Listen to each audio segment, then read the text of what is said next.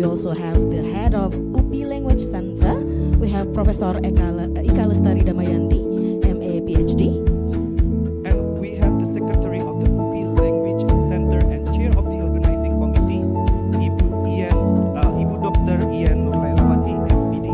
And also we have our distinguished members of the conference committee. We have Professor Fuad Abdul Hamid, MA PhD. And then we have Professor Dr. Haja Nenden Sri Lenkanawati, MPD. And then we also have Bu Dr. Raden Safrina, MPD. And welcome to the 19th CONAPLIN and the 4th PELTIN International Conference. So this conference is being held on Monday today, 10th of August 2026 at the Universitas Pendidikan Indonesia. And this conference is supported by our sponsors, Pearson, Gatsby, Kopi Erki, Tavi, Eger, and Orin Oil. And my name is Anissa Rahmadani. And I, Agus Syahidin. And it is our great honor and privilege to serve you as your Master of Ceremony for today's conference. The 19th CONAPLIN and the 4th PELTIN International Conference being together scholars, educators, researchers, practitioners, and policymaker to exchange ideas, share research findings, and contribute to the continuing development of applied linguistic and language education. And to this year theme, Multilingual Pathways, Acquisition, Pedagogy, and Policy Beyond Additional Language Learning, this conference invites us to explore multilingualism from interconnected perspectives, including language acquisition, educational practice, and language policy. And ladies and gentlemen, we are now ready to begin the opening ceremony. To begin the ceremony, may I respectfully invite everyone to rise for the national anthem of the Republic of Indonesia, Indonesia Raya, followed by the Universitas Pendidikan Indonesia hymn. Ladies and gentlemen, please rise.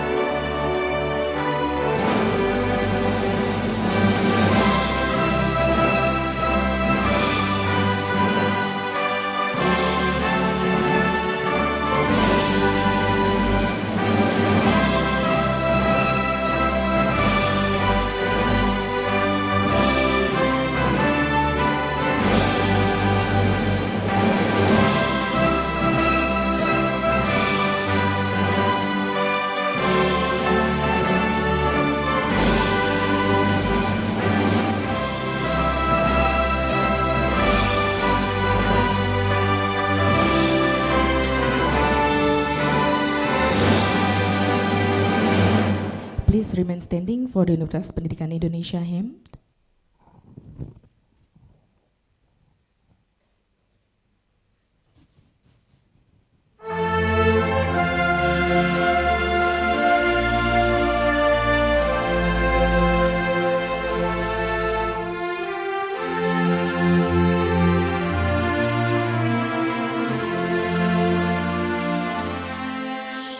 Thank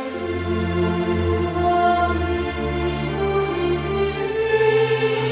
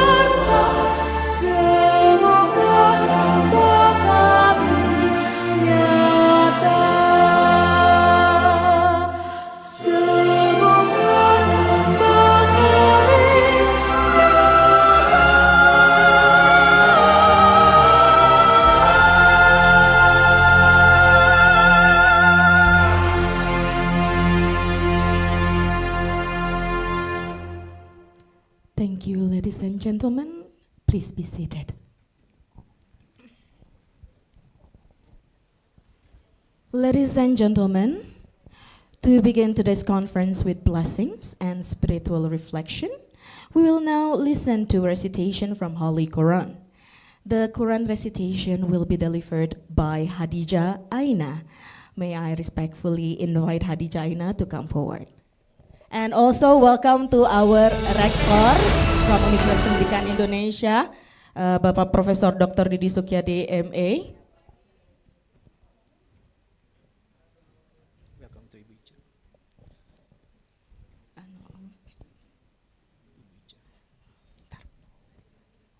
And also welcome to our Vice Rector for Education and Quality Assurance, Professor Dr. Vanessa Gafar, SA, AKMBA. And welcome to Our speakers as well, thank you for coming.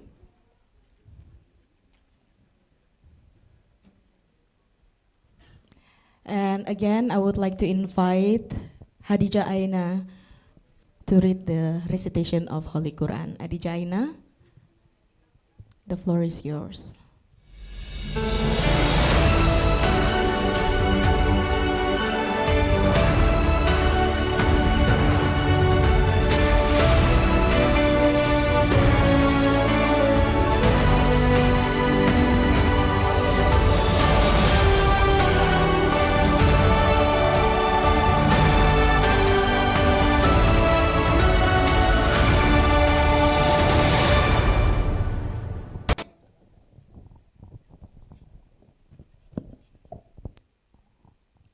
Assalamualaikum warahmatullahi wabarakatuh. A'udzu billahi minasy syaithanir rajim.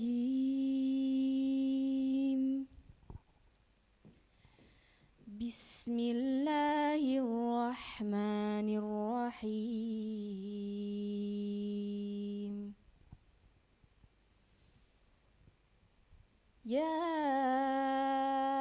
ayyuhalladzina amanu jtanibu katsiran minadh-dhann inna ba'dadh-dhanni itsm wa la tajassasu wa la yaghtab ba'dukum ba'dha ayuhibbu ahadukum an ya'kula lahma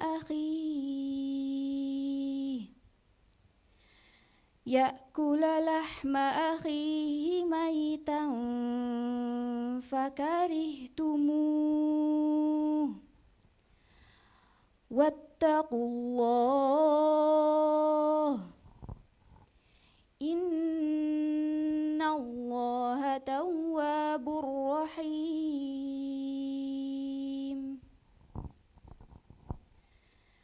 Ya ayyuhan nasu inna khalaqnakum min dzakarin wa untha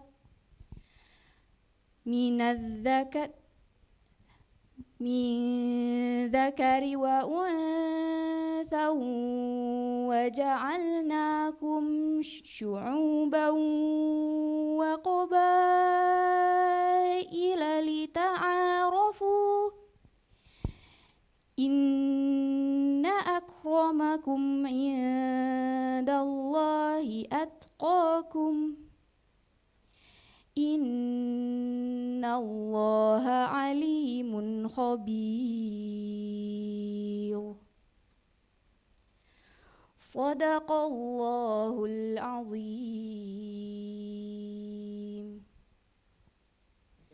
Wassalamualaikum warahmatullahi wabarakatuh. Assalamualaikum warahmatullahi wabarakatuh. Thank you, Khadijah Aina, for the beautiful and meaningful recitation. May the verses that have been recited bring blessings, wisdoms, and guidance to all of us throughout today's conference. Ladies and gentlemen, we will now proceed to the welcoming remarks from the head of the UP Language Center. It is my great pleasure to invite Professor Dr. Professor Ika Lestari Damayanti, SPD, MPD, PhD, head of the UP Language Center, to deliver her welcoming remarks. Professor Ika Lestari Damayanti, the floor is respectfully yours.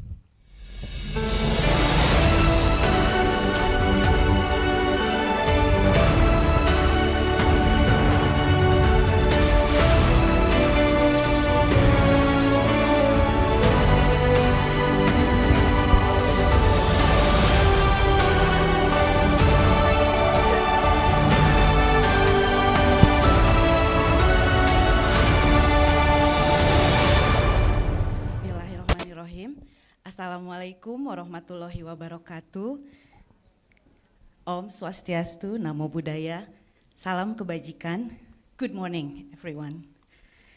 The Honorable Rector of Universitas Pendidikan Indonesia, Professor Didi Sukyadi, Dr. Rahmawati, Head of the Center for Education Assessment, Ministry of Primary and Secondary Education, the Vice Rectors of Universitas Pendidikan Indonesia, Professor Vanessa Gafar, Professor Tri Indri Hadini, Professor Rudi Susilana, Professor Agus Setiabudi, and Professor Yudi Sukmayadi. Dean of the School of Postgraduate Studies, Professor Juntika Nur Ihsan, Dean of the Faculty of Language and Literature Education, Professor Wawan Gunawan, our distinguished plenary and featured speakers, Professor Pauline Jones, my teacher, Pak Christoph Savsky and Pak Kevin McCaughey. Our distinguished speakers from the National Institute of Education Singapore, Ibu Dr. Kiren Kaur and Ibu Dr. Donna Lim. Members of the CONAPLIN Advisory Board, Professor Fuad Abdul Hamid, Professor Nenen Sri Langkawanawati and Ibu Dr. Safrina. Members of the PELTIN Advisory Board, Pak Fuad, and also Ibu Dr. Ije Khadijah. Distinguished speakers, colleagues, teachers, researchers, students, and all participants. On behalf of Balai Bahasa Universitas Pendidikan Indonesia, together with the English Language Education Study Program with Professor Ami Emilia, the English Language and Literature Study Program, Pak Dr. Budi Hermawan, and the Linguistic Study Program, Professor Dadang Sudana, as well as our collaborating organization, the Association of Primary English Language Teachers in Indonesia, or PELTIN. It is my great pleasure to welcome you all to this conference. I'm especially delighted to welcome you in my two roles as the head of Balai Bahasa, representing the host institutions at Universitas Pendidikan Indonesia, and as president of PELTIN. This collaboration reflects our shared commitment to strengthening English language education through meaningful connections among research, teacher education, classroom practice, and professional communities. This conference comes at an important moment for English language education in Indonesia, as English is now being introduced as a compulsory subject beginning in grade 3 of primary school this month. This development presents exciting opportunities, but also significant responsibilities for everyone involved in teacher education, curriculum development, classroom practice, and language policy. Teaching English to young learners in Indonesia cannot be approached as a single, uniform undertaking. Our classrooms are extraordinarily diverse. Children come to school with different home languages, local languages, cultural backgrounds, and ways of meaning-making. In many Indonesian classrooms, English does not simply enter a monolingual environment. It becomes part of a rich and already multilingual space. For this reason, the theme of this conference, Multilingual Pathways, Acquisition, Pedagogy, and Policy Beyond Additional Language Learning, is particularly timely. It encourages us to consider how English interacts with the languages children already know, how pedagogy can build upon their existing linguistic and cultural resources, and how policy can respond to the diversity of Indonesian learners. For PELTIN, the introduction of English at an earlier stage gives us an opportunity to rethink what quality English education for young learners should look like. The question is not only how early children should begin learning English, but also what kinds of learning experiences we want to provide, how English can expand rather than replace their linguistic identities, and how we can prepare teachers for the realities of diverse Indonesian classroom. I hope this conference creates a productive meeting point among research, classroom practice, and policy. No single institution can respond to the challenges of primary English education alone. We need strong professional networks, sustained teacher development, and spaces such as this conference where teachers, researchers, policymakers, and professional communities can learn from one another. Before closing, I would like to express my sincere appreciation to Dr. Ian Nurlailawati, Chair of the Organizing Committee, for her dedicated leadership in making the conference possible. And my sincere thanks also go to Professor Gingin Gustine, Chair of the Publication Committee, for her valuable contribution and hard work in preparing the conference publication. I also extend my deepest appreciation to all speakers, contributors, committee members, partner institutions, and participants who have supported this conference. May this conference be a meaningful space for dialogue, collaboration, and the exploration of multilingual pathways. Thank you very much. Wassalamualaikum warahmatullahi wabarakatuh.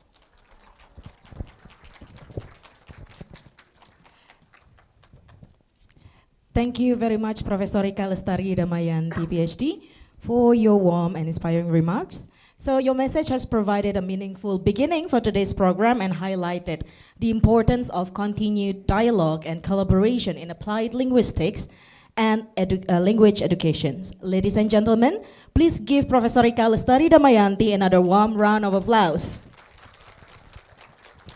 Ladies and gentlemen, we have now arrived at the official opening of the 19th CONAPLIN and the 4th PELTIN International Conference.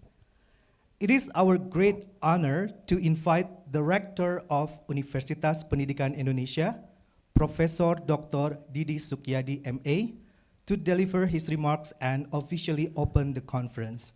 Professor Dr. Didi Sukyadi, the floor is respectfully yours.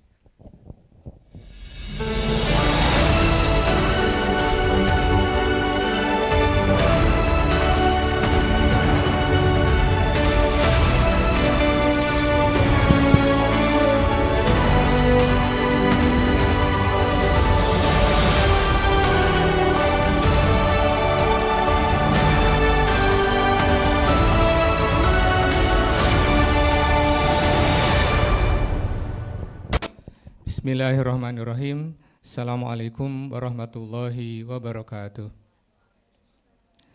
Innal hamdalillah wassalatu wassalamu ala Rasulillah wa ala alihi wa sahbihi wa mawala. La haula wa la quwwata illa billah. Asyhadu an la ilaha illallah wa asyhadu anna Muhammadar Rasulullah.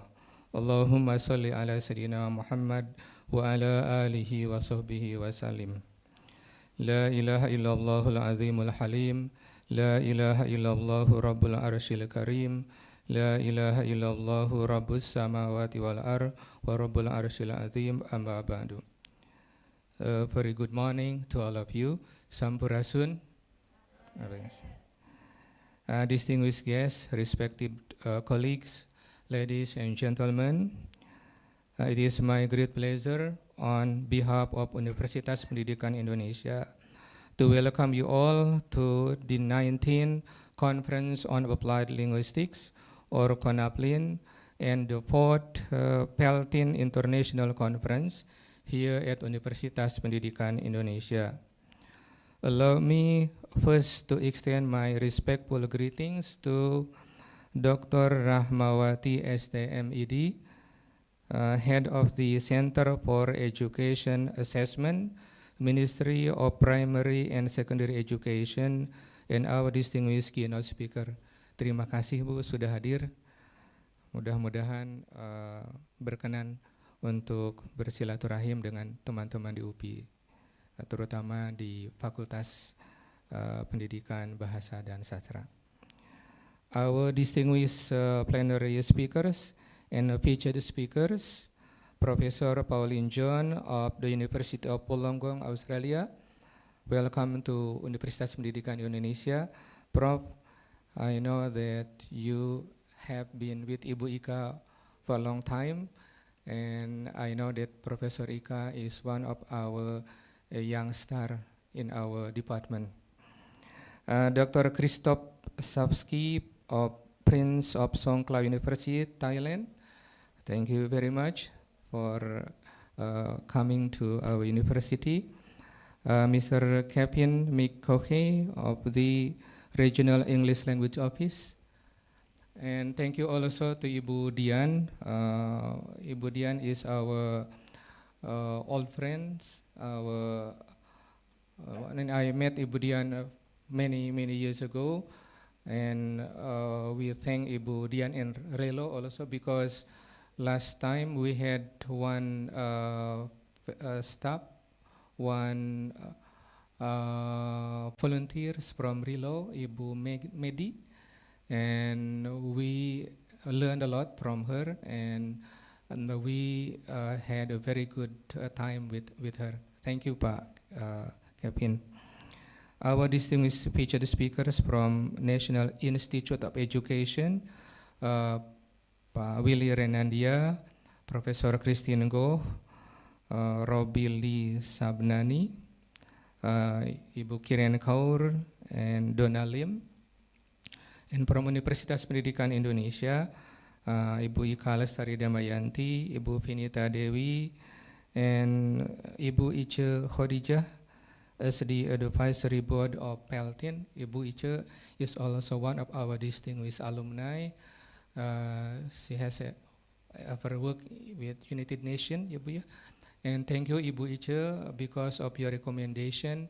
UPI had what we call Global Citizenship Education Center, which is still going on at the moment. We had some funding from United Nations, APCU, and we have done several projects on it, and we are glad that the project is running very well.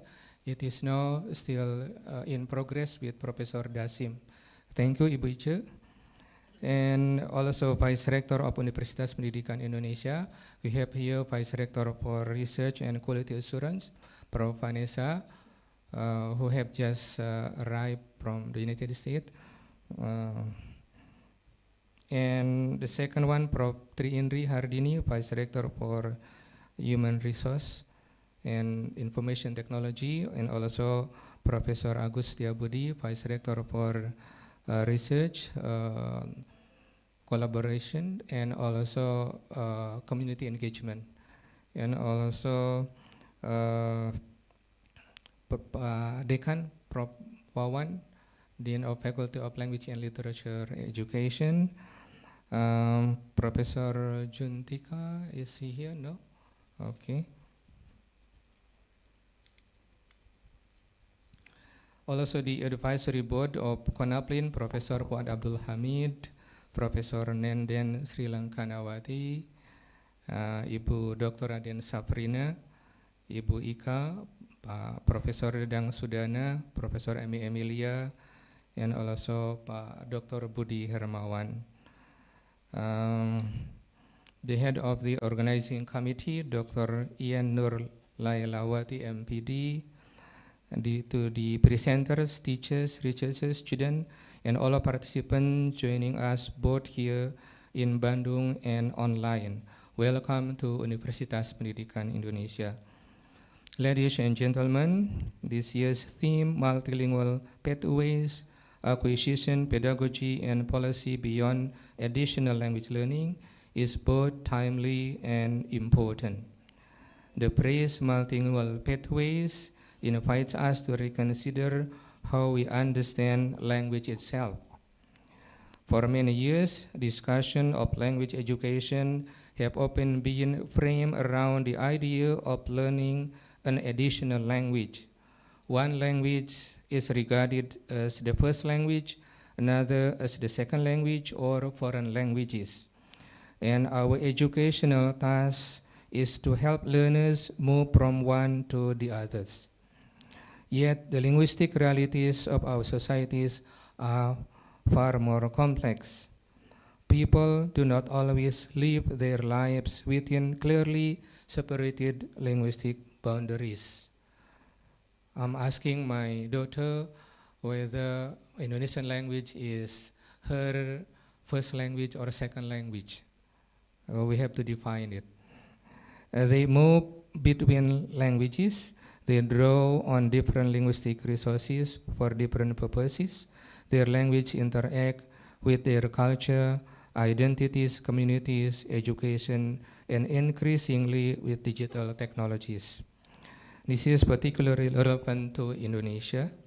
Our students come from the classroom carrying rich linguistic repertoires, local languages, Bahasa Indonesia, English, and in many cases, other languages acquired through education, popular culture like Korean language, mobility, and digital communication. There are some examples that some of our students learn language through Facebook or through YouTube, but they acquire the language as excellent as those learning from school or from language courses. Therefore, multilingualism should not simply be regarded as a challenge to be managed. It is also an intellectual, cultural, and educational resource to be understood and developed.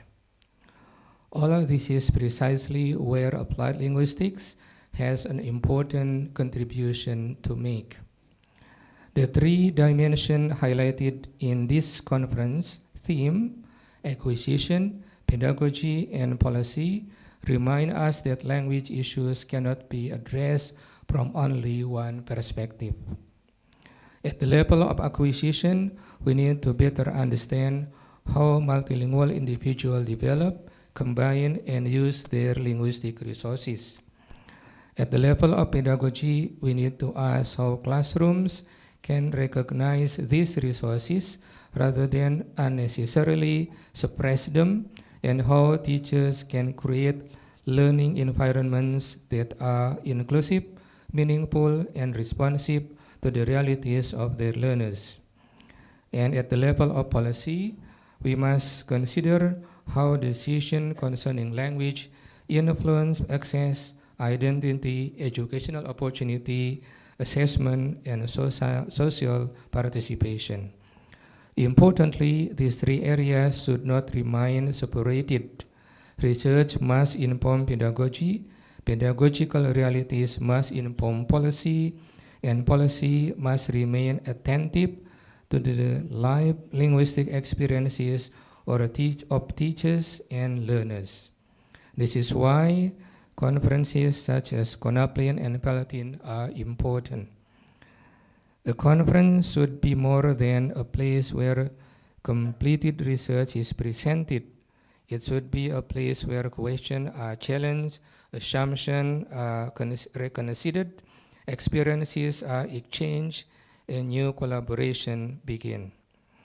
I therefore encourage everyone participating today to share what you already know, but also to listen carefully to perspectives different from your own. Let the discussion that take place in keynote and plenary session continue in the parallel rooms. Let conversation between researchers continue with teachers. Let conversation between teachers continue with policymakers. And let the conversation that begin today develop into future research, publication, professional network, and educational initiative. Ladies and gentlemen, language creates pathways. It creates pathways between individuals and communities, between knowledge and experience, between local identities and global participation. Our responsibility of scholars, educators, and policymakers is to ensure that those pathways remain open, inclusive, and empowering. May this conference help us understand those pathways more deeply. May it generate research that matters. May it strengthen teaching that responds to learners. and may it contribute to language policies that recognize multilingualism not merely as a condition of contemporary life, but as a resource for education and society. Ladies and gentlemen, for Universitas Pendidikan Indonesia, hosting this conference carries particular significance. As a university whose history and mission are deeply connected with education, we believe that universities must create bridges between knowledge and practice, between research and classrooms, and between national educational priorities and international scholarly conversation. The collaboration represented by this conference reflects that commitment. I would therefore like to express my sincerest appreciation to the UP Language Center, Ibu Ika Lestari Damayanti, who has tried very hard to integrate two important organizations. The first one is CONAPLIN, which is initiated by UP Language Center. When I was at the time the chair of the Language Center, it's already 19 years ago. And also PELTIN. PELTIN was also initiated by Ibu Ika, while Ibu Finita, I think, initiated ITEL. So every faculty members in UPI has each own something to play, which is positive, I think, and it will both contribute to the development of English language teaching in Indonesia. I would like also to thank Ibu Ian and also her winning team who has already made this conference very well attended. We have here presenters from many different places in the universe, and hopefully it will make this conference very contributive to all of us as the initiator of CONAPLIN and also as the disciple of Papuan and Ibu Nenden. I'm glad that CONAPLIN is already at this level. And at this moment, I would also to appreciate the Khadijah Ainan, who has recited the Holy Quran very well. And we know that Ainan is the granddaughter of Papuan and Ibu Nenden.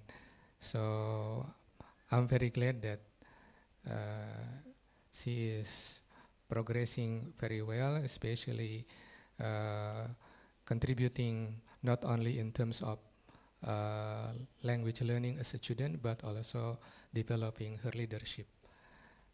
Thank you, Ibu Ika. Thank you, all attendants coming to this CONAPLIN and PELTIN conference. We would like to officially open this conference by reciting Basmalah. Bismillahirrahmanirrahim. I declare that the 19th of CONAPLIN and also the 4th PELTIN conference open. Thank you. Assalamualaikum warahmatullahi wabarakatuh. Thank you very much, Professor Dr. Didier Sukyadi. But Professor, may I kindly ask you to remain on the stage for the symbolic opening ceremony? May I also respectfully invite the following distinguished representatives to come forward and join the Professor Didier Sukyadi on stage to proceed the symbolic opening of the 19th CONAPLIN and the 4th PELTIN International Conference. The chair of the organizing committee, Dr. Ian Nurelawati MPD, and then also the head of UP Language Center, Professor Ika Lestari Damayanti, MA PhD, and we also have the head of English Language Education Study Program, Professor Emi Emilia, MED, PhD, and also we have the head of the English Language Literature Study Program, we have Dr. Budi Hermawan, SPD, MPC, and we also have the head of Linguistic Study Program, Professor Dadang Sudana, MA PhD. May I invite all of you to take a position on the stage near the screen, okay? So make sure everyone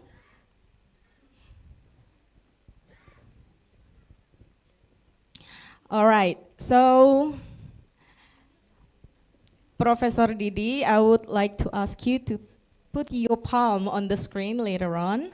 Just get ready for the symbolic opening.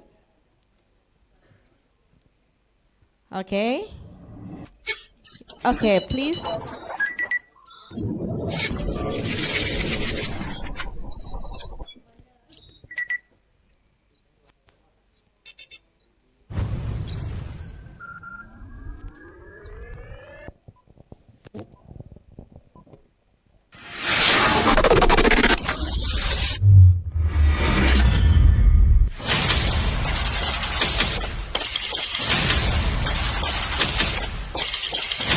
Ladies and gentlemen, with this symbolic gesture, the 19th CONAPLIN and the 4th PELTIN International Conference are now officially open.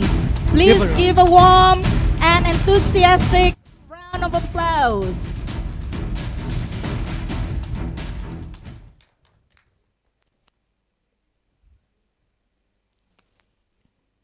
Okay. We have some photo session. Yeah, just a little bit, yeah. All right. Thank you very much, Professor Dr. Haji Didi Sukyadi, Dr. Ian Nurlelawati, Professor Ika Lestari Damayanti, Professor Emi Emilia, Dr. Budi Hermawan, and Professor Dadang Sudana. Right. We may respectfully invite our distinguished to return to their seat. Thank you very much. Okay, ladies and gentlemen, we will now continue to the cultural performance. We know that Indonesia is a home of a rich diversity of languages, traditions, and cultural expressions. In line with the multilingual and multicultural spirit of today's conference, we are delighted to present a special performance by Wirahma. Please welcome Wirahma presenting Mojang Priangan.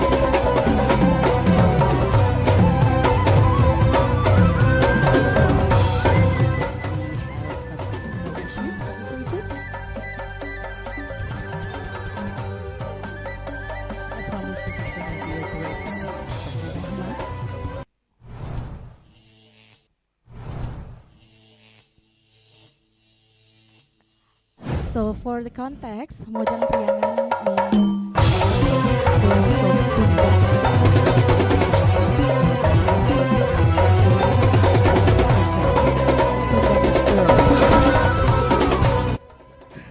I'm surprised too.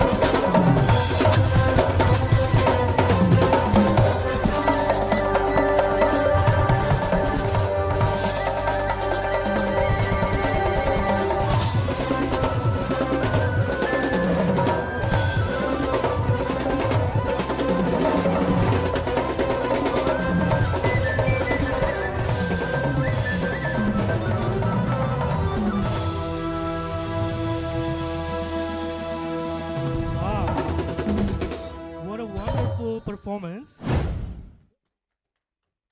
let's us give another applause to Wirahma. Thank you for sharing such a lively representation of Indonesia culture with us. Thank you, Wirahma. Yeah, I believe that everyone here now feel refreshed. Yeah, I hope so. So now, ladies and gentlemen, let's continue. We will now proceed to the presentation of token appreciation to our speakers. At the beginning, we will start with the token of appreciation to our keynote speaker. Therefore, may I respectfully invite the Rector of Universitas Pendidikan Indonesia, Profesor Dr. Haji Didi Sukyadi MA, and our keynote speaker, Dr. Rahmawati STMED, to come forward to the stage. So please come forward to the stage, Bapak, Ibu.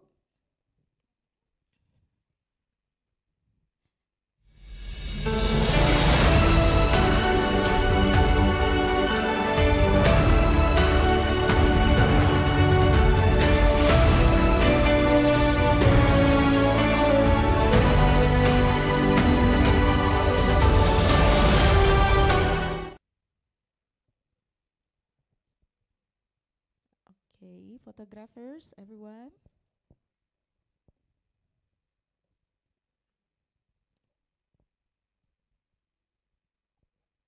Okay, please give them a warm round of applause. Thank you very much. So may I kindly invite Professor Didi and Dr. Rahmawati to return to their seat. Oh, we still have one more. Okay.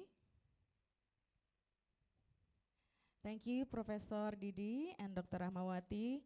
Please Thank return you to very the much. seat. Thank you very much. Now we will proceed the. Sorry, I feel like okay. We will now proceed to the presentation of token of appreciation to our plenary speakers. May I respectfully invite the Vice Rector of Education and Quality Assurance, Professor Dr. Vanessa Gafar, SEAK MBA, please, and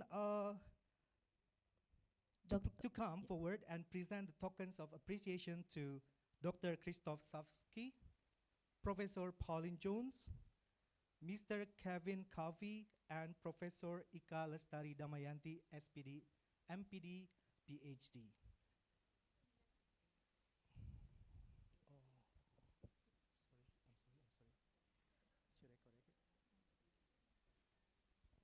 All right, photographer.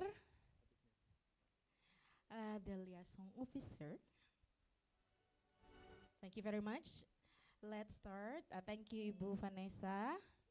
And then here we have Dr. Christoph. Okay, thank you. And we have Ibu Pauline Jones here. Thank you very much. And also we have Professor Ika Damayanti, MA, PhD.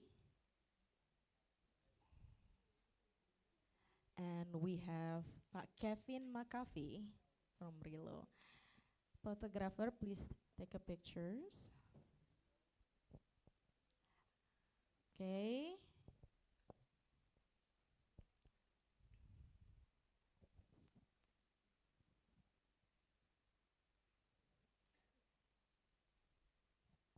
Okay, we also have souvenir, our seminar kit for today's conference.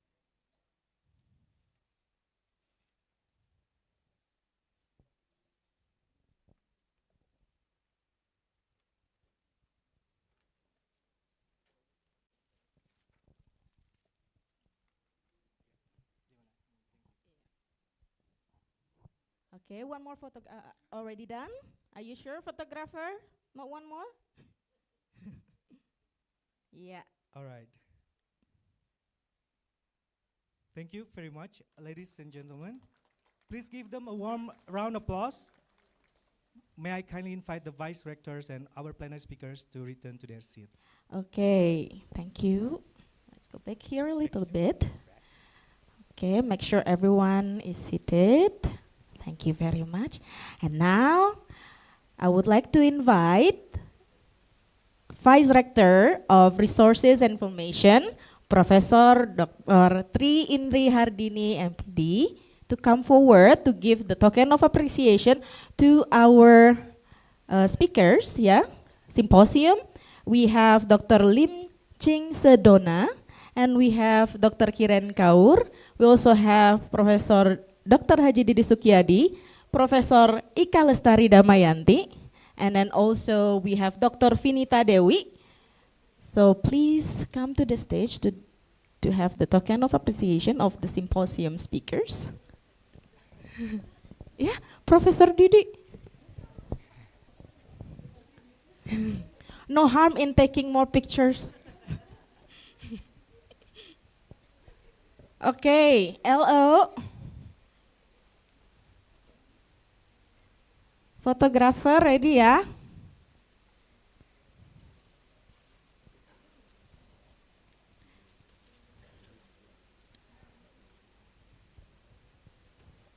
Okay, maybe we start with.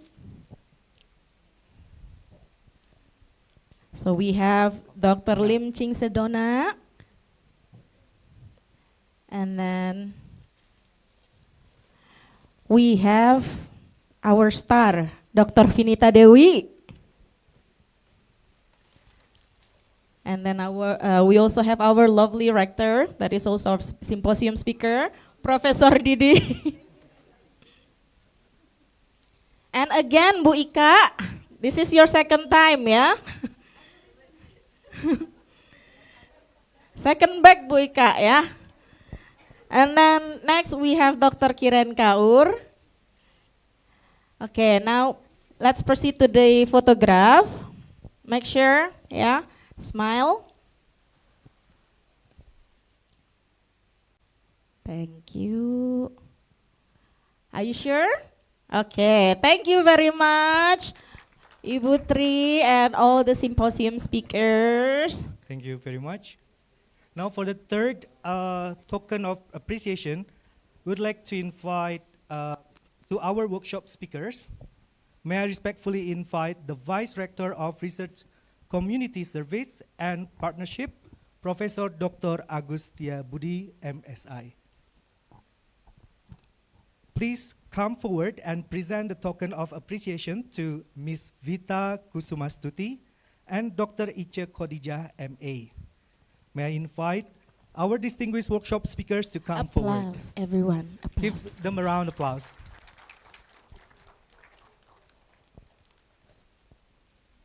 Is Bu Vita here with us? Not yet. Okay, so we only have Bu Ice. Pearson, any Pak Aan? Yeah, we would like to invite Pa An to join Yep. with Bu Ice and Pak Agus.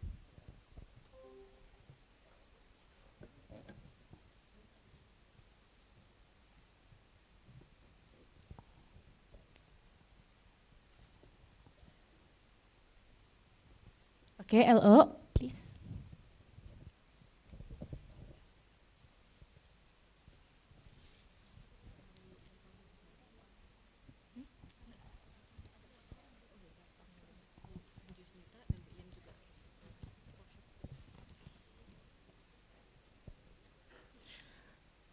All right, may I invite, oh, yes. Take a picture Take a first. picture first. Yeah.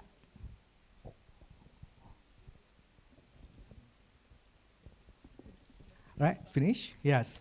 Thank you very much. Ladies and gentlemen, please give them a warm round of applause. Okay. Okay, next we also have another token of appreciation to our two workshop speakers.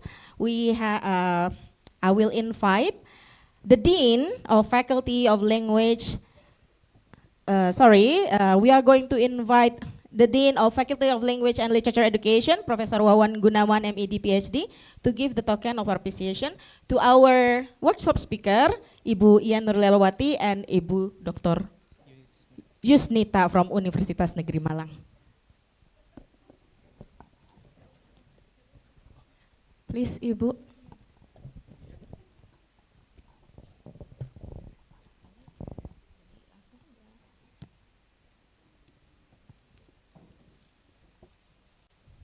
Yeah, Ibu Yusnita is from Universitas Negeri Malang, also our workshop speaker for today's conference.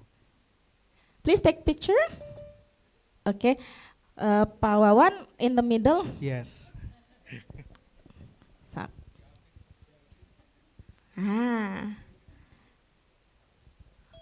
Okay, thank you very much.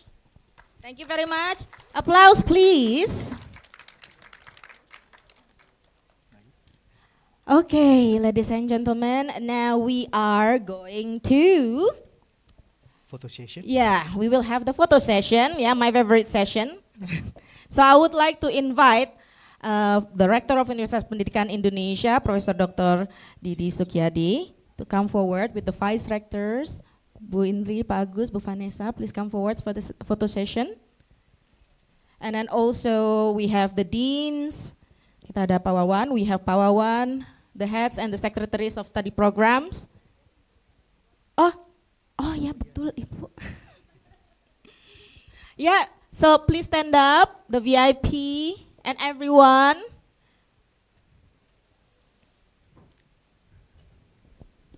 Photographer, please come forward, or make some space. Yeah, Little bit. I need, for those who are sitting at the back, could you please come forward? And yeah, we have to make sure that the seats at the front are filled. Please, Dr.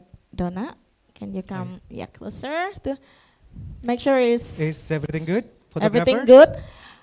Okay, now it's time for us to take our spot as well. Oh, okay, gonna get the other side. Okay.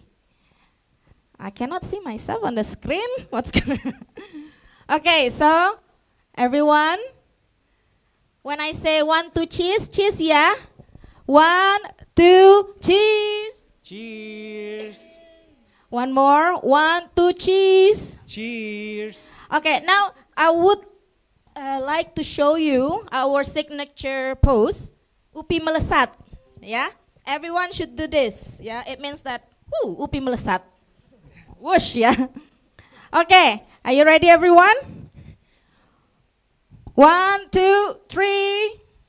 Okay, another one. Okay, thank you very much. Whew. Okay, all the attendees. Yeah, please be seated.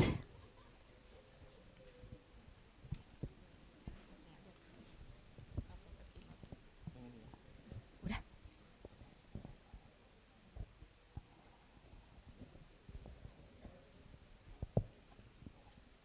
Sudah.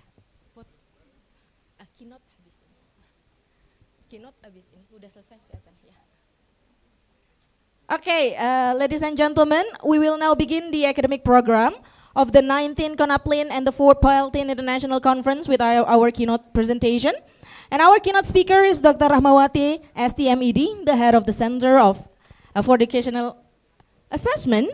And Dr. Rahmawati will deliver a presentation entitled Measuring Language Fairly in Multilingual Indonesia. The presentation will address an important issue in language assessment, particularly within Indonesia, within Indonesia's highly diverse multilingual context. This session will be moderated by Susi Septaviana Rahmawati, MPD, PhD. Therefore, may I invite Ms. Susi Septaviana Rahmawati, MPD, PhD, to take the stage and lead the session.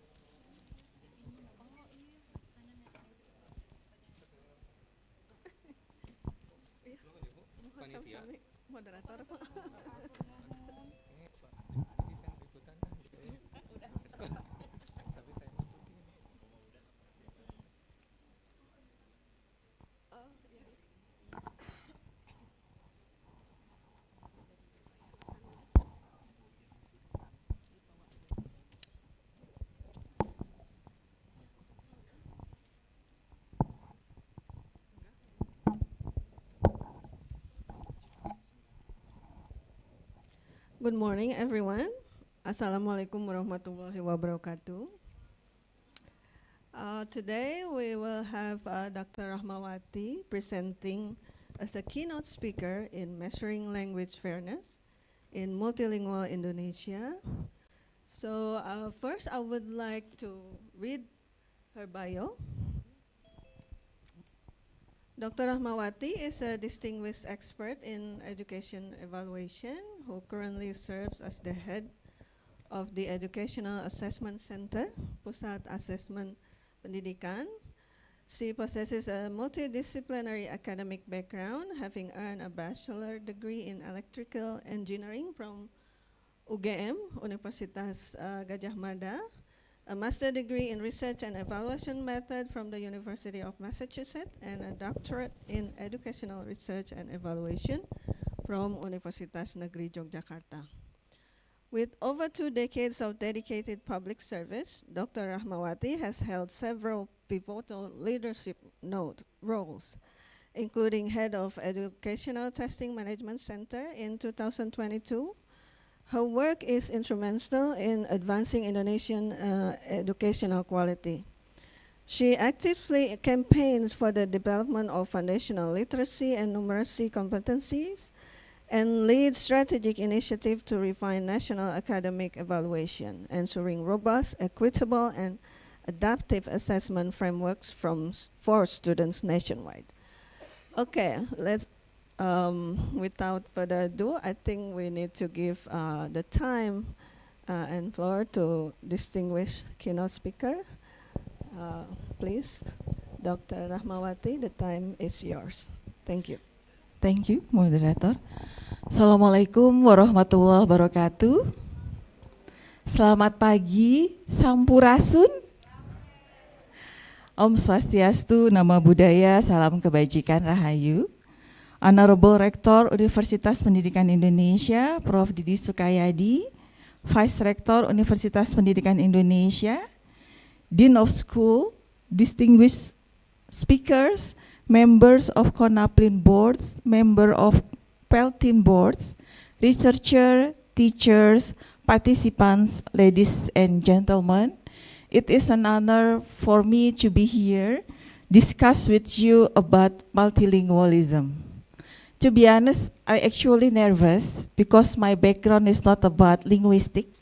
I'm from electrical engineering, and when I read about multilingualism, this is something very new for me. However, I would like to discuss with you in this seminar the point of view of large-scale assessment when we're talking about multilingualism. So how about to be fair about the assessment and to be meaningful about the score of the assessment itself. I have some presentation, but I think we still need to wait the presentation.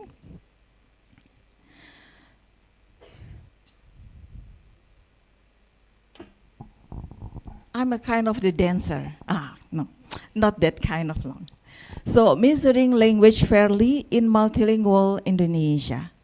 To give you the context of the large-scale assessment in Indonesia, in the next slide, so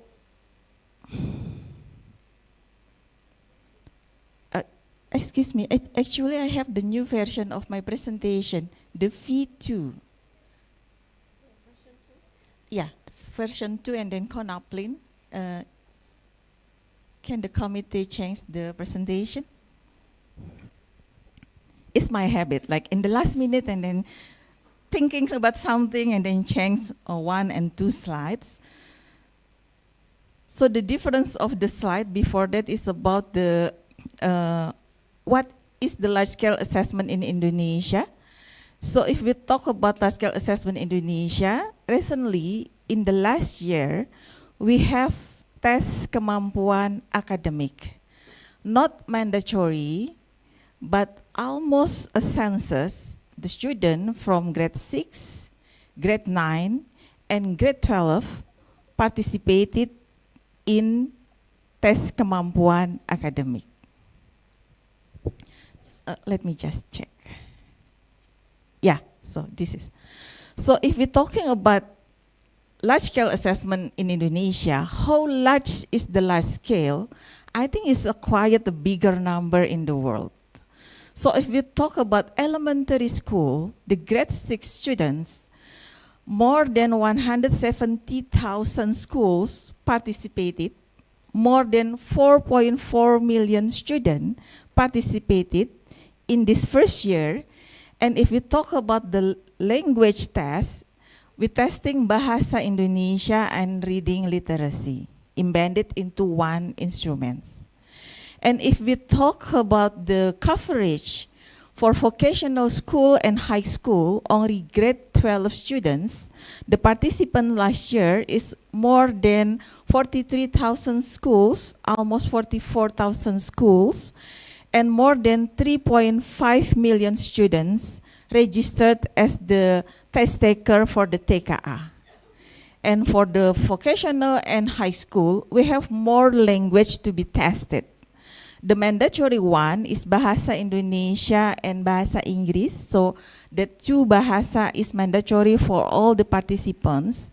But we also provided foreign language as an optional subject to be selected by the student.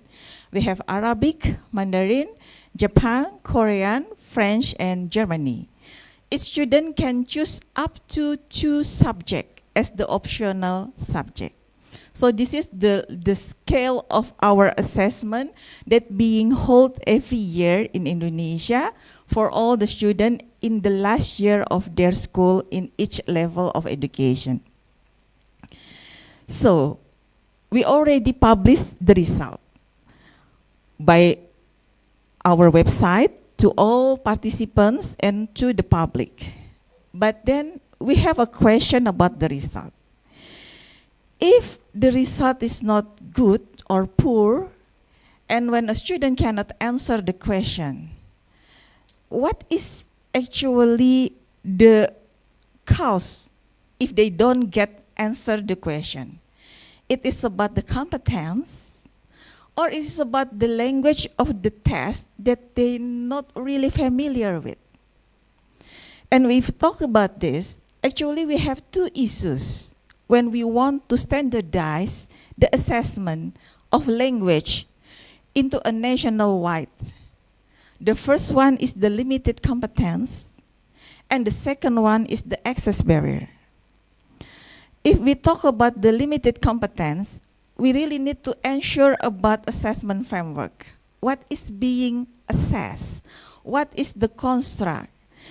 Does the student not sufficient in terms of the mastery skills? Are the cognitive level is very hard for them? They just know about retrieve and access, but we already measuring about reflexive and also evaluation. And also we need to remember about the classroom situation. It's already being learned by the student, by the curriculum mandatory or something else. But another issue is about the access barrier. Is there any irrelevance construct that being also assessed at the test? Because somehow in Indonesia, we have so many heritage language or mother tongue language. In Bahasa Indonesia, which is the official test delivery language, we also assess the delivery language as the construct that we want to measure.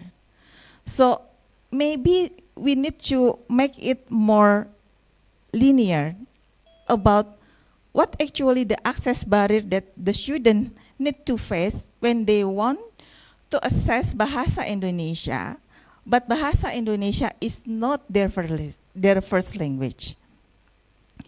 So I think there are 2 challenges that we face for the primary education and for the secondary education that we assess about the foreign language. When we talk about the primary education, the Bahasa Indonesia having dual role. So there are 2 roles. First, as the construct that being measured. The second, as the test delivery itself, the language of the test delivery itself. So we need to be very careful about the construct irrelevance variance. But when we talk about the secondary education, we presume, we have a premise that they already master Bahasa Indonesia, they already learn about English for a couple years, so they don't have any barriers with Bahasa Indonesia. So we talk about the opportunity to learn. Are they really have the same opportunity to learn when they learn about the foreign language and about the environment that they grow up together and they learn with each other about the target of the foreign language? So we have some evidence why we need to be very cautious about these things. The first evidence from PISA 2018. PISA is Program for International Student Assessment. Indonesia is very committed to this survey. We participate since 2001 and never absence, always presents. Although our score is not that good and our ranking is not that high. But we have many things, just not only about score and ranking. This is one evidence that we got from PISA. In PISA, students not only being assessed with literacy and then mathematical literacy and science literacy, but each student need to respond to a questionnaires. And this is one question that being asked to the student. So the question is about, let me check the real question. So, how frequently you use the heritage language when you're conversing with mother, father, siblings, and friends?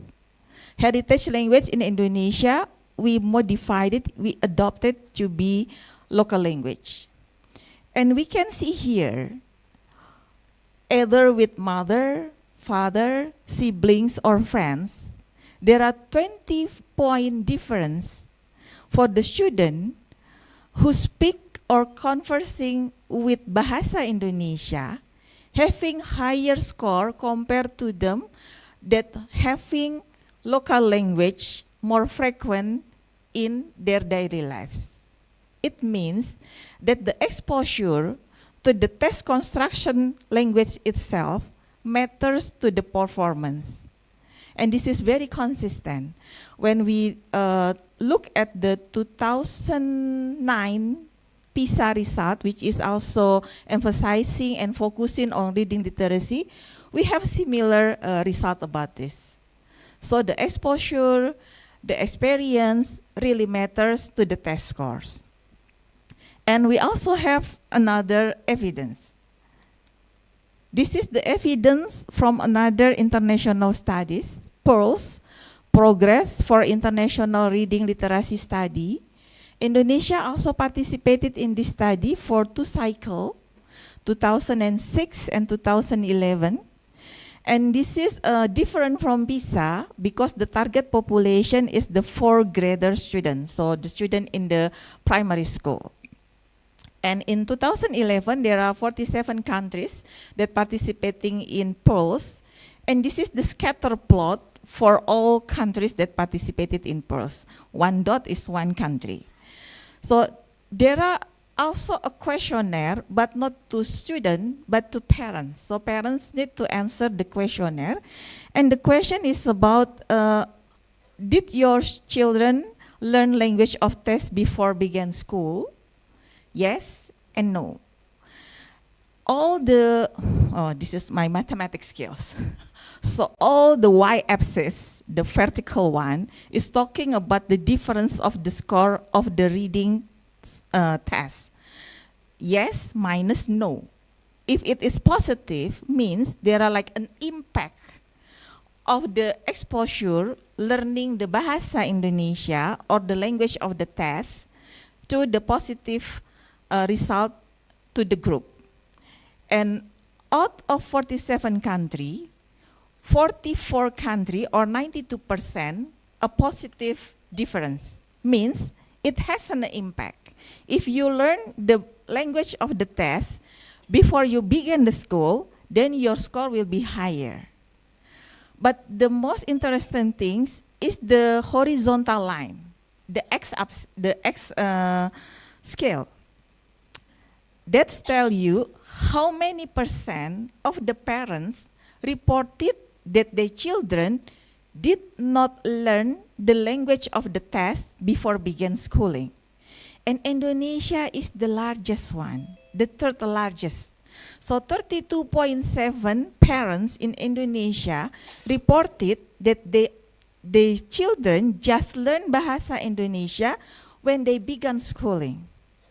So if we talk about assessing Bahasa Indonesia to measure their competency in Bahasa Indonesia, while 32.7 students of Indonesia did not use Bahasa Indonesia before they began to school, then this is the issue that we need to face, and we need to look for the solution.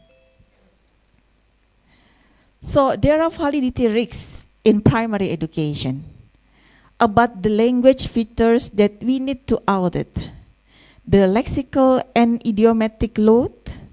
How about the complexity of the language?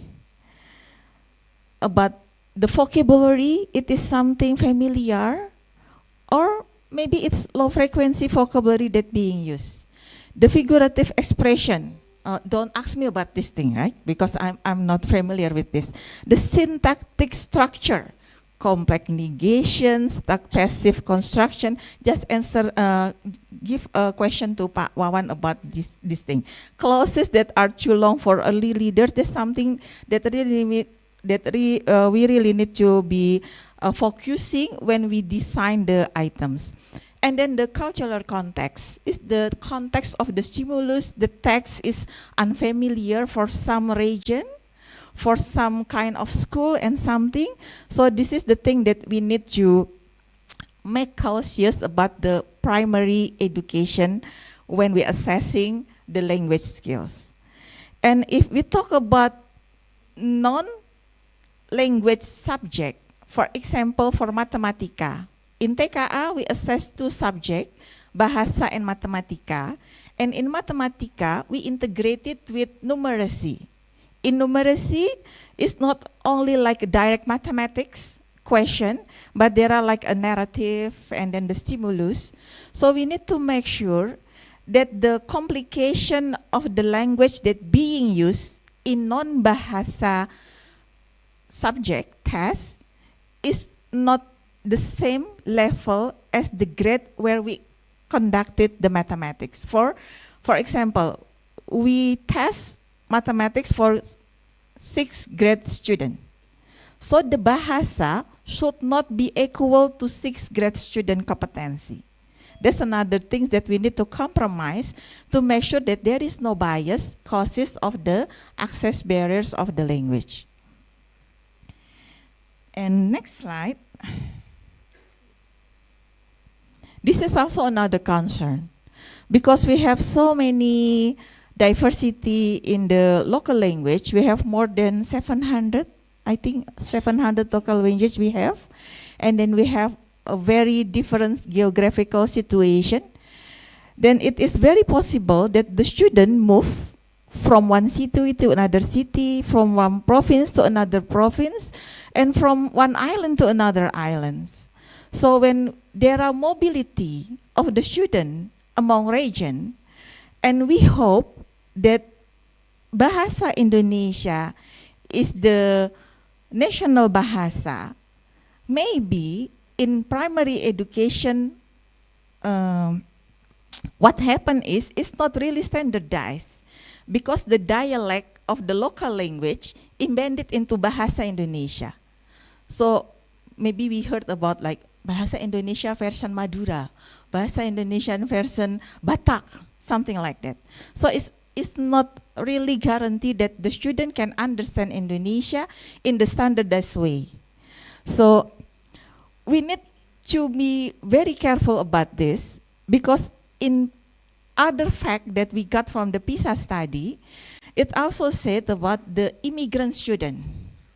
So the PISA asking the immigrant student when they arrive at the country.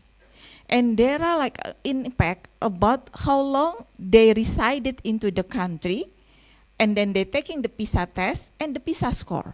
The longer they stay in the country, they resided in the country, the PISA score is also higher. Means, if we're testing the student, everybody in the same week, in the same month, but they just mobilize from another island into this island, it can be their exposure of the Indonesian standard is different because of the dialect. So we need to also be careful about that. And in the next slide, so another challenge we face when we talk about the 12th grader for high school and vocational school is about the opportunity to learn.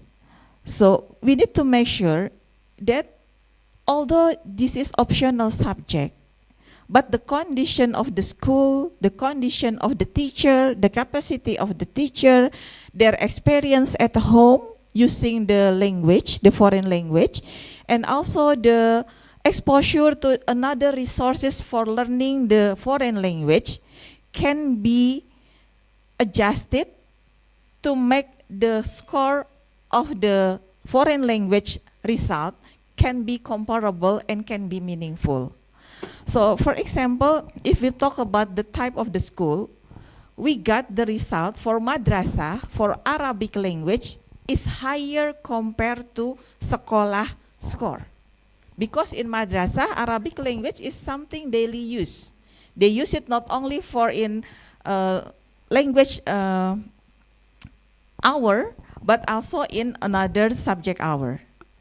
Let me just make it quick. Yeah? Time is up. So I will make it quick. So everything about TKA, we try to be transparent.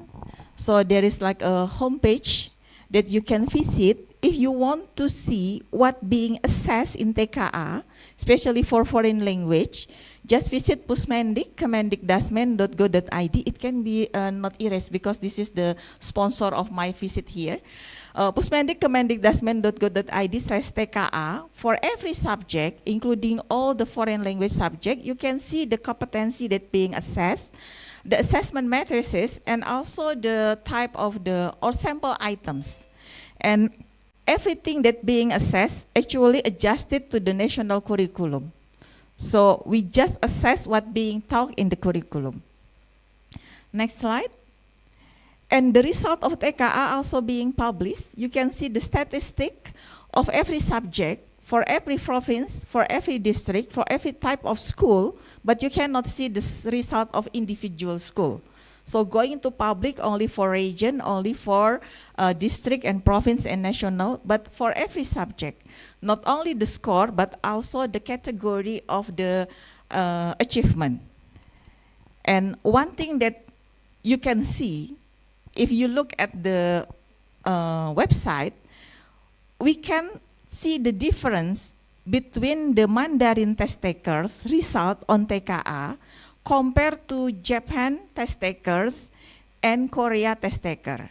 So regardless, they're choosing different subject for the optional subject, they need to take Bahasa Indonesia and Bahasa Inggris.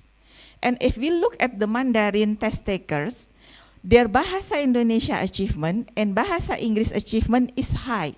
They are higher performance in both Bahasa Indonesia and Bahasa Inggris. But that's not happen in the case of Japanese and Korea. In Japanese and Korea, they master in Bahasa Indonesia, but they actually still struggling on Bahasa Inggris. Means their phase of learning pathway in Korean and Japan may be on the same parallel pace with the English one. This is not happen with the Mandarin test taker. So there is an issue about how they select the foreign language and how about they exposure the foreign language. So I just go to this is the end of the slide. I just quote something about safeguarding fair score meaning. We have many heritage language, and that's our national assets. So really, regional language are not barriers to be erased. It it cannot be erased. It cannot be minimized because that's what makes us as a nation very rich. And foreign language achievement does not arise from equal opportunities. So the task of assessment is to ensure that the scores mean the same thing as far as possible for students with different language trajectories. Thank you everyone for giving me opportunities Thank to you, talk about Dr. assessment for Rahmawati. multilingual. Give a big round Lisa. of applause. Okay. So thank you for the insightful presentations. Dr. Rahmawati emphasized the need to adjust the test and to cater for the learner's needs with different background and to adjust between the test construct, the language construct, and the content construct, yeah, and the competency and also language competency. We have question and answer sessions for 5 minutes. Maybe we can have 1 or 2 questions. If you like to ask questions or perhaps to have a statement, can you please raise your hand? Anyone? If not, then I will ask question.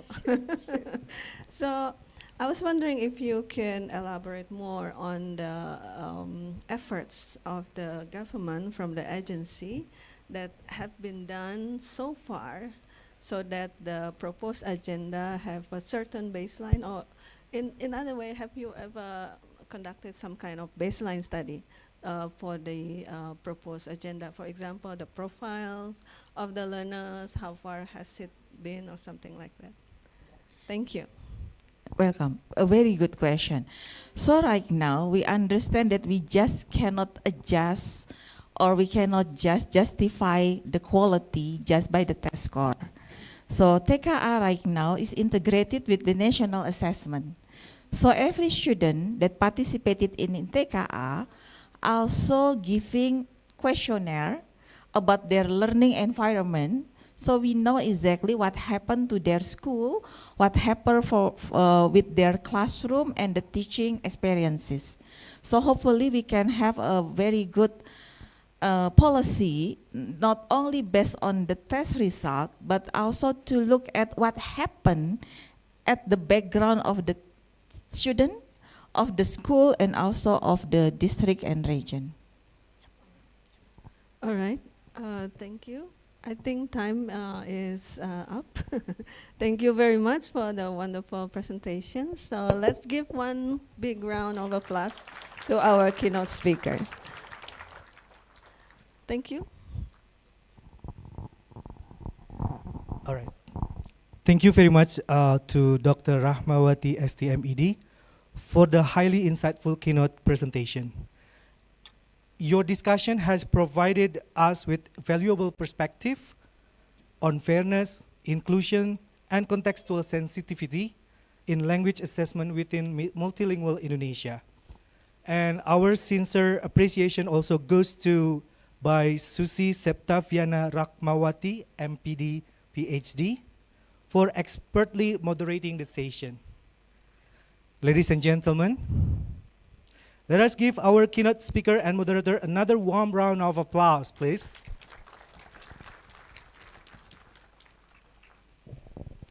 Okay, now ladies and gentlemen, we will now have 15 minutes coffee break. Coffee break is already there waiting for you. Yeah, we have delicious food, Indonesian delicacies.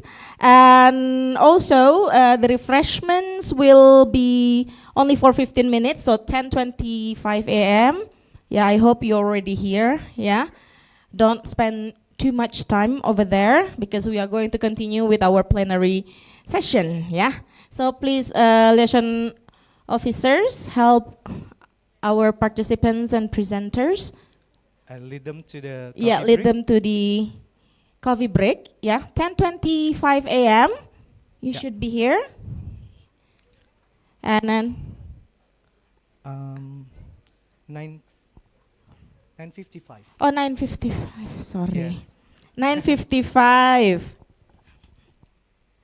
Okay, please only 15 minutes, yeah.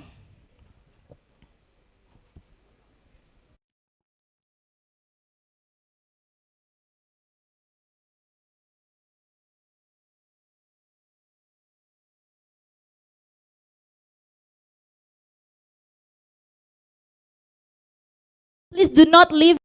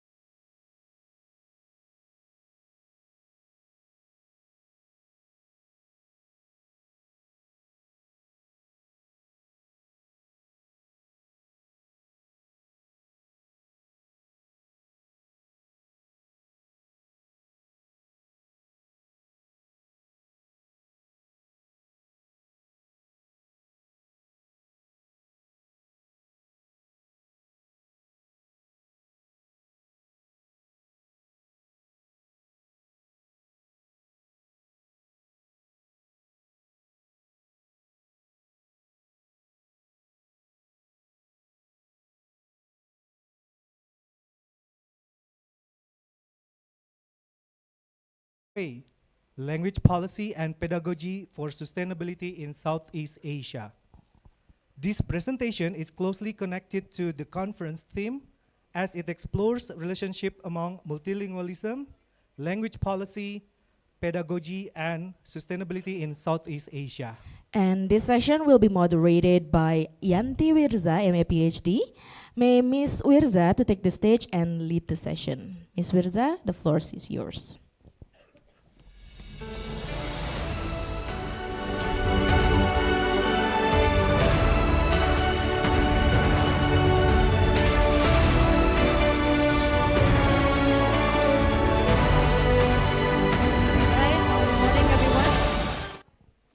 Welcome back to our plenary, the first plenary session for the CONAPLIN this year. Please have a seat.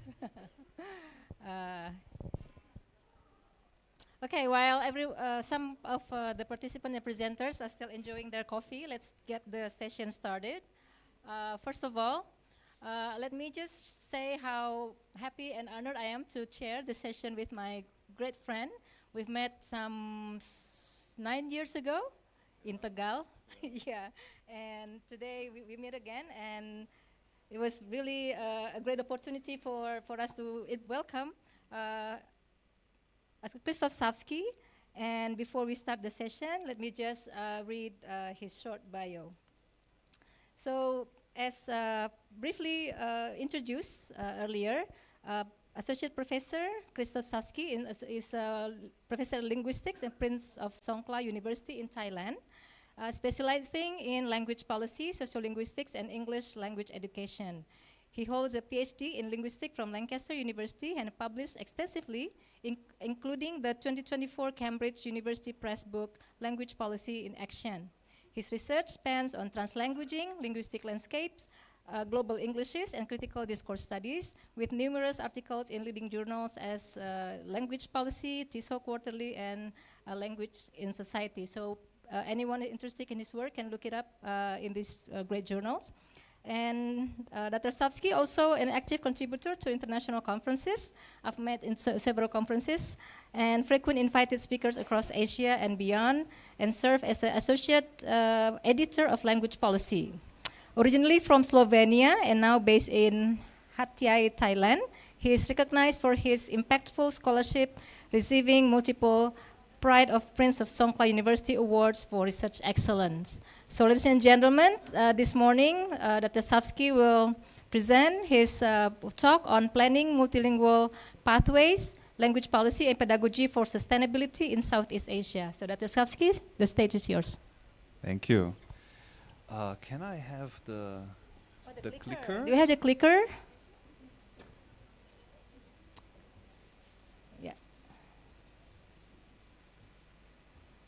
Maybe we can move one slide so I can introduce. Yeah, can we move one slide? The operator. Okay, so.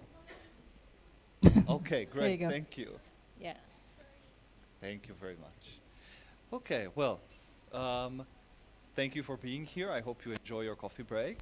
Yeah? I'm so honored to be invited here.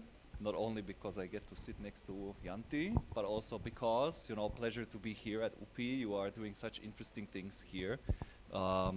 Always a massive pleasure to see that.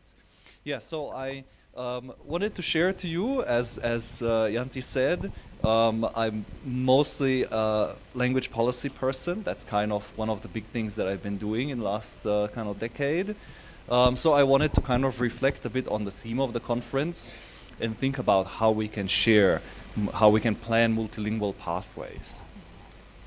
So, I'll talk a bit about the current trend in Southeast Asian language policy. We can see across the whole region, I think, a kind of pattern emerging now. And I'll then talk a bit about the challenge to this pattern. The fact that the language hierarchies in our societies are shifting, yeah? So through globalization, among other things, right? And sort of thinking from this, I'll think about what are some sustainable alternatives in language policy. What could be the values that we look for, okay? Could you speak closer to the Yes? mic? Could you speak closer to the mic? A bit closer? Yeah, Okay. better. It's not loud enough. Okay. Usually I'm loud enough, but anyway. Okay, so let me start by giving you a definition of language policy. This is coming from my book. You don't need to buy it, okay? You can find it online for free, actually, yeah? If you are creative enough.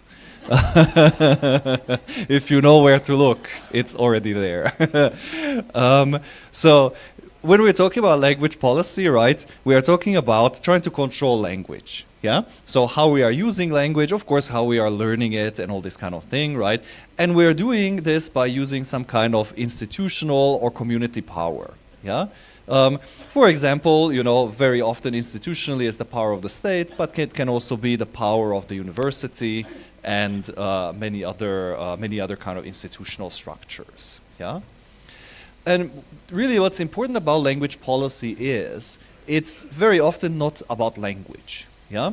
We try to manage language, but really we often have a broader social goal, yeah?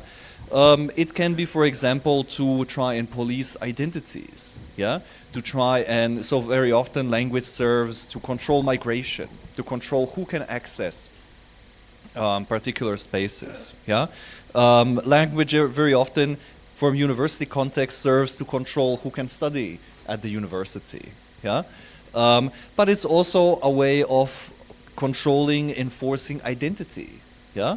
Of you know, trying to unify, but sometimes also to divide, yeah?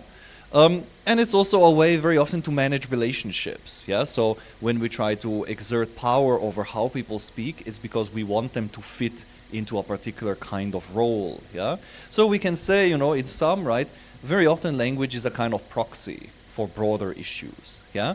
We do language policy, but really we are doing much bigger things than just language policy, yeah?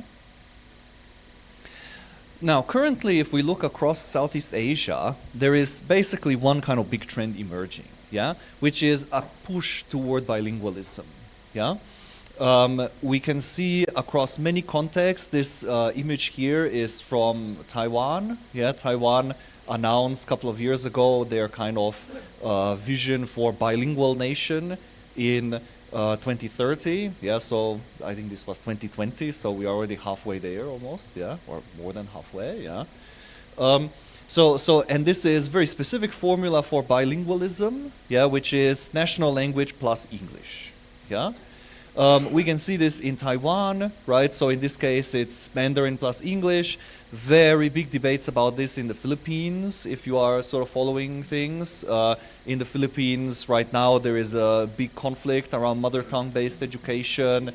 Can it be allowed or not? At the moment, I believe that it's actually banned, so everything is pushing again towards national language plus English. In Malaysia, there is a kind of ongoing tension, right? Bahasa Malaysia plus English as kind of the two main languages, and others often, let's say, toward the bottom of the hierarchy. And we see also the same in Vietnam. Vietnam has talked about becoming bilingual, and also Thailand occasionally has had this. So we can see, right, there's a kind of real sort of key pattern here. Indonesia here is a good exception, yeah, because you are still resisting this push, yeah. So good for you, yeah. This seems to be a kind of appealing compromise, yeah. National language, we get national unity, yeah, and English, we get global competitiveness, right? So we, you know, kind of secure the nation, and at the same time, we compete on the global stage. That seems to be the vision, yeah?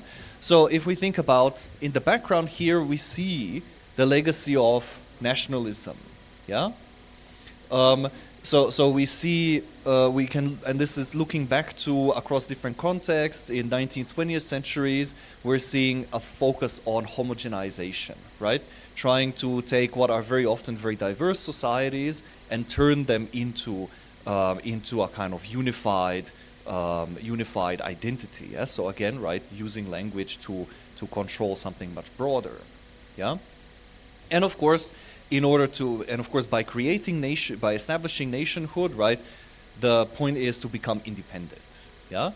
And you know, nationalism today has a kind of negative sound very often because it's associated with excluding people. Yeah, but of course, let's not forget, without nationalism, my nation, your nation, would not exist. Yeah, so it's not, you know, that we have to think about different dimensions here. And of course, I'm aware I'm in Indonesia, one of the places that the concept of nationalism is developed by Benedict Anderson. Yeah. So, you know, very important to remember that, yeah?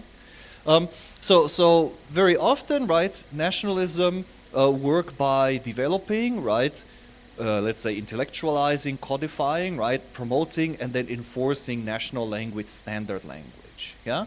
And because of this, it kind of sets up a hierarchy, right, where other languages are very often backgrounded, or they are somehow problematized. Yeah, they are seen as a source of disunity potentially. Yeah. And you know, depending on context, in some places that this might be a very aggressive form. In some places, might be a more permissive form. And of course, there are national narratives which manage to also incorporate diversity. Yeah. But let's say the dominant one is that one which tends to background diversity for the sake of unity. What we're seeing here is we're seeing a kind of parallel rising pressure of neoliberalism. Yeah. So neoliberalism, basically, the idea is treating language through the prism of economic value. Yeah, looking at people as actors in the economic sort of market, right, and looking at the language that they speak, the reason why they learn languages from the perspective of basically marketability. Yeah, I learn language in order to get a better job. Yeah, and of course the contrast here is language learning for intellectual development. Yeah, language learning to explore, to open up your mind, to explore new culture, to connect with religion. Right, these are all ideas that are backgrounded in kind of neoliberal narrative, yeah? And of course, what gets privileged in this kind of cases is languages with higher perceived economic value, yeah? Very often in Southeast Asia, this is English, yeah? And yesterday we have a discussion about why is English the official language of ASEAN, because ASEAN started as an economic union, yeah. So English is seen as, you know, from not really a cultural perspective, but basically as a kind of quick way to achieve communication, yeah. Now, the interesting contrast here, just to highlight, yeah, in Europe, this neoliberal sort of pressure for English is often in contrast, is often in conflict, in tension with nationalism. Yeah? So in Europe, it's very common for government to enact limits on when English may be used. Yeah? I'll give you an example. In Slovenia, if you want to open an English medium program at university, there are endless hoops to jump through, and you have to guarantee that you offer the same program in Slovenian. Yeah? And if you ask the real radical people, they will say the English program can be only for international students. Slovenian students should not have to study in any language other than Slovenian. Yeah? So there is, you know, tension. Yeah? Other places they might ask international staff to learn the national language to be able to work within the university. Yeah? In Southeast Asia, we see instead a kind of alignment. Yeah? We believe in national unity, but at the same time, we embrace English. More English, the better. Yeah? In Thailand, it's the opposite of Slovenia. If you want an English program at your university, you will get extra funding, extra support. Yeah? So we see kind of slightly different attitudes here, a more pragmatic view of English. Yeah? Embracing it to get the benefits, right? But seeing it as not closing down the space for let's say national unity. Yeah? Now here we can of course problematize this. Yeah, why can we problematize this bilingual agenda? Yeah, well, one is that this is of course a very idealized bilingualism.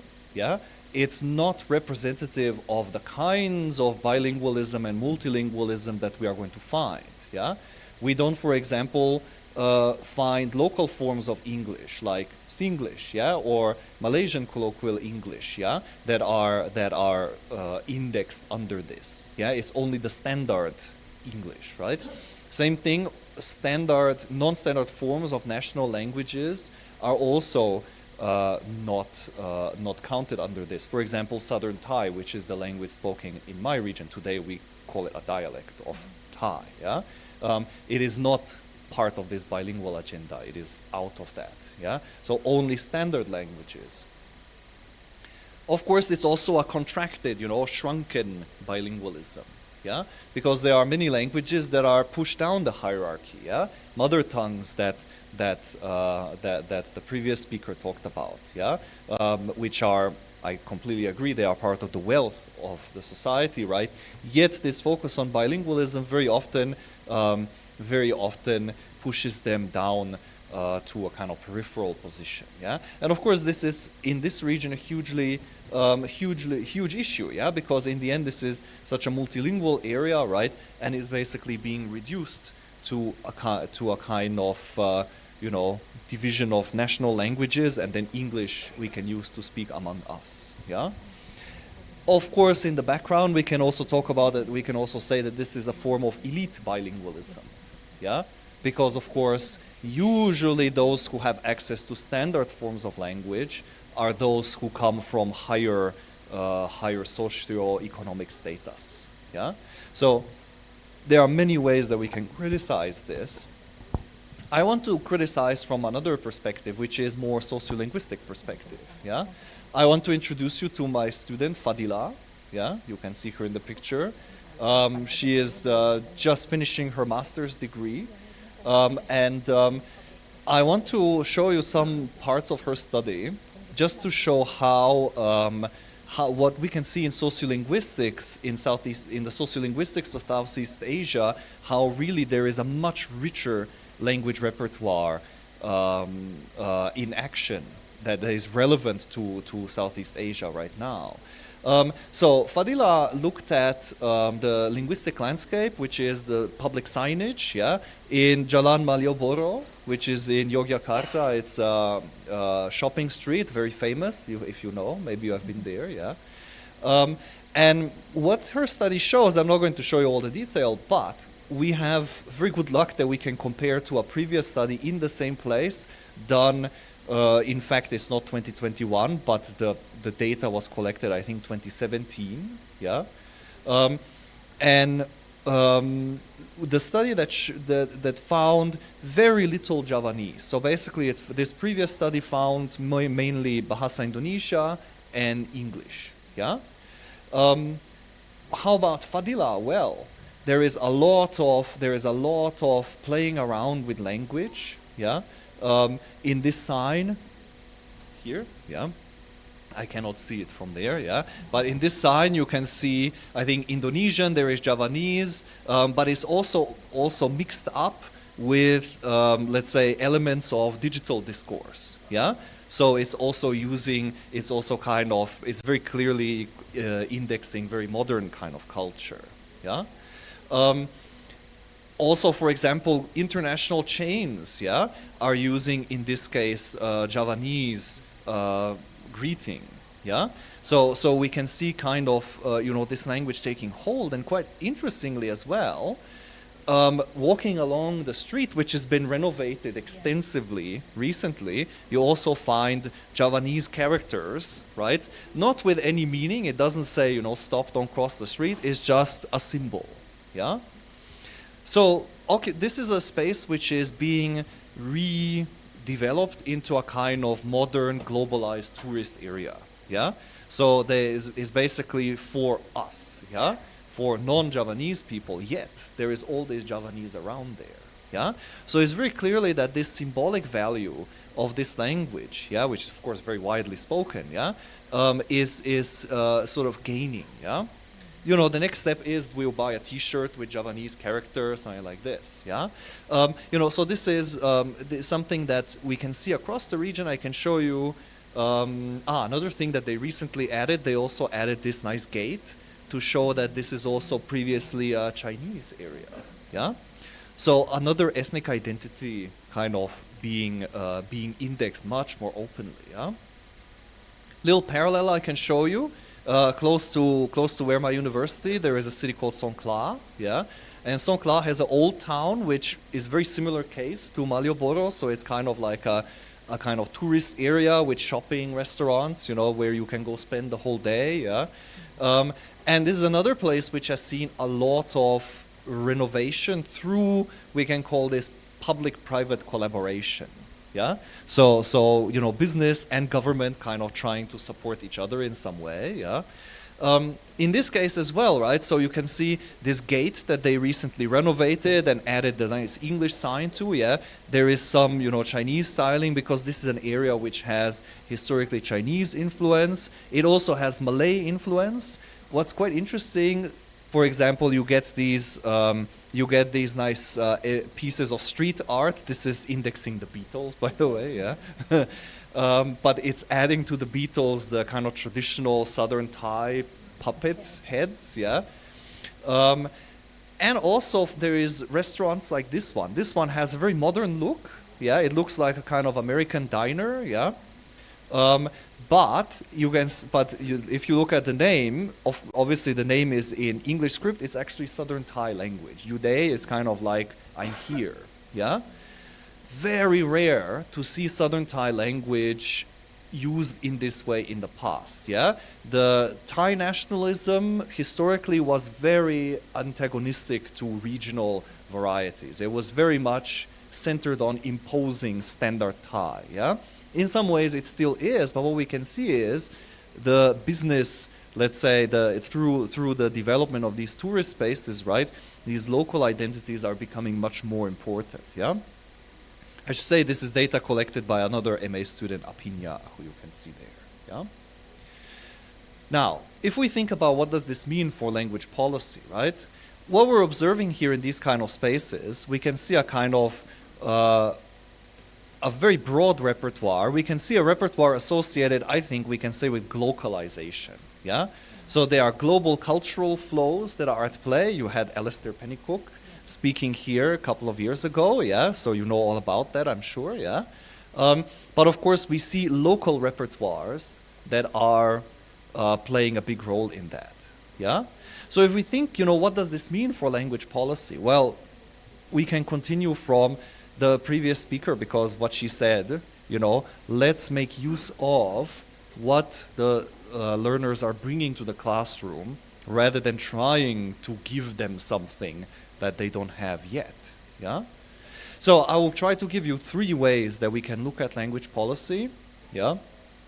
And I'll go to these so that we don't waste too much time. So, number 1, language policy, I think, should be plurilingual to be sustainable. So plurilingualism, we can talk about it as it basically acknowledges that language learning is complex and also agentive, yeah? That there is an integrated repertoire. We don't have separate languages, but all the languages are interrelated, as your rector also pointed out previously, yeah? And this repertoire is what we engage when we complete social actions, yeah? Picardo and North, by the way, they are authors of the Common European Framework revised edition, yeah? So this is one of the philosophies underlying the Common European Framework. So for policy, what does this mean is it should be as much as possible open-ended, yeah? Right now, we seem to very much fall into this discourse of national targets, universal targets, transnational comparisons, right? And all of that backgrounds learner agency, learner decision-making, right? It's not about what language I want to learn, but it's about what language I need to learn in order to serve society as a whole, yeah? And here, there is, I think, a need to sort of really think about how can we make learners agentive in language policy. One thing that we might have to do is decenter teaching and decenter assessment, yeah? Really focus on learning as a self-regulated process, as a process which really works when the learners bring something into the classroom, right? It should also be a translanguaging approach, yeah? So we shouldn't be afraid to question boundaries in language, and it can be between languages, right, between English and Malay. It can also be questioning the boundaries of what is academic language and what is not academic, yeah? And here it's really key to resist tendencies to go with the flow, yeah? At kind of the middle and the low level of policy, right? For example, teacher training program, yeah? Also department policy if you are in a language department, right? You know, it should be sort of able to question in established ideologies around language, yeah? And here there is a special opportunity, I think, for us. If we wait for, you know, top-level officials, politicians, to, you know, become inclusive toward multilingualism, it can be a very long wait, yeah? It is for us to develop things like critical literacy, critical language awareness, critical cultural awareness, right? We all need this. We all see on social media the kind of hateful fake news that circulates, yeah? This is important for 21st century to have this repertoire and be able to, you know, keep our society together. Finally, okay, it's not a plenary without mentioning AI, yeah? We should try to think about how to have a humanist approach, yeah? There is a huge risk with AI. There are many good things, okay? But there is a huge risk that we dehumanize what are already often inhumane practices, yeah? What I mean is the way that we often think about education foregrounds things like measurement, standardization, right? Which are not, let's say, naturally human qualities when it comes to language. Language is messy, yeah? It's not measurable, yeah? So when we foreground only the measurability in language, measurability in language, we are trying to do something that is not natural to language, yeah? So let's not ignore AI, absolutely not. Let's use it, yeah? Not to write the manuscript, yeah? But for other things, yeah? Let's use it, but let's keep human characteristics at the core in its use, yeah? So let's use it to open a new learning space, yeah? But not to close down the existing one, yeah? So corrective feedback, for example, someone would say, oh great, now we can get corrective feedback every week from AI, yeah? But it shouldn't replace the feedback that we get from human teachers, yeah? The genuine engagement with someone who read our work, yeah? And we should try to think about how we can use AI to allow new types of activities, to promote risk-taking in education, right? To try and do something that we couldn't do without AI, yeah? And again, right, by not assessing all the time, yeah, we kind of open up the space for experimentation, where, well, if it goes wrong, it's not a disaster, yeah? Okay, I want to just say two things for the end. As Yanti mentioned, I am Associate Editor of Language Policy, so please read Language Policy, yeah? Second thing is, at the end of this week, you may join this event. This is a series of online events that I organize along with Angel Lin, who is the Chief Editor of Language Policy. So this time we have Joseph Park and Ming Curran from National University of Singapore and Polly Yu in Hong Kong talking about neoliberal logics of language, yeah? So if you cannot find it online, you can email me, yeah? Or you can add me on Facebook, and you will see the advertisement. You need to register at the QR code. It's a 2-hour session approximately, and it's a discussion. So they will have something to say, but there is space there also for you to talk about what you think about this issue, yeah? So, am I out of time? Yeah. Yes. Okay. Thank you very much. And yes, I look forward to the question in Padlet. Thank you so much, ladies and gentlemen. Please give Dr. Slavsky a big round of applause for very inspiring and eye-opening issues with language policy in general. So it's not never about language per se.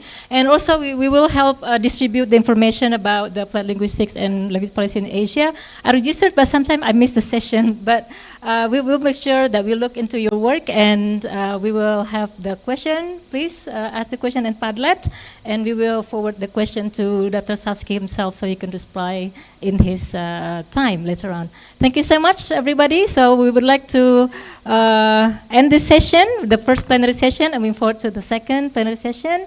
Again, over to the MC. Thank you very much. Assalamualaikum warahmatullahi wabarakatuh. Waalaikumsalam warahmatullahi wabarakatuh. Thank you very much, Dr. Krzysztof Safsky, for the thought-provoking presentation. We have learned many things from Dr. Safsky, and I hope that you still remember what he said. And we believe that his contribution in education will remain as an awesome job. Thank you very much, Dr. Safsky. And we also extend our appreciation to Yanti Wirza, MA PhD, as the moderator. So, ladies and gentlemen, please give our speakers and our speaker and moderator another warm round of applause. So, ladies and gentlemen, our second plenary speaker is Professor Pauline Jones from the University of Wollongong, Australia. Professor Jones will deliver a presentation entitled Integrating Meaning-Making Modes for Language and Literacy Learning in the Genre-Based Teaching Learning Cycle. This presentation explores how different meaning-making modes can be integrated to support language and literacy development to a genre-based teaching learning cycle. And the session will be moderated by Lukman Hakim, SPD, MPD. May Mr. Hakim to take the stage. You're already here. And lead the session. Now the floor is yours, Mr. Hakim. Okay, Assalamualaikum warahmatullahi wabarakatuh. Good morning, distinguished guests, presenters, and colleagues. It is now my great honor and pleasure to introduce Professor Pauline Jones from the University of Wollongong, Australia. Professor Jones is Professor of Language in Education, School of Education at the University of Wollongong. She is an educational linguist whose work has made important contributions to our understanding of the relationship between language, literacy, and education. Okay, without further delay, I would like to introduce Professor Pauline Jones. Professor? Thank you. Thank you very much. And thank you to the organisers, CONAPLIN and PELTIN, for the opportunity to be here. My talk's going to focus on pedagogy, that part of the conference theme. And I must admit my abstract was a little aspirational, so there will be some change to what I said I'd do. But what I want to do is a couple of things. But first of all, in institutions in Australia, we're encouraged to acknowledge the traditional owners of the lands on which we, as Australia, in Australia, work and live. And for me, that's the Dharawal people of the Huon Nation around the south coast of New South Wales. You may be aware that we have always been a multicultural, multilingual country, yet that diversity isn't always reflected in our public institutions. But change is on the way, but we just need to remember that it's still a pathway of post-colonialism, and we're engaged in truth-telling and healing in the world, in our nation. So, someone said to me this morning, what does Wollongong mean? Wollongong means 5 islands. So Wollongong has 5 islands.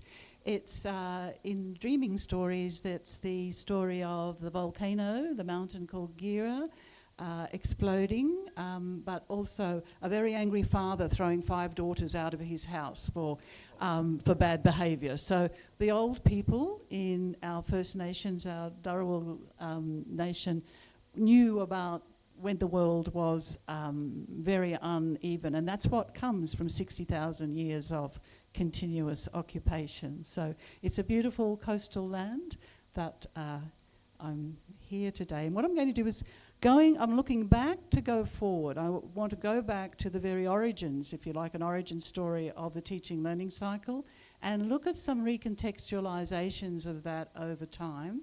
But I do want to spend about 10 minutes talking about an initiative in language and literacy education that's happening in the Asia-Pacific region that I think you'd be very interested in.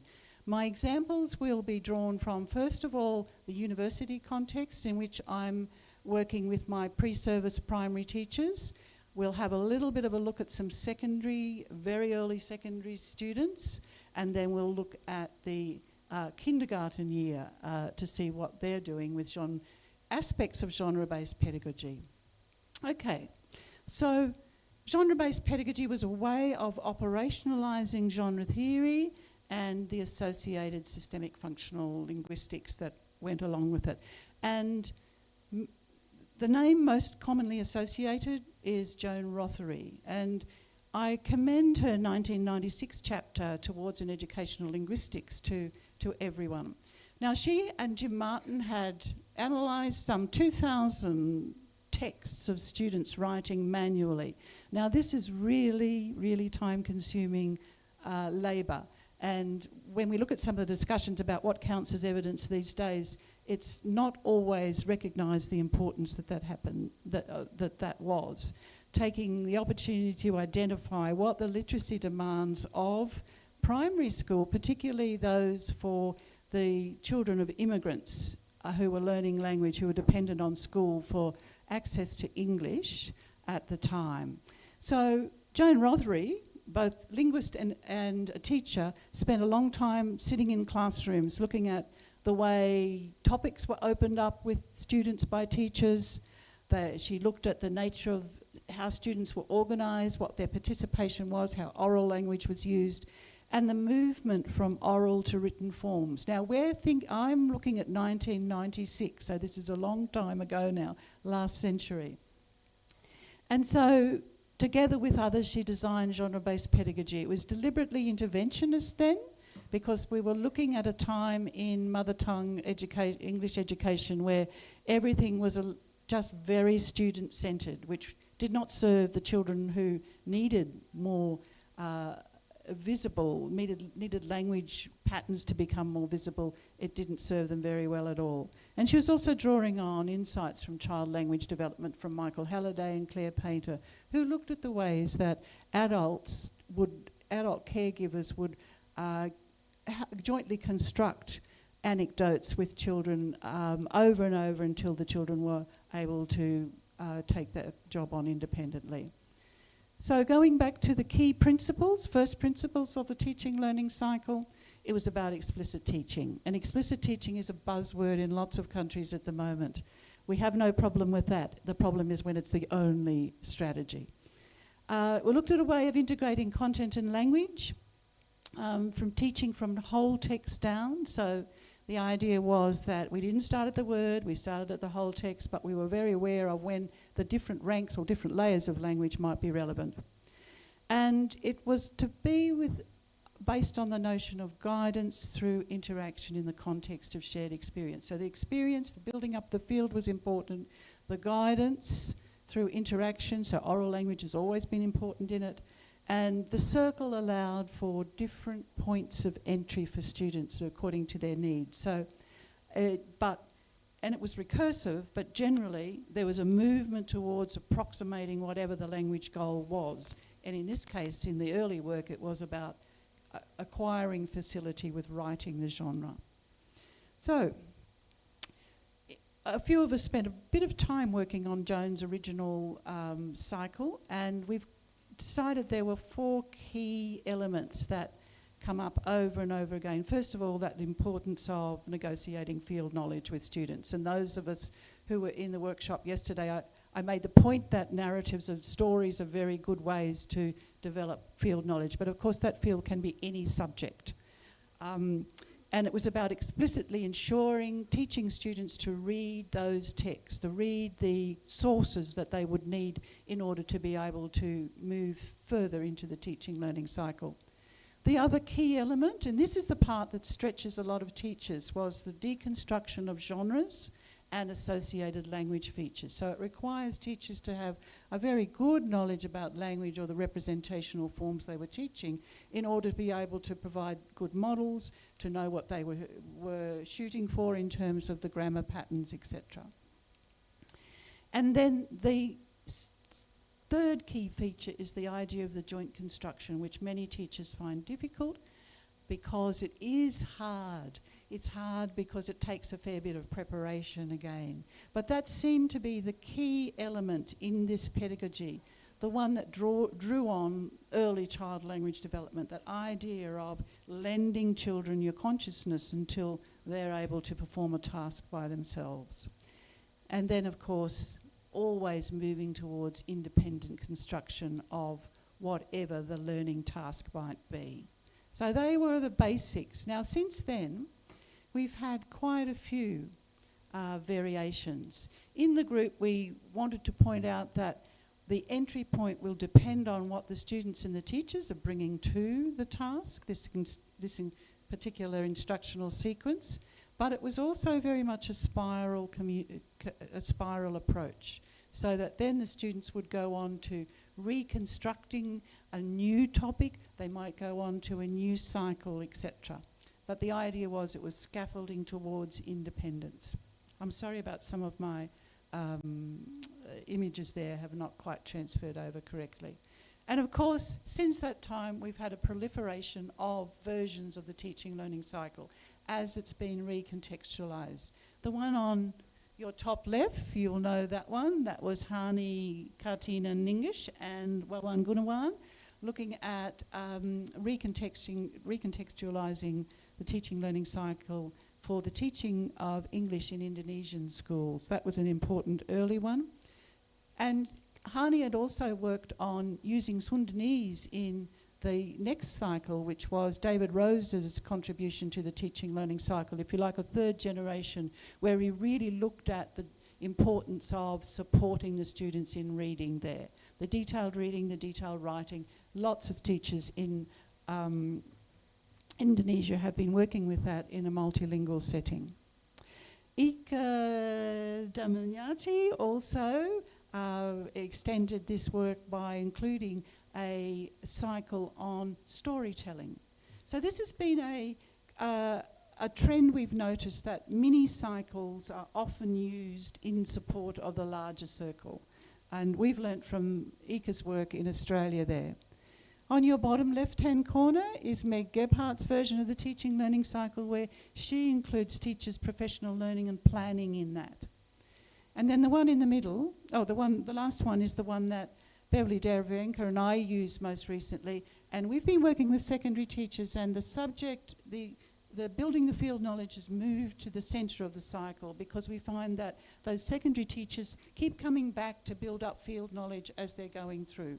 So in a way, it's been extraordinary to see the development of Joan Rothery's work in all of those ways as we move to different multilingual, multicultural contexts. So with that in mind, I'm going to show you some of the projects that we've been undergoing in New South Wales, using the teaching learning cycle in particular ways.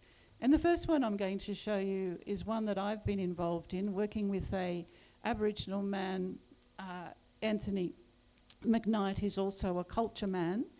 My university is committed to that, as I said before, sharing, healing and truth-telling, but my primary students must also learn about Aboriginal culture and ways of being and practicing, because they must teach Aboriginal and Torres Strait Islander perspectives in their curriculum. So it's an important part. And what we've been doing is looking at how Aboriginal knowledge practices might be embedded in the curriculum across the university, no matter what the discipline is, that there are ways of working in this different sorts of values, I think. And the country as teacher reflects that very strong spiritual connection Aboriginal Australians have with country. So country's very much a living entity in Aboriginal knowledge practices.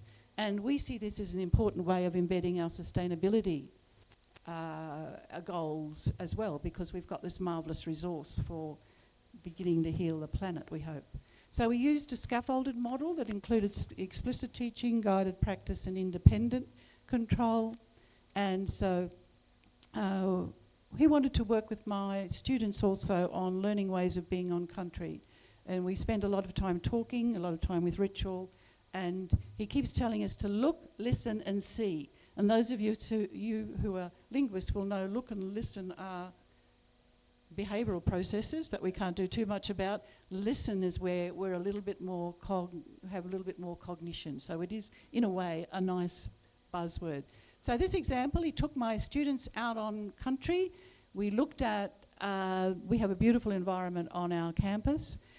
He talked to the students at some length about the importance of country. He focused on trees and encouraged the students to think about the place of trees in our culture and what they give us materially as well as spiritually. And then he asked them to just sit with a tree for about, I think they were sitting there for quite some time, about 15 minutes, just thinking about what the tree might mean for them, what the tree might mean for others, what it provided. And then he made us come back into the classroom and write a poem using tree as a verb, not a noun. So my students are learning grammar, so you can imagine that was pretty tricky. So I had to model, I actually had to write a lesson plan that Anthony had to approve, and I had to model, and the students wrote their own. It was some of the most engaging teaching I've done. The dynamics were fantastic. The students wrote their poems, shared them on Padlet. One of the students even wrote his, and we won't have time to play that audio, but he wrote his in local language. So the two fastest growing languages in New South Wales schools are Wiradjuri, an Aboriginal language from the southeast of Australia, and Darkinjan, which is Central Coast. But this is Gundagara. 10 minutes, yep, I've got it. Okay, so flicking through there. Okay, 5, I thought it was 10. 10, thank you. All right, the next one we did was our project with the secondary students. Now, we worked on this and we've written it up in a text, and what we used was the mini cycles here. We had a group of Year 7 students who were very disengaged after COVID, so we used popular culture with them, we modelled visual texts with them, we took apart Superman, and they had to redesign their own superhero, challenging gender expectations and race, etc. And we used the cycle there. I would recommend that you look at, if you're interested in this, John Callow's work is fantastic. So what we learnt was we had to recognise that recursive nature and exploit its flexibility. But we also wanted to maintain fidelity. And they're the things that I mentioned earlier in the talk. Flicking on a little bit now, and I'm not going to show the video, but our third project was grammar in the early years, where we looked at how children might be enculturated into learning if you like, functional grammar from kindergarten on. And this was the school, one of the schools that Joan Rothery did her original research in. So here we are in 2026, how many years later? Not quite so many, where about half the students are learning English as a second language. But what the teachers are doing are using multi... All right. Who is showing me their 5 L's? Amazing. So KT, we have been learning over the past... You'll get a glimpse, I won't show you that, but what that teacher was using was a lot of multimodal resources. So those teachers are moving away from screens into actual 3D manipulatables with colour coding. So the multimodality is coming much to the fore to teach those students. And so we use transitivity colours, green for the process, red for the participants, green for the circumstances, over and over again. But those resources are available for sharing for school, and this is where I wanted, with schools and teachers, this is where I want to introduce Len Global now, about across borders, if you like. We had some problems, we ran into some problems with a paper that was published a couple of years ago saying there was no evidence for genre-based teaching for the success of it. The writers had actually used quite narrow criteria. They were looking for quasi-experimental studies, LCTs, and large-scale systematic reviews, when they actually found over 6,000 articles that were about the successes. So we wrote a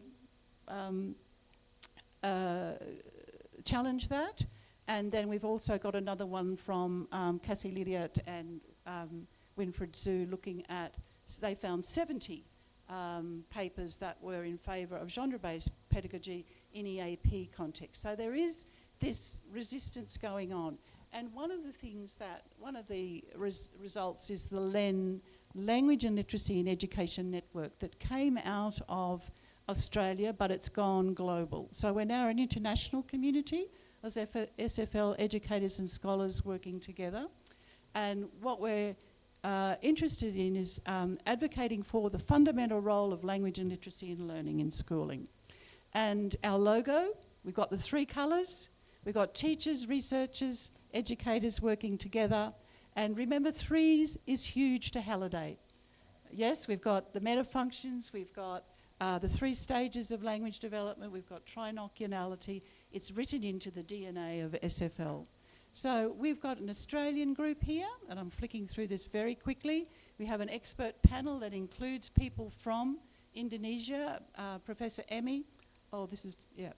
But what's so important is this international collaboration. So there's a website that people can go to, but most importantly, you can find lots of resources on there. Really easy, accessible explanations of the theory and the pedagogy. But I wanted to talk about this particular LEN Asia Pacific. So that was launched at IFC. So it's a subgroup of global LEN. We've got aims, they've developed aims, shared needs that respond to a lot of what we've been talking about here today. They have a vision, they've got actions in mind, and there are our key people.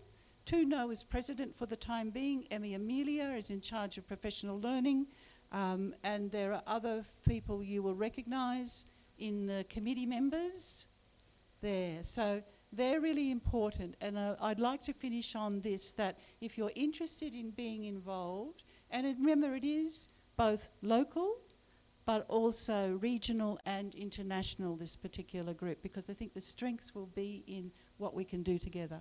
Thank you. Okay. Thank you very much, Professor Jones. I think the presentation has many things that we need to reflect upon, especially how the students, learn more multimodal and more multilingual nowadays. And please scan the barcode or the QR code, ladies and gentlemen, for the LEN as a response actually towards criticism, probably criticism of the genre-based approach, and it becomes huge. And we have 2, I think only 1 now, where we just went out. Okay, so the discussion also resonates with our theme today. I need to read the theme because I'm afraid I'm making mistakes. The multilingual pathways, acquisition, pedagogy, and policy beyond additional language learning. And I think it encourages us to think more broadly about the resources, as Pauline did earlier with the tree, and then creating a poem. It's something that, and probably popular movies. Yeah, I saw some movies there, and I recognize it. It's very interesting, and I've never tried that in my classroom. Probably I'll try that later on. It's very interesting. And once again, on behalf of the organizing committee and all participants, I would like to express our sincere appreciation to Professor Pauline Jones for sharing her knowledge, experience, and a valuable perspective with us.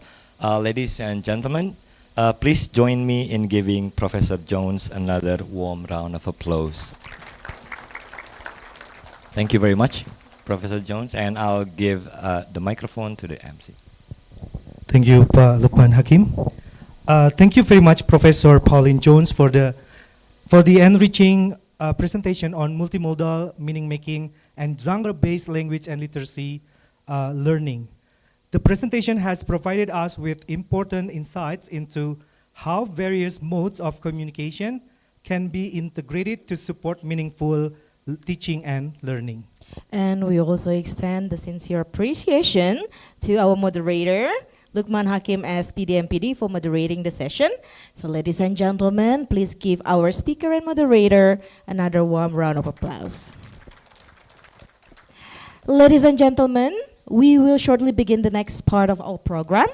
From 11 a.m. to 12 noon, the first on-site and online parallel session will be conducted concurrently with the hybrid symposium in this auditorium. So participants attending the parallel presentations are kindly requested to proceed to their assigned rooms on the 5th and the 6th floor or enter their designated Zoom room meeting. And participants attending the hybrid symposium are kindly requested to remain in the auditorium in this room, and please refer to the conference program and room allocation provided by the organizing committee. Thank you. Okay, ladies and gentlemen, that remains in the auditorium. We will now begin the hybrid symposium entitled Second Language RC Development for Young Learners. The symposium brings together distinguished scholars from the National Institute of Education, Nanyang Technological University, and Universitas Pendidikan Indonesia. And joining us online from the National Institute of Education, Nanyang Technological University are Professor Christine C. M. Goh, Dr. Willie A. Renandia, and Dr. Robbie Lee. And joining us on site from the National Institute of Education, Nanyang Technological University are Dr. Lim Ching Sedona, and then Dr. Kiran Kaur, and then our distinguished symposium speaker from Universitas Pendidikan Indonesia, Professor Dr. Didi Sukyadi, MA, Professor Ika Lestari Damayanti, SPD MA PhD, and Dr. Finita Dewi, SSMA. And the symposium will examine important issues concerning second language RC development among young learners. The symposium will be moderated by R. Diaan Muniro M. Hum, PhD. May I invite our moderator and on-site symposium speakers to take their place on the site. And we also warmly welcome our online speakers joining us through the virtual platform. And ladies and gentlemen, please welcome to all our symposium speakers and moderator with a warm round of applause. Budian, the symposium is now yours.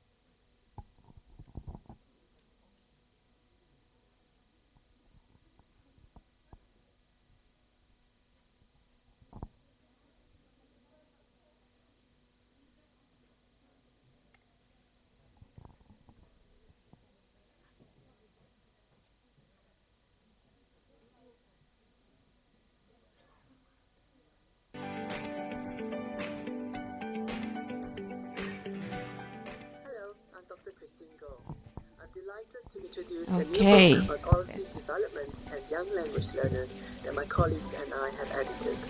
With me are the two co-editors, Dr. Robbie. Yeah, we will have the video later, I think. So, second language RC development for young learners, listening, speaking, and thinking. And it is published by Springer. Right. Bismillahirrahmanirrahim. Assalamualaikum warahmatullahi wabarakatuh. Good morning, distinguished guests, colleagues, researchers, and educators both here with us in the room and joining us online. So welcome to this special symposium on oracy development for young learners at the 19th CONAPLIN and 4th PELTIN International Conference. My name is Diandia Muniro, and it's an absolute honor to serve as your moderator today. We gather here to focus on a crucial foundation of language education, that is oracy, and it's the capacity to speak, listen, and think critically through language. Our discussion centers on a newly published volume from Springer Nature titled Second Language Oracy Development for Young Learners. Across 18 rich chapters written by scholars and practitioners from Asia, Europe, and many other countries, this book bridges theory and classroom reality. It showcases practical ways to cultivate listening, speaking, and thinking skills while highlighting the vital role of metacognition in fostering self-directed young language learners. Before we begin, let us warmly acknowledge the editors and chapter contributors joining us today, both online and in person. Yeah, I expect that our editors is here, so joining us online from the National Institute of Education, Nanyang Technological University, Singapore. So we're privileged to welcome the book editors, Professor Christine Goh. Is she joining? Oh, okay. Yeah, online. Yeah. Yep. Dr. Robbie Lee Sabnani and Dr. Willie Renandia. Joining us here in person from Nanyang Technological University, Singapore, we also warmly welcome Dr. Donna Lim,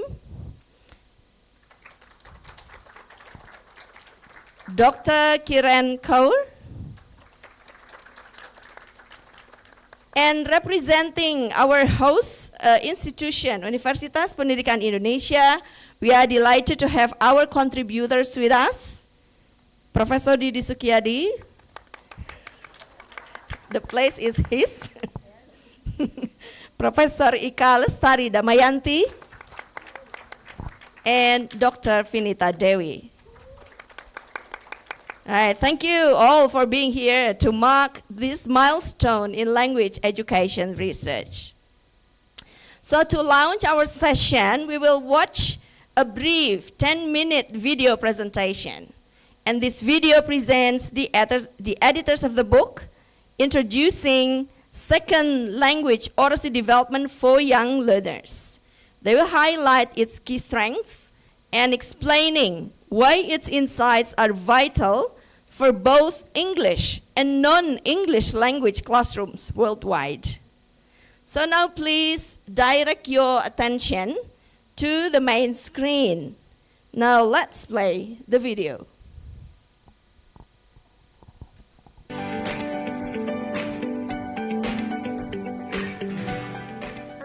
Dr. Christine Goh. I'm delighted to introduce a new book on oracy development and young language learners that my colleagues and I have edited. With me are the two co-editors, Dr. Robbie Lee Sabnani and Dr. Willie Renandia. The title of our book is Second Language Oracy Development for Young Learners, Listening, Speaking and Thinking, and it is published by Springer Nature. The authors of the chapters come from a number of continents and have worked in different language education contexts. They bring their scholarly insights and experience to the way oracy is taught and developed. This book defines oracy as a person's ability to use the skills of listening and speaking to engage with and influence their world in learning, thinking, and communication. Our conception of oracy for young learners is underpinned by a research-informed conviction that when young language learners engage in oracy, they develop cognitively, metacognitively, socially, and emotionally. We have proposed two dimensions of oracy. Oracy as competence and oracy for learning. The first dimension, oracy as competence, focuses on the development of speaking and listening skills as communicative competence, using spoken language as communication skills. These skills are functional in nature. They enable learners to communicate effectively, combining communicative purpose, audience, and context. The second dimension, oracy for learning, gives preeminence to spoken language as a medium of learning in school. It places speaking and listening or talk at the heart of formal and informal learning processes. Talk as a tool for learning takes various forms such as exploratory talk, presentational talk, and collaborative talk. This book recognizes the complementary roles of oracy as competence and oracy for learning in a child's language development. It also highlights the importance of developing metacognitive awareness about oracy. Together, the chapters shed light on both the conceptual underpinnings of the construct of oracy as well as pedagogical applications for teaching young language learners. Hi everyone, I'm Robbie Lee Satnani, one of the book editors, and today I'm going to share with you some exciting aspects of the book and its offerings. The book shares insights in young learners' oracy development and in a range of linguistic environments. In part 1, Theoretical and Pedagogical Overview, the chapters provide an overview of young learners' oracy development and situate the principles in activities and tasks for their development. In part 2, classroom practices, the authors take us into their classrooms and offer us a range of teaching activities to hone the thinking, speaking and listening skills of young learners. For example, through children's literature, communication tasks, and focus instruction. Part 3, technology for the teaching of oracy. The chapters present possibilities for the meaningful incorporation of technology in teaching and learning, for example, through the use of generative AI and multimodal tools. And finally, part 4, developing thinking through oracy. The chapters highlight the value of enriching learners' critical thinking skills and developing their metacognitive awareness. Collectively, the chapters offer a very strong theory-practice connection for development in school, and very importantly, for extended learning and for scaffolded instruction beyond the confines of the classroom. This book will serve as a very useful resource to teachers, teacher educators, researchers, and grad students alike. We hope you enjoy the book. Thanks very much. Hello, I'm Willie Renandia, one of the editors of the book that Christine introduced early on. Allow me to share with you 3 very good reasons why language educators will find this book a valuable resource. Number 1, it addresses the imbalance between literacy and oracy in English language teaching. English teaching in many countries has traditionally placed greater emphasis on reading and writing, and often at the expense of listening and speaking. While literacy skills remain important, learners also need strong oral communication skills to use English effectively in the classroom and also outside the classroom. And this book offers practical guidance and strategies on integrating oracy into language teaching. Reason number 2, it recognizes that oracy, in particular listening, is the foundation of language development. Young learners acquire language first by listening before they begin to speak, read, and write. So a strong foundation in listening and speaking supports later literacy development and helps learners develop more natural pronunciation, vocabulary, and grammatical competence. And this book explains very clearly why oracy should be the starting point of effective English instruction for young learners. Reason number 3, the book shows very clearly how an oracy-focused approach to language teaching can increase students' motivation and also confidence. Young learners are naturally eager to communicate, but many are often very quiet in the language classroom. And we believe that when classrooms provide meaningful and interesting opportunities to listen and speak, students become more engaged, they enjoy learning English more, and as a result, gain more confidence in using the language. So by making communication the heart of instruction, teachers can help learners develop into capable and confident users of English.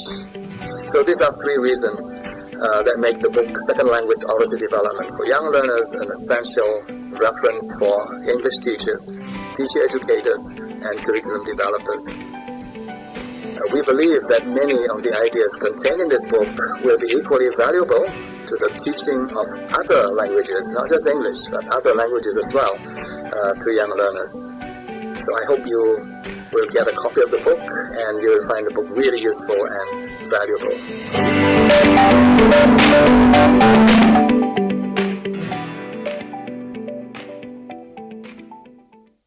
Okay, what an insightful overview. Now let us give a warm round of applause to the editors and also the contributors here.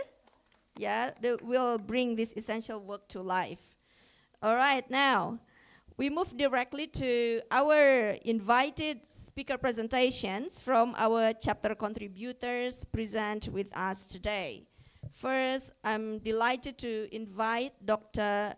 Donna Lim and Dr. Kiran Kaur from the English Language and Literature Departments, National Institute of Education, Nanyang Technological University, Singapore.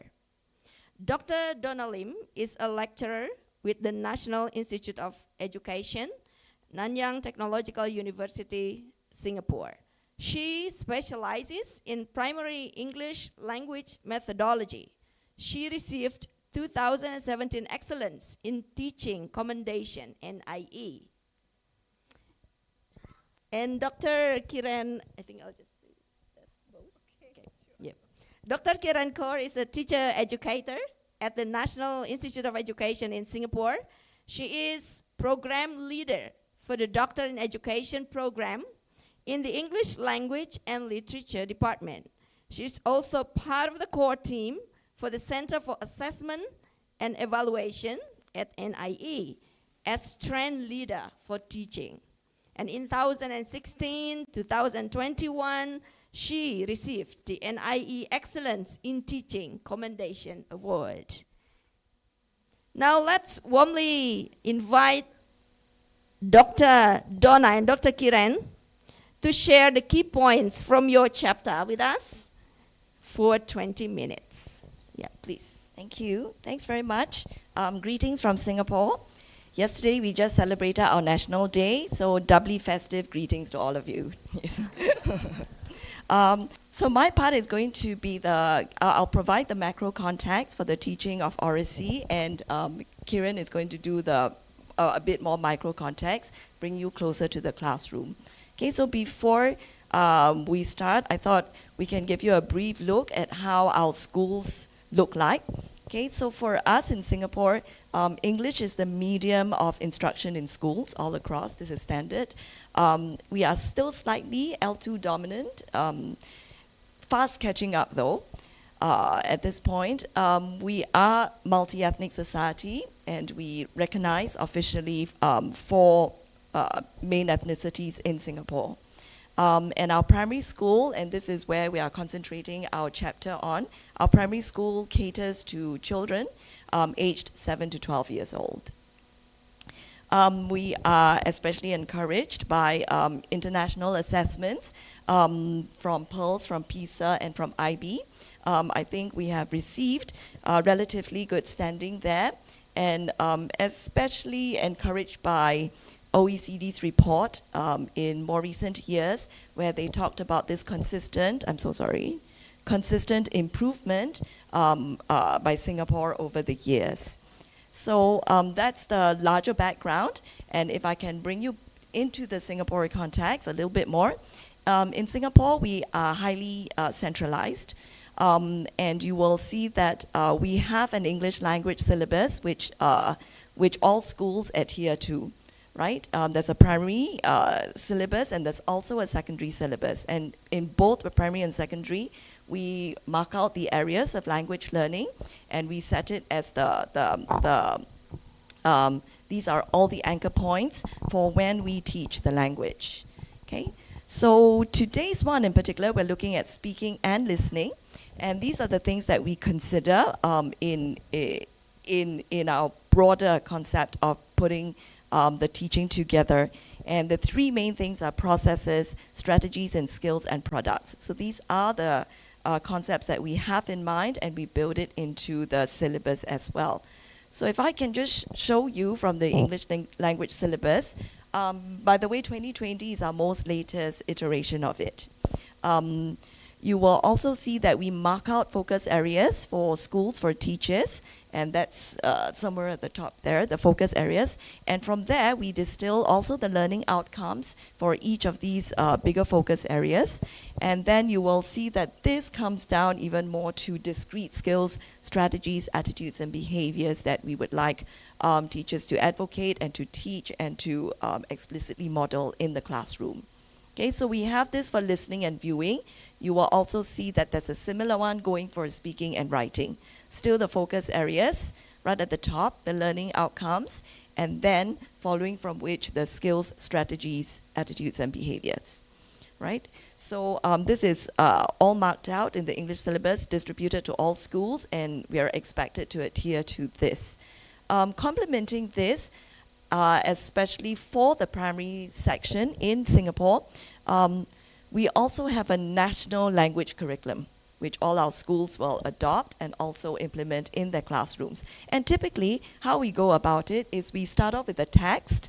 It can be a reading text, it can be a viewing text or listening text, a main text that will encapsulate or contextualize the learning for, as far as possible, for the other areas of language learning.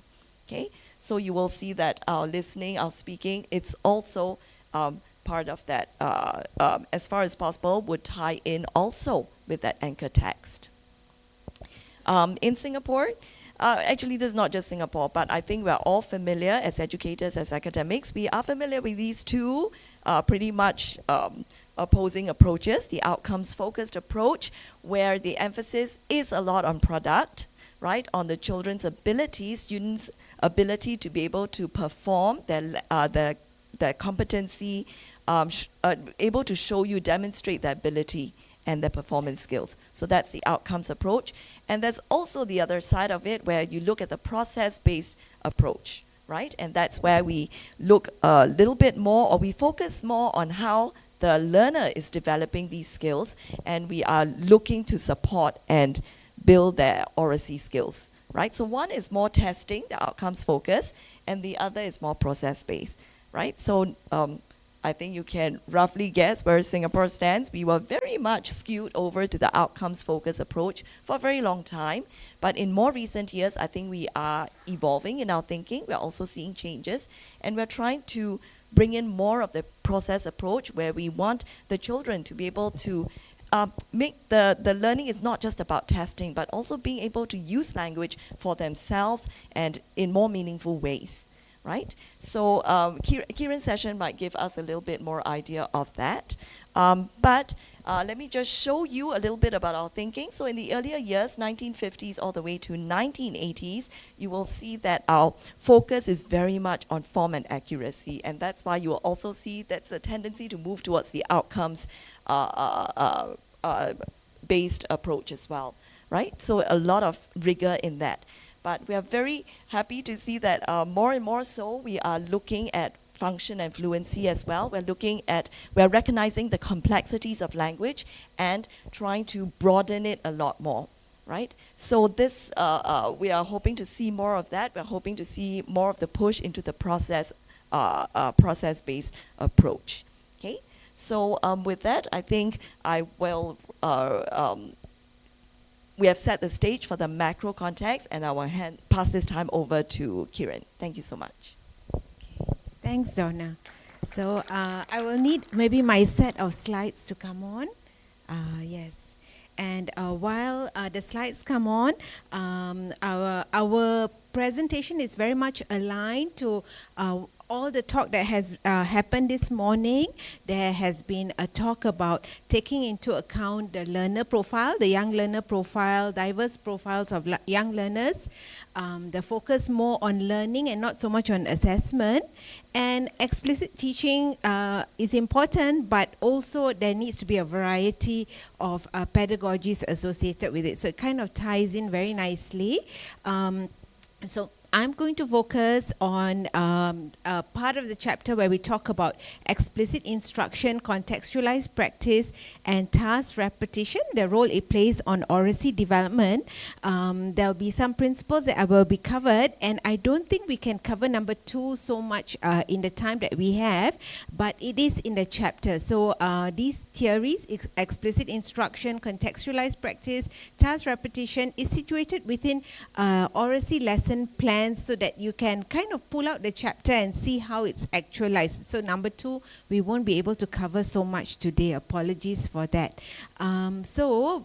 Oracy was already defined by Professor Christine Goh, is the ability to listen and speak. And for us, it would also be situated, we need to think about it maybe from a pedagogical perspective of the receptive and productive skills. So for listeners to listen, they need to they need to have quite advanced receptive skills to pick up what is the meaning behind the utterance, and then they need to produce the speech. So a lot of times when we talk about oracy, we are talking about two-way communication. To listen, to comprehend, and to respond accordingly. And it's very difficult, especially for young learners, when they are not very proficient in the language. It's not the home language that's spoken, that they listen to, like what was shared this morning. So it gets more challenging, and young learners have different cognitive abilities, different metacognitive abilities, different language proficiencies, as well as interest and motivation. So all that plays a part in oracy development. So these are the 3 key areas. I'm going to just focus on the 3. My slides, I've put in more sentences because I've realized over the years that a lot like to take photos, so the context may be useful. Okay, so why are these areas important? Before I get into the 3 areas, research on young learners suggests that they are often expected to kind of demonstrate listening comprehension and speech competence, especially in our context in Singapore, without receiving much real support. And so that's why it's important to teach these areas. And teachers are often found to largely focus in our context on tasks in the form of practice. The exam is coming. Let's do task 1, task 2, task 3. Listen to the recording. Now respond. Okay, these are the answers. So next time, be careful of these answers. Make sure you have this question correct, etc. Okay, let's move on to something else. So there's a lot of focus on tasks in the form of practices for young learners that kind of replicate what will be tested for the tests and exams, but not so much on the teaching of skills. That's what we found. Okay, and basically young learners need these oracy skills. So they're not explicitly taught oracy development skills, and it's a problem because they need it for real life context. They don't just need the exam MCQ questions for real life context. So we found that to be the case. So we kind of advocate 3 approaches: explicit instructions. So we feel that the teachers should not just think about that young learners who have developed the basic ability to listen and talk in our context, that they are competent in oracy, and there's no need for formal instruction. That's not the case. They need to be taught how to listen and how to speak.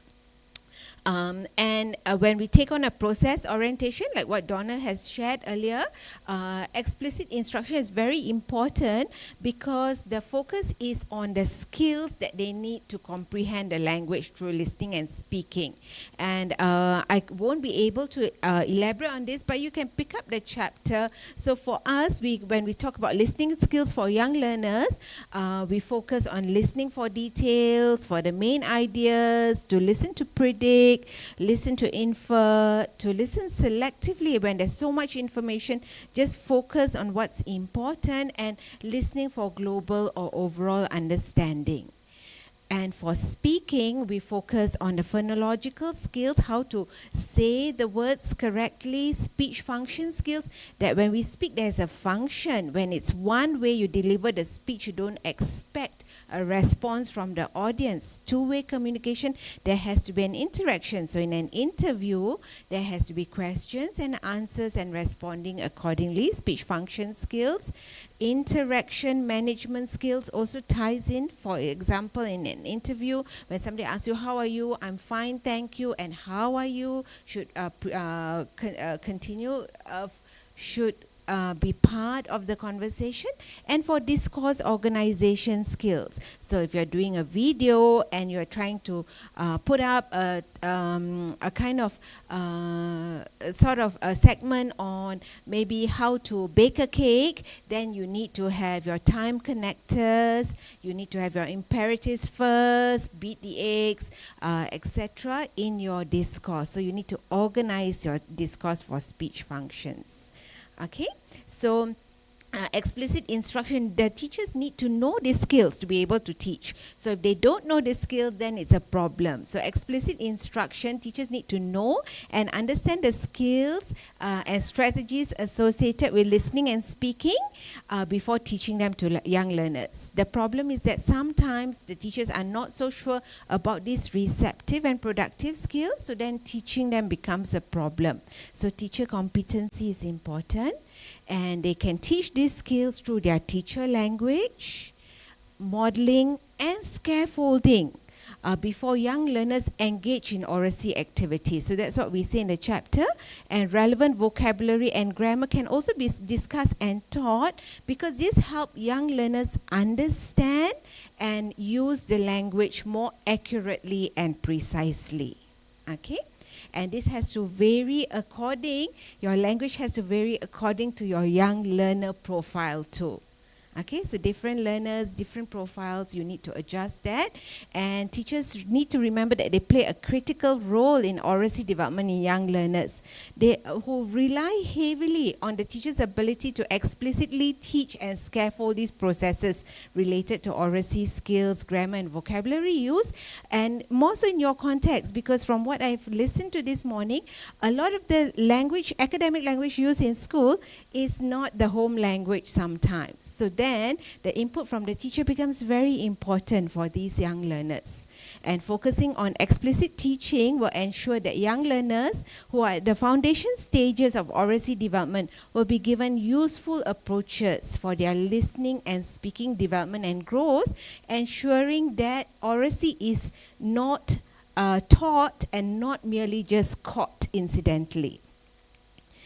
The second point is on contextualized practice. So in real life communication, there are very few instances where we speak without having some idea of what we are going to say. So if we're going to the information counter at the airlines, we roughly know what to say, what a flight number or booking reference number, the passport, we will have that. So we cannot just test young learners for oracy without giving them the context in which, teacher, what are we listening to today? Never mind, just listen, don't waste time. Just listen to this recording and answer the questions because I have so much to cover. So literature on young learners suggests that context is very essential and successful for language acquisition and development, and that can be done in the pre-stage of your lesson. This is what we're going to cover today. So these are some of the words that will come at you, for example, before you do your listening. You need to listen what, you may even set the purpose for listening. First, you listen to this. Second, you listen to this. And that, you listen to that. Okay, so contextualized practice is important. So in teaching oracy, it is therefore ideal that your lessons aim to include authentic and real-life communicative context and not just what is needed for the examination. So activities such as role play, presentations, group discussions can be carried out. Topics need to be suitable depending on your young learner profile. What do they know? Because you don't want to talk to them about, for example, buying a car. It's not they don't have, I don't know anything about that topic, teacher, for example, okay? So it has to be suit their linguistic, cognitive abilities as well as their background knowledge. And by providing for contextualized practice, young learners will learn to listen as well as structure their speech for a variety of communicative contexts. So that way they can actually know how to speak, because we have given them practice in that area that they need to function in real life contexts. Okay, so move beyond the focus on examinations and testing and to real life communication. The third point we want to make, which we make in our chapter, is for metacognitive awareness. Okay, so young learners' metacognitive awareness of their oracy development could possibly best be described as their awareness of their thinking when they focus on listening and speaking situations, and it varies in young learners. So our own research found that 10 to 11-year-old Singaporean children are able to, they are quite metacognitively aware. So we just caution you, just be careful, because they need a certain amount of linguistic proficiency before they can, that cognitive processing needs to be there before they can metacognitively think about issues. So it may vary context to context, and metacognitive awareness can be enhanced using teacher-directed guidance. The teacher needs to guide them within oracy related reflective tasks that kind of probe to consciousness young learners' metacognitive processes. Was this task easy? Was it difficult? What did you struggle with? How many struggled with it? These few. How many were successful with it? These few. What strategies did you use to help with your tasks? Very good. So maybe we can try this strategy for these other learners. For example, the reflection part is important, and it's important for teachers to bear in mind that these reflective tasks need to be clearly explained and scaffolded based on what is manageable for young learners in the classroom. We won't have time to go into number 2. So in our chapter, you see the words there in bold: explicit teaching, metacognitive instruction, awareness is there. So there are some lesson plans for you to look at that may help you. And we also have a metacognitive awareness reflection task built into the chapter. And this brings me to our concluding remarks. Teachers play a pivotal role in supporting the acquisition of oracy development in young learners. So there is a need to move beyond the focus from practice, and testing all the time to actually teaching skills. And by enabling learners to consider what they learn, how they learn, and why they learn, learning to listen and speak becomes visible and tangible. And this is very critical for successful oracy development. Okay, thank you. Yeah, thank you so much, Dr. Donna and Dr. Kiran, for showing us how explicit strategies and meaningful context unlock young learners' voices. So for the complete picture of their frameworks and insights, make sure to check out their chapter, Enhancing Oracy Development in Young Learners Through Explicit and Contextualized Instruction. All right, now, to enrich our session further, let's bring Professor Ika Lestari Damayanti and Dr. Vinita Dewi right into the conversation. As many of you know, both Professor Ika and Dr. Vinita are true household names in our field. Professor Ika as a leading voice in young learner pedagogy and multimodal literacy, and Dr. Vinita in computer-assisted language learning and teacher professional development. So with their extensive experience on the ground, they really need no further introduction. All right, so please welcome Professor Ika Lestari Damayanti and Dr. Vinita Dewi. Thank you very much for your generous introduction, Ibu Dian. Okay, hello everyone. It's an honor for us to be able to contribute a chapter to a very important book because as we know here for Indonesian, this year is very important because English is part of compulsory subject in primary curriculum now. And when we say that, it does not mean, I don't know whether it is okay to say this or not, but Ibu Wati is not here. No, I mean the teachers, the English teachers in primary schools, actually they are not ready. Many of them are not ready to teach English. So the responsibility for teaching English is to classroom teachers. When we listen to your presentation, we really love to have context and situation that already established in Singapore. Because our curriculum also adopts some of the concepts, principles from Australia and also from Singapore. Yes. Later in my presentation, we'll also show the curriculum structure in Indonesia, how it resembles the Singaporean and also Australian curriculum, where we adopt now not only for language skills, but also the additional skills like viewing. And I know that in your presentation you mentioned representing, but I don't know why in our curriculum it is mentioned as presenting. But now change to representing. Okay, it's good to know that. Yeah. So our chapter focuses on the use of technology to expand the student or young learners' ORC development.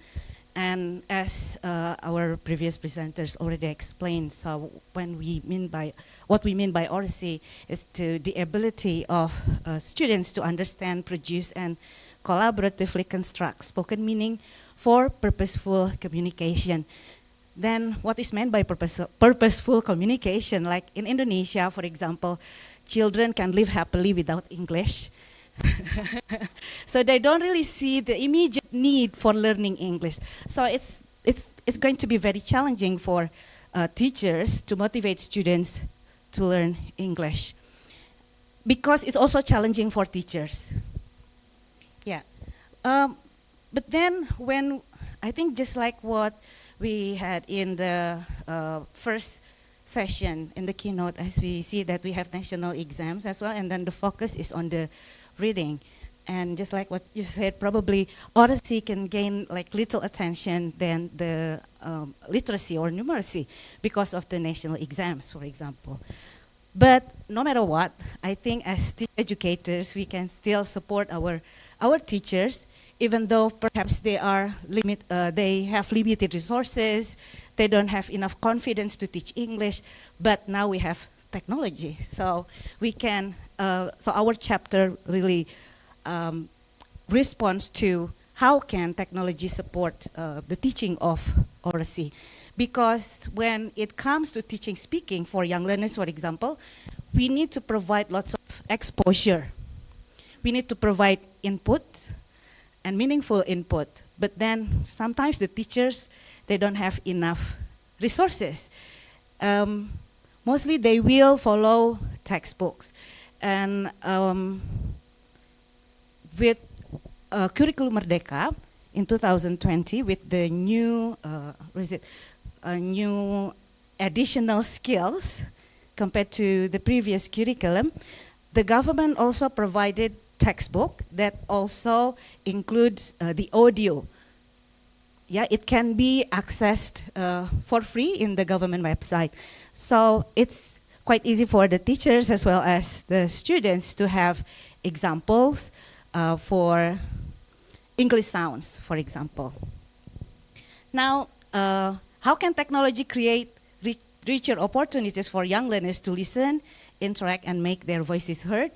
In this chapter, we argue that we can use pedagogical stages that include providing input, providing enough practice for students, and then finally we give time for the students to actively and creatively produce the language or use the language in communicative, in a communicative way.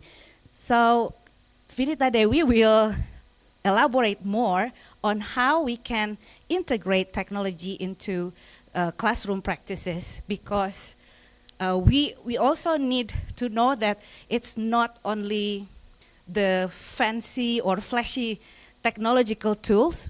if we don't have a strong foundation for how to use technology in the classroom. Vinita Dewi. Thank you very much, Ika, and hello everyone. It's my pleasure to work together with the president of PELTIN, and then my very best friend also. And in this chapter, we collaborate our expertise. You are an expert in young learners, and people say that I'm good in technology. Ika always rely on me when it comes to technology, even when holding this clicker. She doesn't want to hold this clicker. She wants me to click it for her. So you can imagine how close we are. So Ika mentioned about the 3 stages on giving exposure to young learners. So we need to start with input. We need to start with giving lots and lots of exposure to our young learners before we demand them to produce something. Maybe in the past, I said in the past, hopefully not now, teachers tend to jump from giving input to expecting the students to produce something. They forgot the practice session. But then here, what we would like to propose is that before we demand our students to produce something, we need to, just like what you mentioned before, we need to give them opportunities to practice the language. Maybe together in a group, in a more comfortable, convenient way, rather than in a threatening way. So this is where technology can support this process. If you can see here in the input, maybe students can listen to something, if students can watch something, view something, they can even immerse in a virtual reality, if the context is possible. And then in practice session, they can work together with other friends, with their teachers, discuss things, practicing things before they are asked to speak or to write something. So here, some of the possible input enhancement that can be done with technology. I believe that, yeah, video is pretty familiar with you. There are some YouTube channels that we can use. They can model some authentic languages across accent, different styles. We can have video from Nat Geo Kids, or this is one of my favorite, walrus singing. There are a lot of songs that kids love there, and also some stories from British Council. And also, we also propose some digital stories where students can connect the visual and also make meanings from the gesture, the movement, the pictures, rather than the language per se. So we can ask the students to go to storynori.com or Storyonar, or there are many others resources where they can get exposed to different kinds of stories, even Indonesian stories. And also some application like Duolingo. We have Duolingo Kids.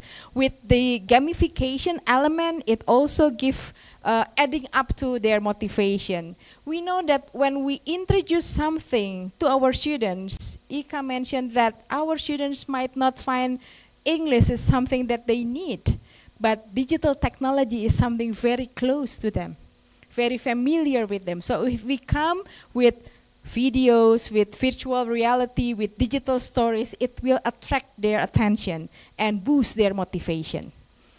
And then for practice, we can use some AI speech recognition and let them listen, let them get AI-generated feedback, of course, with the teacher should be there accompanying them.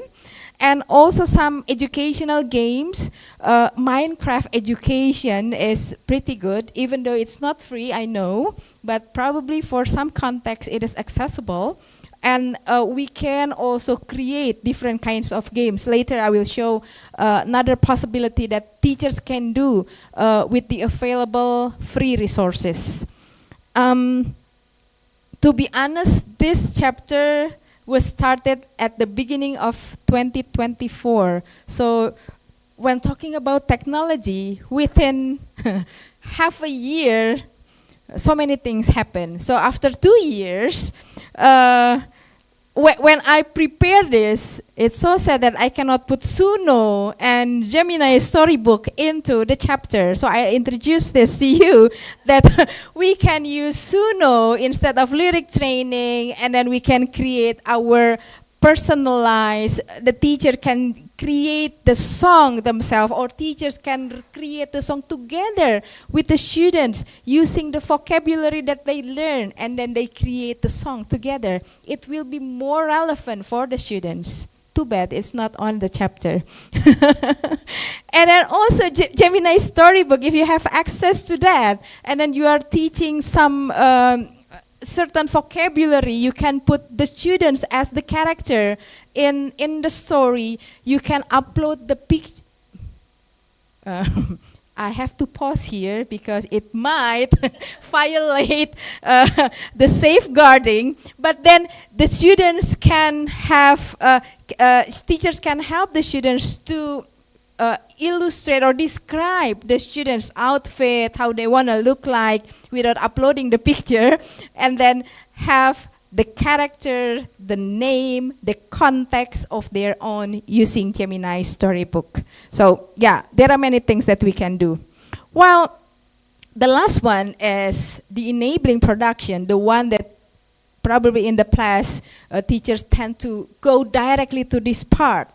They want them. They want the students to speak. They want the students to write. They want the students to perform without practices. So now, after going through the practice, learners can record their own voice. I usually use Vocaroo. Vocaroo is very simple, light voice recording, voice recorder. When the learners record their voice and they listen to their own voice, they tend to want to repeat. Some of my students say that I hate my own voice and I want to repeat.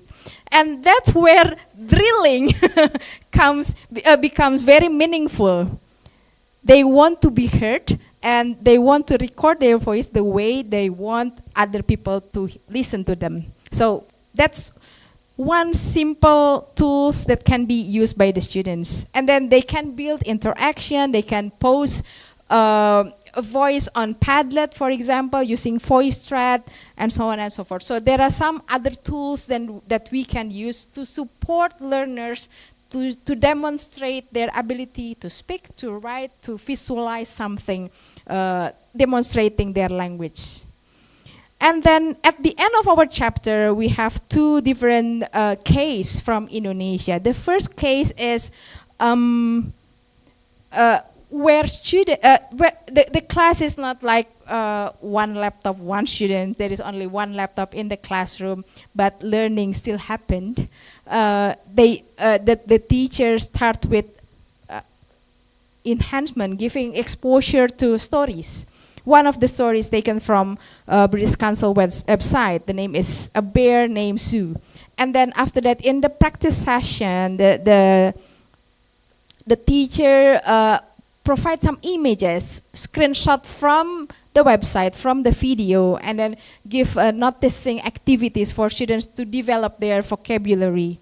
And then they can match the audio and the pictures, things like that. So the students can repeat aloud. They gain confidence to speak, to mention or to identify the vocabulary. And then they take turns on doing a word wall activities. So it's not like students working with the laptop or the phone, but they move, they go to the board, point to the board, so there is a movement there.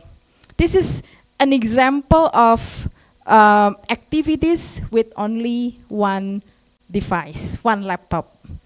But then in another context in which probably students get access to one group, one laptop, the teacher create comic. The teacher create comic, and then in this comic they can interact. Students can interact. They can. There is a voice from the teacher, sorry, from the teacher, and then also the character of the teacher there using Bitmoji, and then students can interact using polling, Mentimeter. They can watch video using YouTube. They can practice exercises with Quizlet and learning app and so on. Until the end, they were asked to record their voice and upload it on Canva. So it's more like a self-paced activity for the students. They can work together in a group working on this challenge. This is what I meant by teachers can also create their own games, their own activity using free, accessible tools without having to pay. To conclude this, we try to bring together the concept of oracy, in which it's a foundational to boost students' confidence in a real-world communication. And then we try to offer some technology tools to be part of the stages of activity. But then something that we would like to highlight is the role of teacher. So here, teacher have the role to select the right resources that students need to access to. So it's not just watch YouTube and you will learn something. And then teacher need to select the right activities as a follow-up from the input that the students access. And then teachers need to match the learner's context, age, profiles, proficiency level. And then after that, teachers need to build purposeful tasks, scaffolding the students to help them successful in demonstrating the language that we expect in the productive section. So that's probably our chapter. And thank you. I'm giving back to... Yeah, thank you so much, Prof. Ika and Dr. Vinita, for the fantastic presentation on the use of the technology to amplify young learners' voices. Don't miss out on reading their chapter in the volume, and also be sure to connect with them directly for the latest, very latest updates on language learning technology in 2026. Okay, now, so time is moving fast, but we certainly want to hear from the audience in the room and online. And I think we have 10 minutes. 10 minutes. We have time for, let's try 3 questions from the floor in one round. Please raise your hand if you would like to ask question, and kindly direct it to a specific panelist. Yes, please, the lady with the gray glasses, and the one over here, please.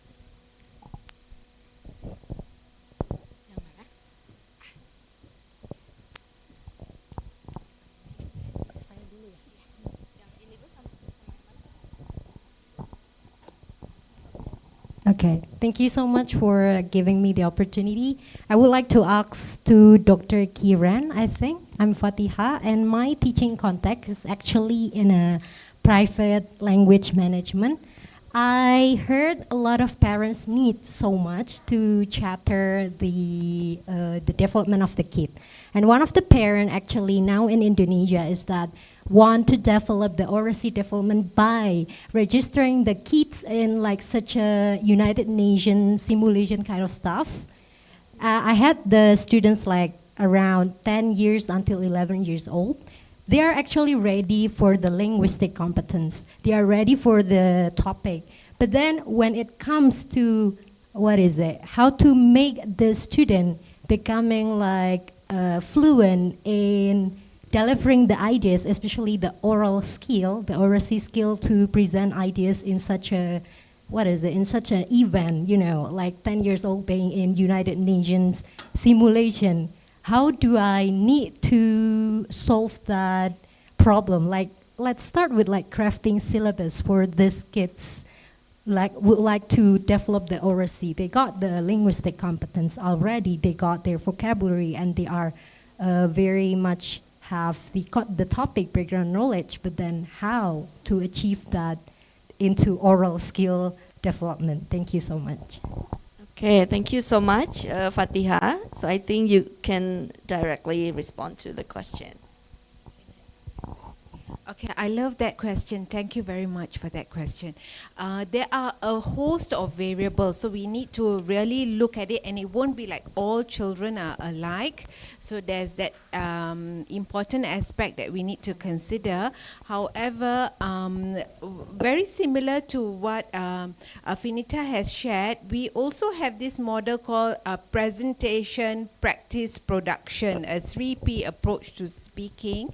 So very similar to Finita's sharing that there's a lot of time that needs to be given for them to practice because it's a productive skill.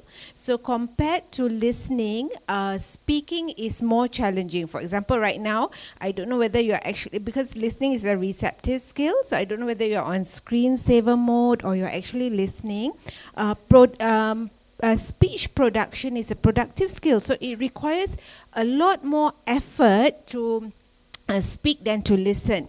So fluency is important and a lot of practice. So they need to possibly be, if they are linguistically competent, then possibly they need to string together sentences, have a lot of practice opportunities, and you possibly need to tier it. Maybe this is what they can do today, then you plus one from there, and you plus one further until they can quite successfully produce what is required at the United Nations level. And maybe we can also tap on Finita's idea of using Canva, and then they can actually listen to themselves and improve upon it. This is a very simplistic kind of solution. Ultimately, we really need to see that individual profile of the students, also their motivation and their basic cognitive ability, and whether they can string it together or not. So there are many other variables, but I'm just offering a kind of simple solution that may help. Yeah. Does that kind of answer the question? Okay, thank you. I want to add anything. All right, thank you, Dr. Kiran. Next, please. The next question. Yeah. Good morning, Dr. Kiran. My name is Ankita. I am from Universitas Airlangga, Surabaya. I am very honored to meet you here. And my question is about your presentation in oracy development. It makes me remember about my students, dyslexic students. They would come to me frustrated, asking me, Miss, do you have any manual on how to talk properly at school in front of the teachers and in front of our friends, because they do not know how to separate talking, how to distinguish, to differentiate whether talking to the teachers and also the students, fellow students. And about the practice, there are many bilingual schools in Surabaya that also accept students with DLD or SLI. And I would like to know your thoughts on how to teach them these speaking skills, these oracy skills.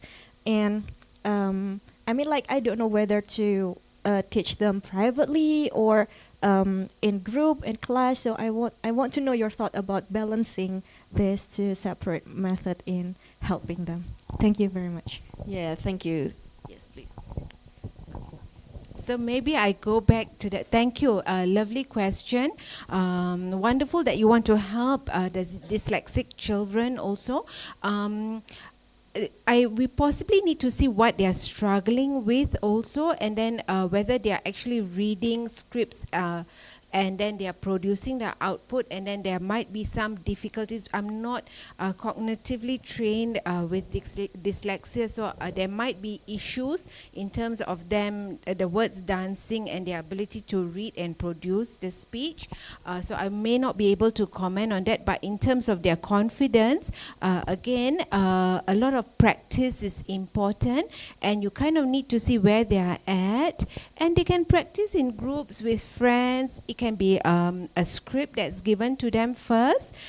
We in Singapore use a lot of readers theatre, so it's very easily available. It's free for download, and there are so many levels of scripts depending on the student's ability, and they can just read in their groups and have fun with it. So just get comfortable with speech production. At the same time, they're reading to comprehend. And later on, then you see what they are able to do, and then you set them up for small successes, and they can even do a video recording of themselves for a show and tell, and and then very important is the messaging, to maybe just tell them, just have fun with it and record yourselves, and just reward those small successes, because there might be issues with them, their confidence level, for example. So that would be an easy approach, rather than to maybe get them to stand in front of a class of 30, 40 children and talk. That may be a bit more challenging. Our chapter, there are some other articles that I've written that may be useful for that. Not so much today's talk, but that's some small way. I hope I've answered the question. Yeah. Okay. I will not comment on the dyslexic situation, but you mentioned that your students cannot differentiate how to speak to teachers and their fellow students. So if we refer to Pauline Jones' presentation earlier, we can use functional linguistic lens. So we can raise students' awareness about context. So when we communicate with others, we need to think about 3 variables, at least, like what the topic is about, who are involved in the conversation, and what kind of modes that we are using. So, you know, when we speak to our teachers, like for us as adults, for example, we will use certain words, or in Sundanese, for example, in Bahasa Sunda or in Bahasa Jawa, we have Romo Inggil, that word, Sunda halus, and then Sunda kasar atau yang loma setara. Yes, so we know that's strata. So when we raise students' awareness about those involved in the conversation, I think the students will also see the patterns. And if we use the 3 stages, like input, practice, and production. In the input, we give several models, like the models when some other kids talking to their teachers, and then when they talk to their friends and talk to their younger siblings, for example, because we tend to use different kind of words for communicating similar purposes. So perhaps we can, you might want to explore those variables as well. Thank you. Thank you, Ika. I missed the part about the register, so thank you for adding that part. All right, wonderful. Okay, so just keeping an eye on our clock. So I'm afraid that we are able to accept the last question. So I think that brings our Q&A session to a close.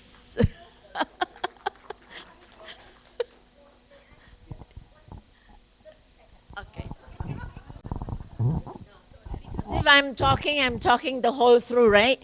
So I just want to confirm that in fact what we have to be aware of is the quality of the English of the teacher. I just want to confirm from you all. Do you think if I say that, you know, the vital, fundamental criteria that should be there in teaching English to young learners is the English of the teacher? Just say yes or no.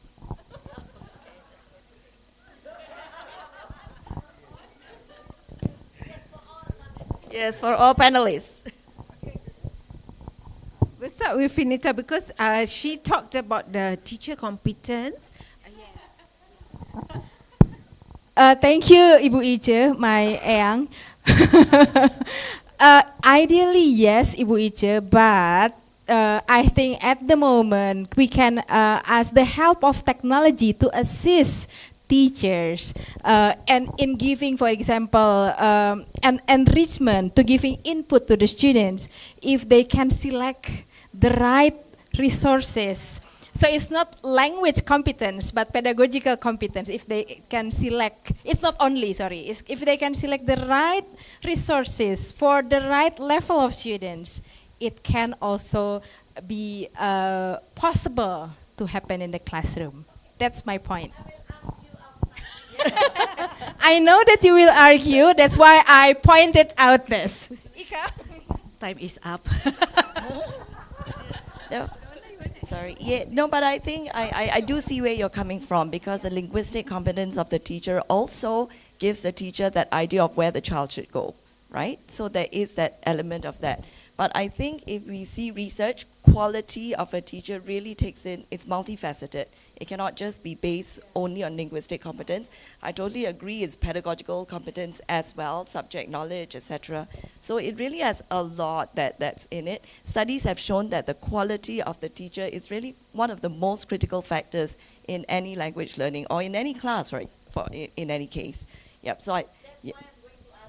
Okay. Yes, please go ahead. All right.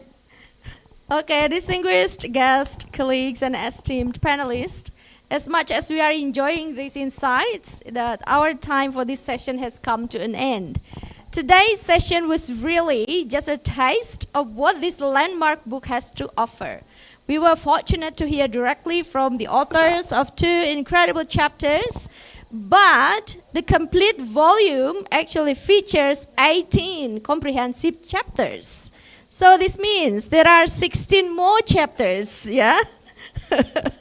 Packed, yeah, right, for young language learners. So I invite each of you to take this learning back to your home institutions, recommend this publication to your academic libraries, right? Adopt it for your pedagogy courses and grab a copy for your own research and teaching practice.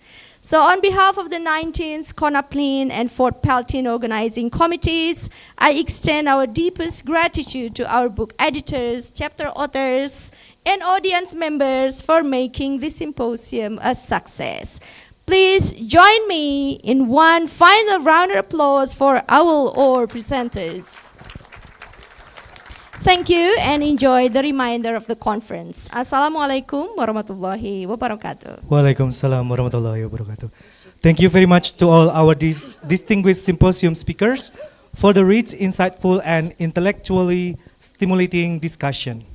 The symposium has offered valuable perspectives on how educators, researchers, and policymakers can support meaningful second language oracy development among young learners. And our sincere appreciation also goes to Bu Diandia and Muniro M. Hum, PhD, for expertly moderating this symposium. And ladies and gentlemen, let us give all our speakers and moderator another enthusiastic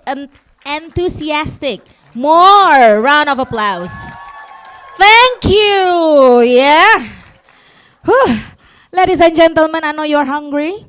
And then the morning program has now concluded, yeah? And we will now have 1 hour lunch break. Yes, yeah. Until 1 p.m. Yeah, and lunch is available on this floor, yeah, outside, just outside when you got the refreshment earlier.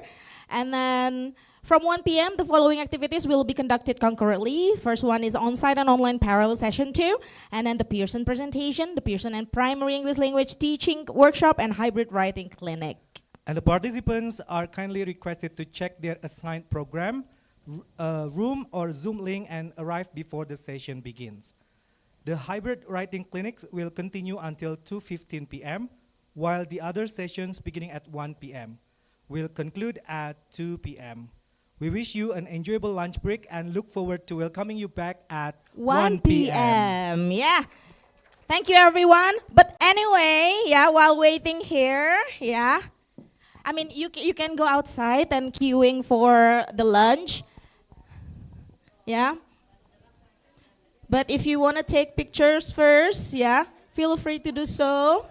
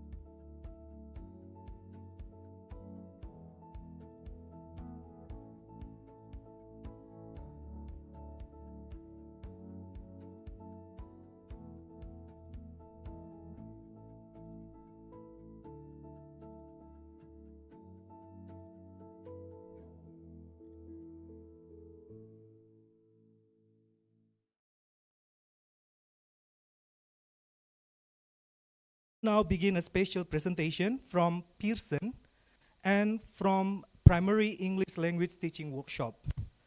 And the presentation from Pearson will be delivered by Ms. Vita Kusumastuti, entitled International English Proficiency Assessment, Gold Standard Validation for Our Learners.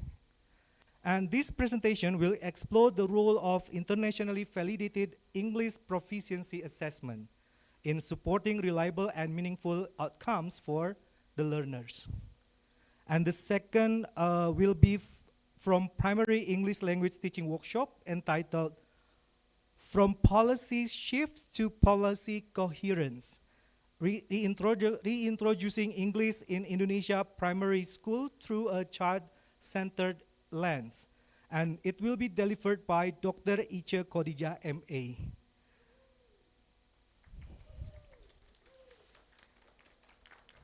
This session will discuss how the introducing of English in Indonesia primary school can move beyond isolated policy shifts toward a more coherent and child-centered approach. Then this session will be moderated by Dr. Farida Hidayati, SPD, MPD. So may I invite the moderator to come to the stage? Dr. Farida Hidayati, SPD, MPD. It's okay. Now the session is yours, Ms. Dr. Farida Hidayati.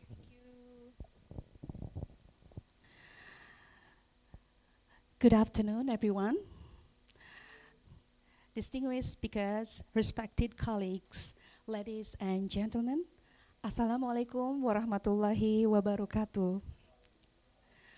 Welcome to this session of the CONAPLIN conference. First of all, let me introduce myself. I'm Farida Hidayati, and I will be your moderator for this session.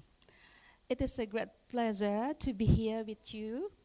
We are very fortunate to have two distinguished speakers with us today, and they will share their insights on two very important topics related to English language education. Our first presentation will focus on international English proficiency assessment, while our second presentation will discuss English education policy and the reintroduction of English in Indonesian primary schools. Before we start, let me briefly explain how this session will work. We have two presentations today, and each speaker will have 30 minutes. Please note that we will not have a live question and answer session after the presentation. However, we certainly welcome your questions. If you have any questions for our speakers, please submit them through the Padlet link, which will be displayed by the committee in the channel. So while listening to the presentation, please feel free to write down your questions and submit them through the Padlet. All right, shall we begin? Okay. Our first speaker today is Ms. Vita Kusumastuti, SPD, MLE. Let me briefly introduce her. Ms. Vita is an educational leader and okay.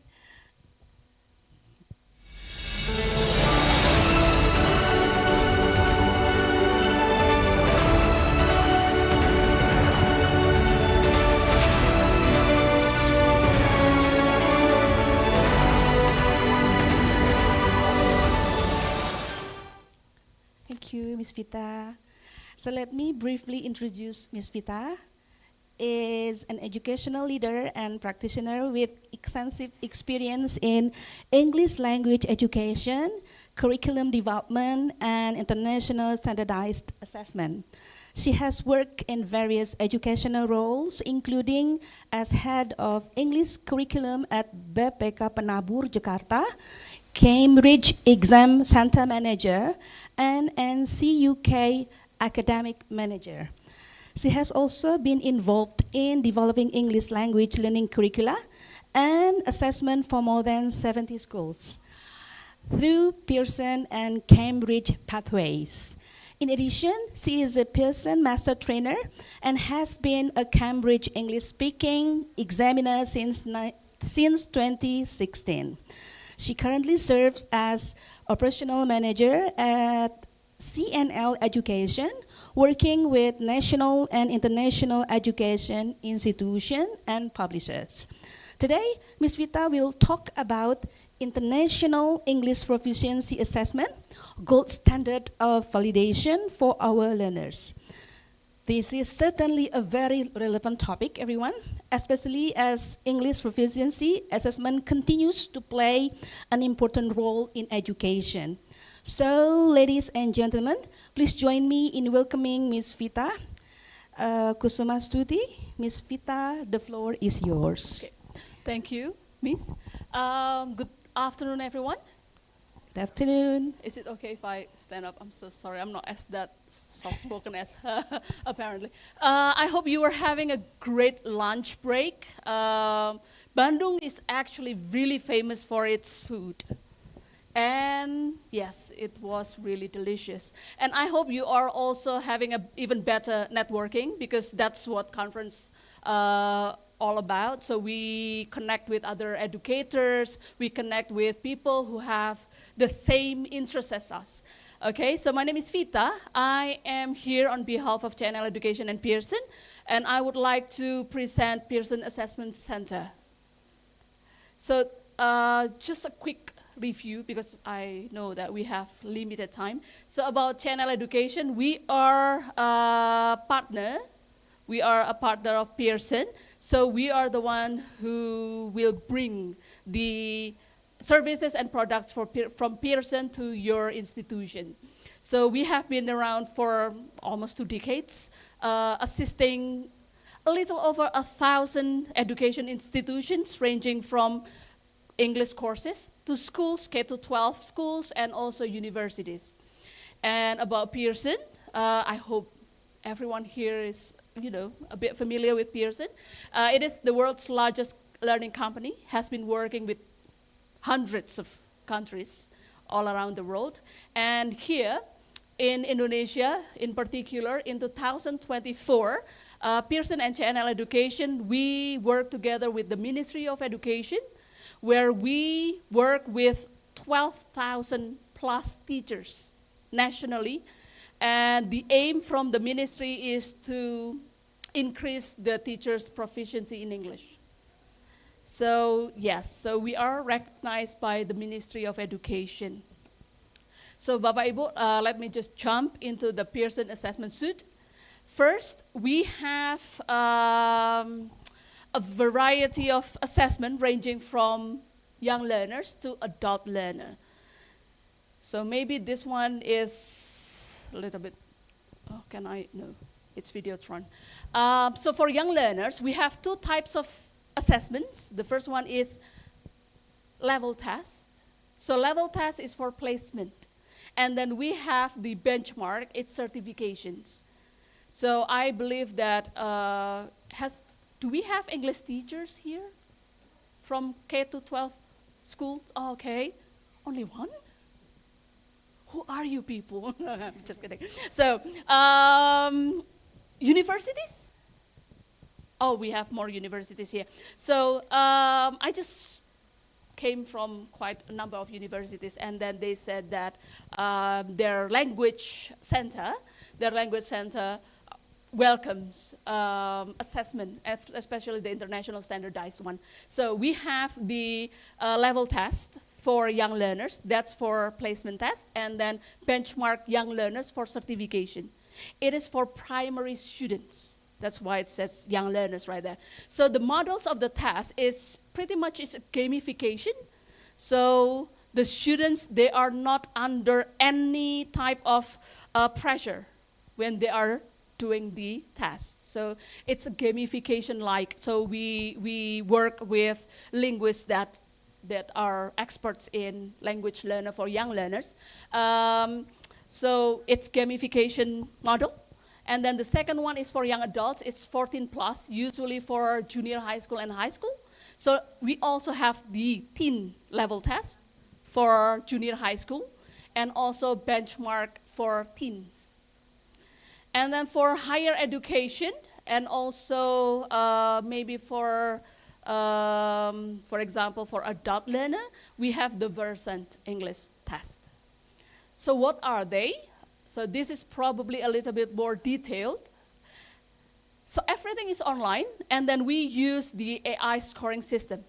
So no human involvement in the scoring system. So everything is online.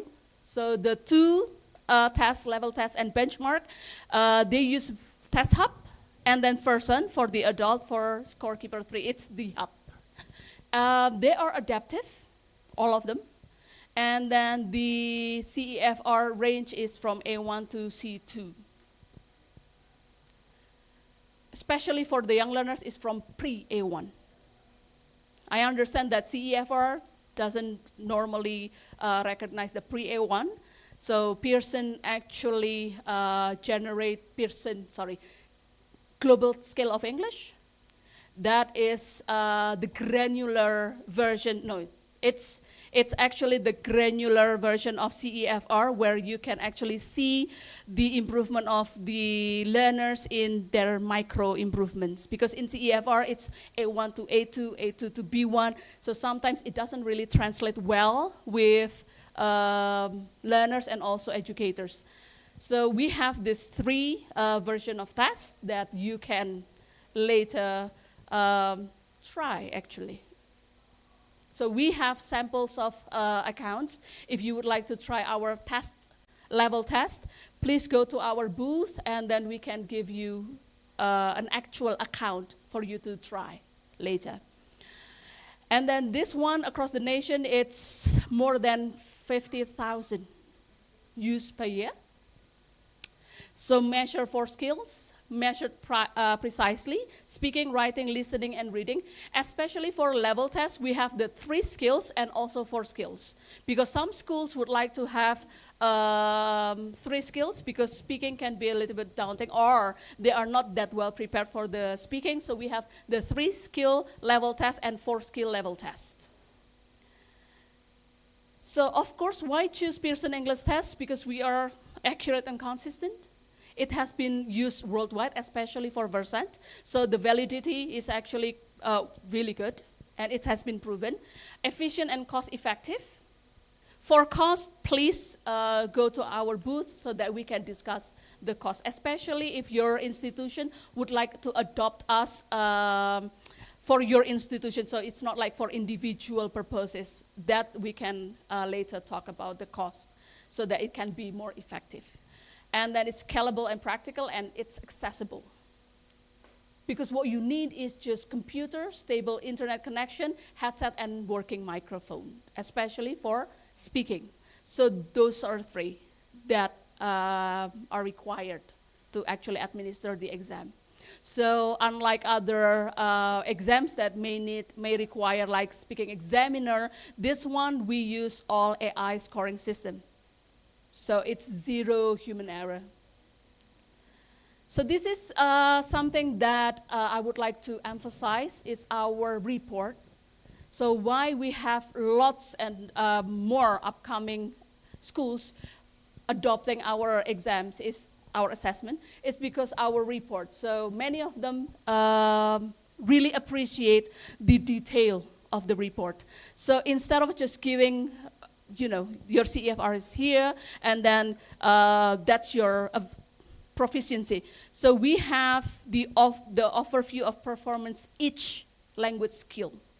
So for level test, this is for the placement. Even for the placement, it has the detailed overview performance. Therefore, for teachers, this is a very this is something that they can use to later on design their teaching and learning activities that actually meet the student need. And then this is for benchmark.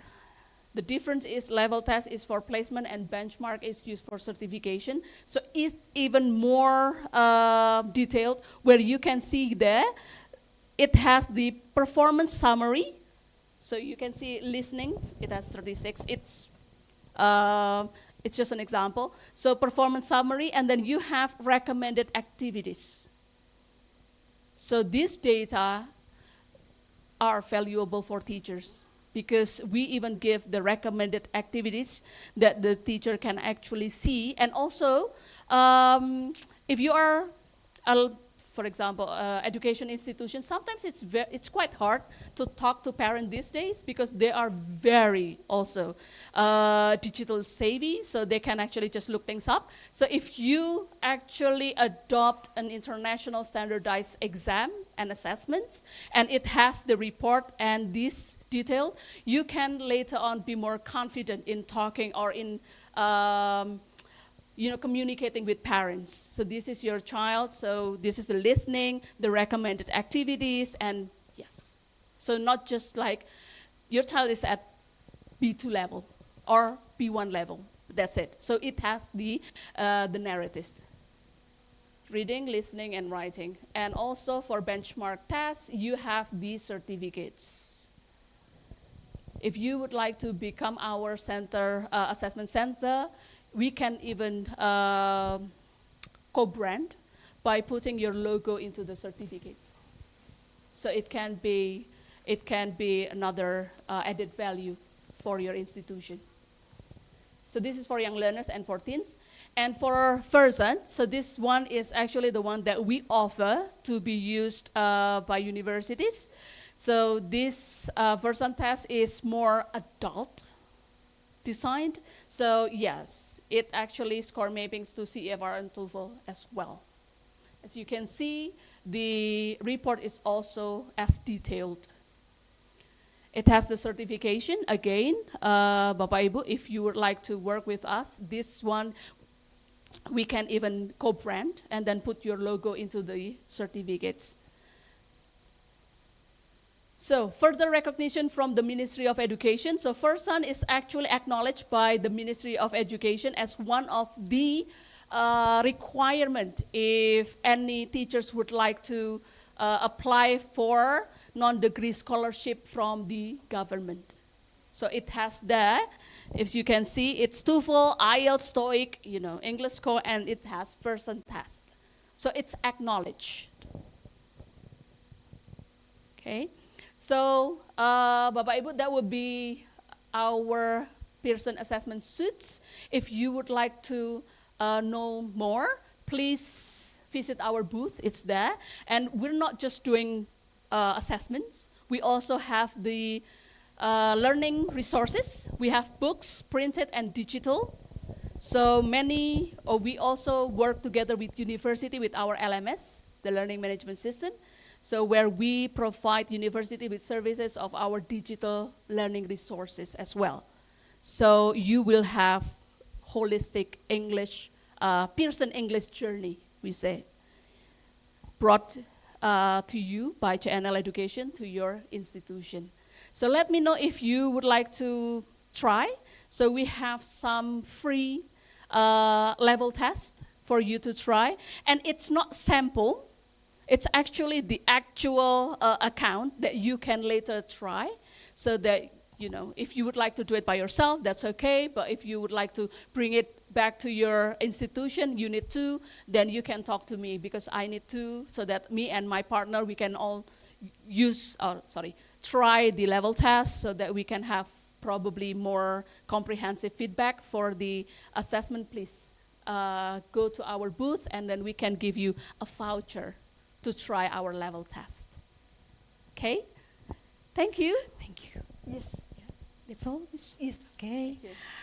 Thank you very much, Miss Vita, for the very interesting and insightful presentation. Okay. So, Miss Vita, now you are invited to. Yeah. Thank you so much.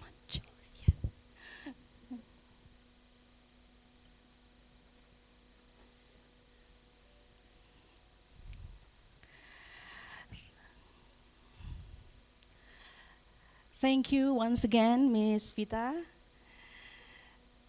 We will now move on to our second presentation. Our second speaker today is someone with extensive experience and a very strong contribution to English language education and educational policy in Indonesia. It is my great pleasure to introduce Dr. Ica Khadijah, MA. Welcome, Ibu. Okay. No need the CV. Dr. Ica is a prominent Indonesian education expert, practitioner, and independent trainer with more than 40 years of experience in educational improvement. She currently serves as the executive chair of the Indonesian National Commission for UNESCO and leads the board of experts at the Center for Education and Policy Studies, or PSPK. She holds a master's degree from the University of Warwick and a doctorate in English education from Universitas Pendidikan, Indonesia.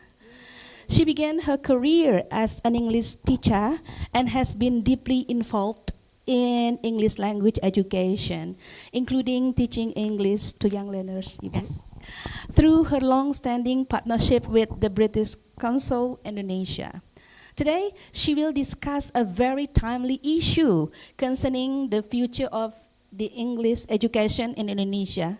Her presentation is entitled From Policy Shifts to Policy Coherence, Reintroducing English in Indonesian Primary Schools Through a Child-Centered Lens.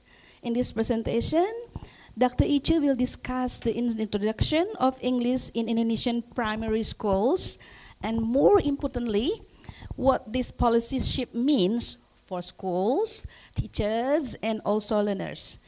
She will also highlight 4 important dimensions, right, Ibu? Yes. Namely, policy coherence, curriculum sustainability, implementation fidelity, and child-centered education. Yes. So, this is not simply about bringing in English back to primary schools. It is also about asking a bigger question. How can we make educational reform sustainable and ensure that it truly serves the best interests of every child? And I believe this is a question that is highly relevant to all of us involved in English education. So, ladies and gentlemen, please join me in welcoming Dr. Ica Khadijah, MA. Dr. Ica, the floor is yours. Thank you very much. Good afternoon, everyone. It's time to listen to loud voice. Loud, physically loud, and loud argument too. From this morning, actually, I'm so happy and have a little bit of more hope after listening to Christoph, Pauline, and then second language RC development for young learners in the panel earlier before lunch. I start thinking of having a hope for the future. Why? Because I've been involving in the work of the teaching of English in primary school since early 90.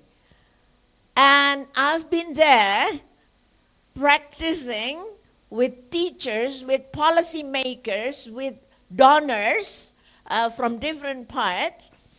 And we keep on coming back from issuing policy, stopping policy, and then now issuing again for 30 years. So we go in and out for 30 years.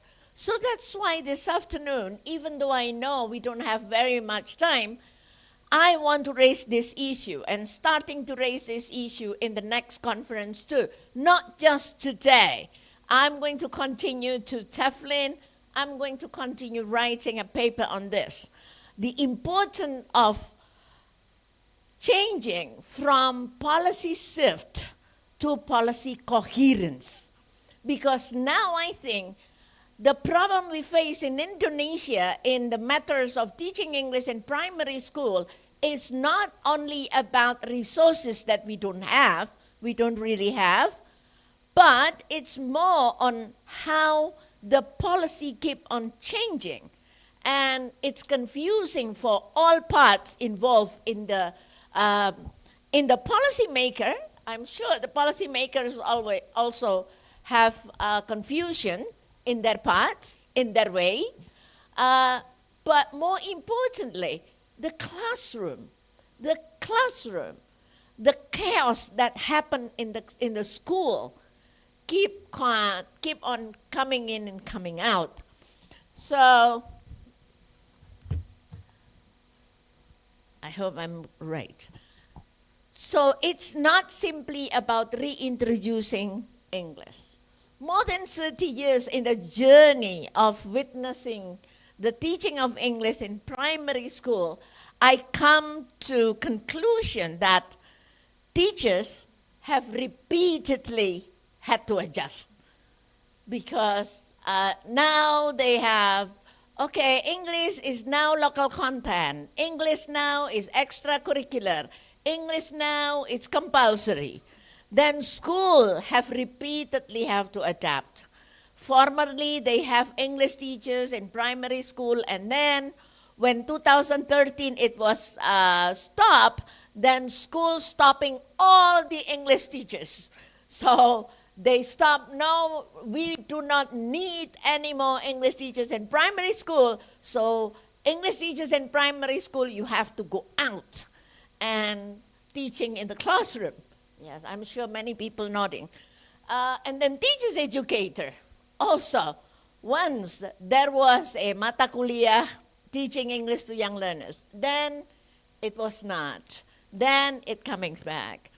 And then curriculum developers also have repeatedly redesigned. And then parents, it's another chaotic buzz.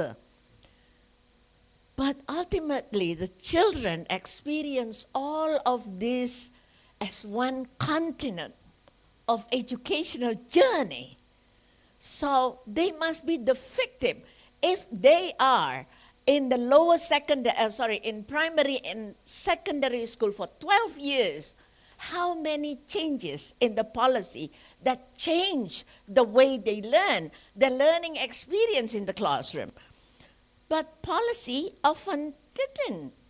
They don't really know, they don't experience that, because policy has memory of document. But children have the memory of learning experience, which I think this is a two contradictory thing that we need to think. All of the authorities from campus, schools, policymakers, we have to think that children experience the learning, have the impact, big impact from the policy. So, a policy change is never just a change in policy. Do you believe so? It is impossible that policy just stop in the policy, because policy change, then it goes to curriculum and standards. If the policy now English is introduced as extracurricular, then curriculum should adjust. And then if the policy say English as a compulsory subject, then they change the curriculum again. They change the standard again. Then teachers, do we have enough teachers? Do we have capable teachers? Do we have teachers who understand pedagogy of teaching English to young learners, teaching a new language to young learners? And then school, of course, because when we talk about schools, different schools have different policy. Urban versus rural areas. Indonesia is so diverse, and then we witness that teachers in rural area, sometimes they struggle to have even the core teacher for core subjects, let alone for English. Then classroom practice. is the vital purpose of introducing English is how the classroom experience done by the teachers. And because to arrive at the children's learning experience, we have to go through from policy to curriculum to teachers to school to classroom practice. Then, if we look at each of them, they have to translate policy. What is it intended? I love the presentation from the first presentation about language policy, talking about what is the intention of the government. That's very important. Whether English is introduced just for fun, or English is introduced in primary school all over Indonesia, from urban to rural. What is it for? What's the objective?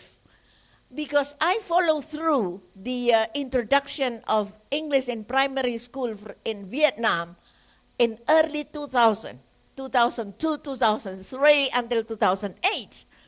Then they decided that in some urban areas, school should start from grade 3. And then in the rural area, they can extend until later when they are ready to introduce English. Is that right? I think people in Southeast Asia realized that policy back in early 2000. Then, when we talk about policy, we have to translate it. Sometimes the translation goes from the minister to the lower level of the minister, to the practitioner, then to the regional, to the kabupaten, district, province. Then the translation might change. A different group translate in their own ways. And then curriculum. What does it mean for learning? What's the curriculum for?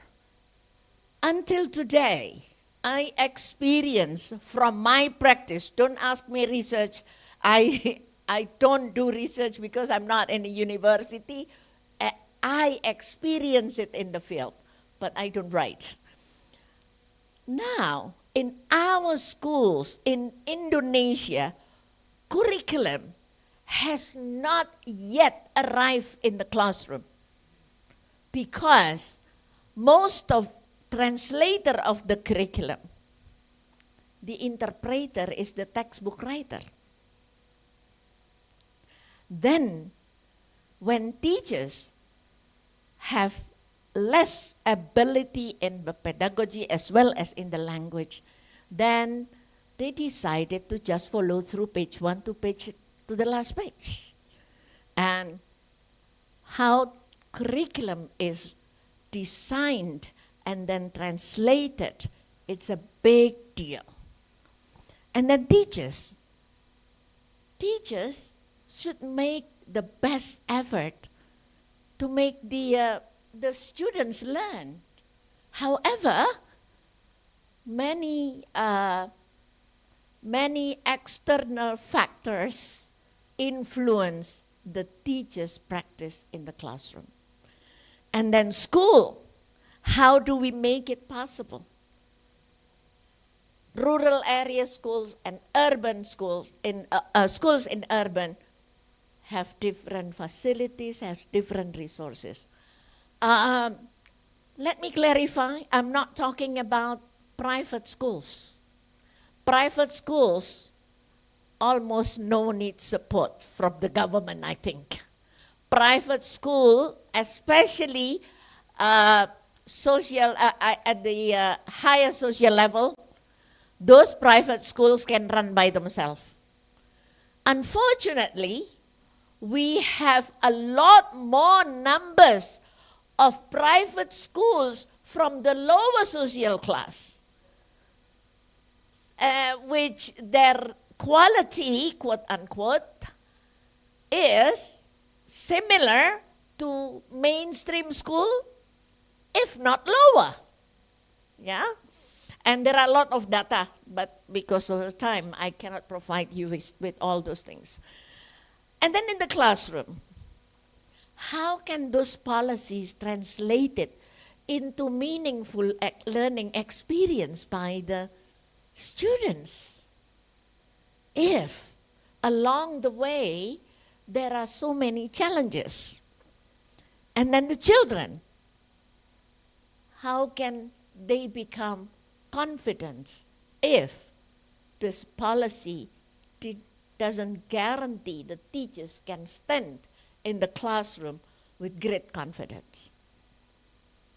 So, ladies and gentlemen, from the national policy to the classroom, I mark this, policy maker by pointing. I really mean it. The policy maker just point. Do this, do that, make this, develop that. It must be like this and like that.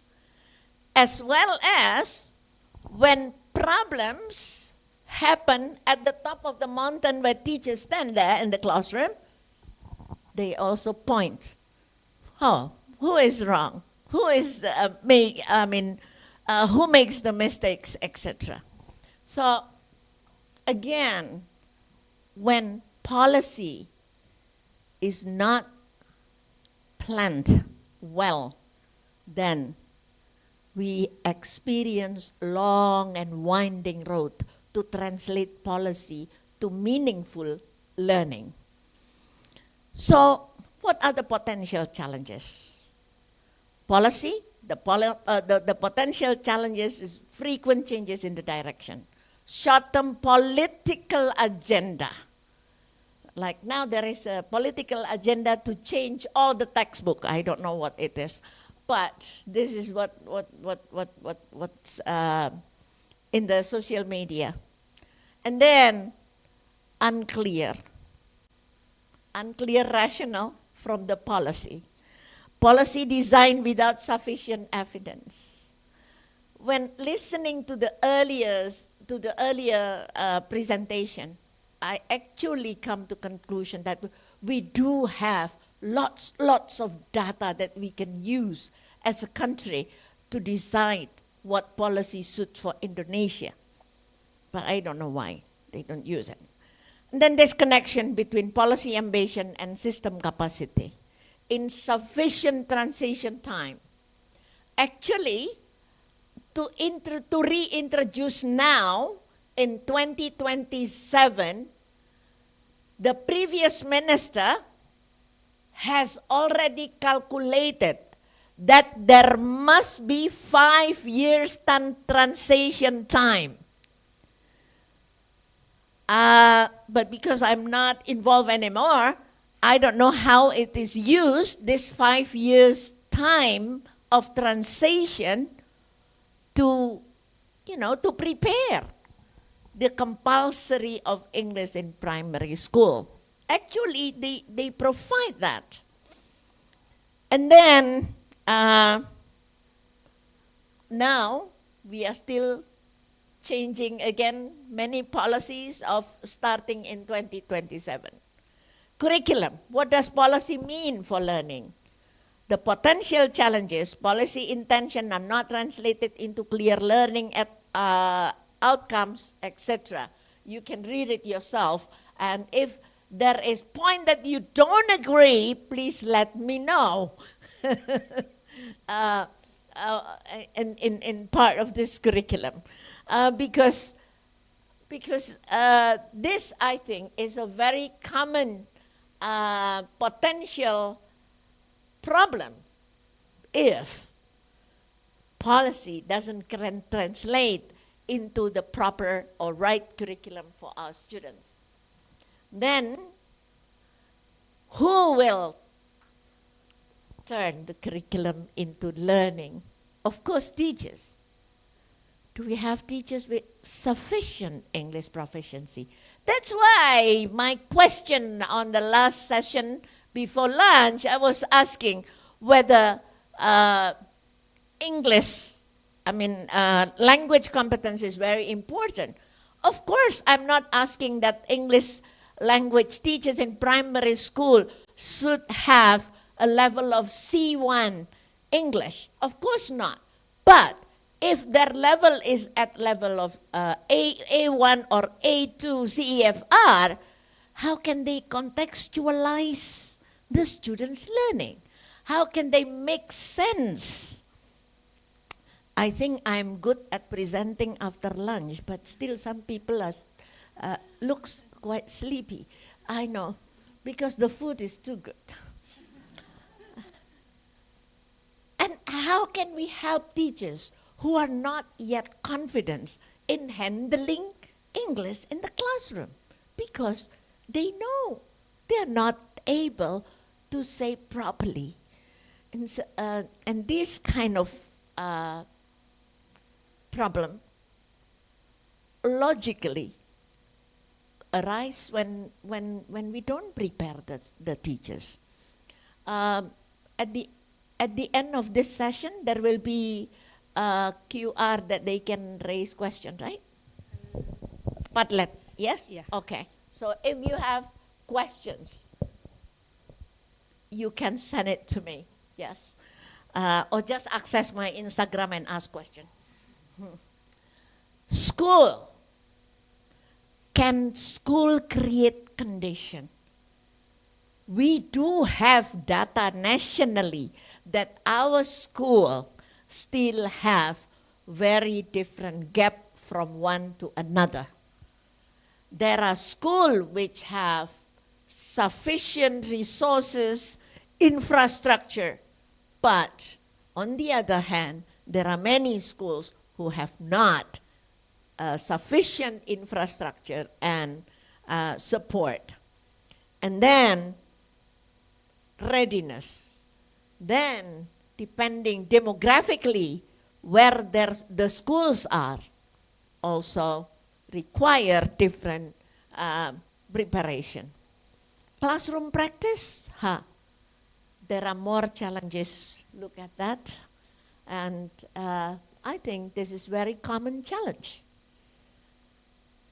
Again, if the policy is not prepared well enough, looking at all the situations and make decisions depending on the current situation, then of course the classroom will suffer a lot more, because different school, different class, all over Indonesia, we have 400,000 sort of schools all over Indonesia.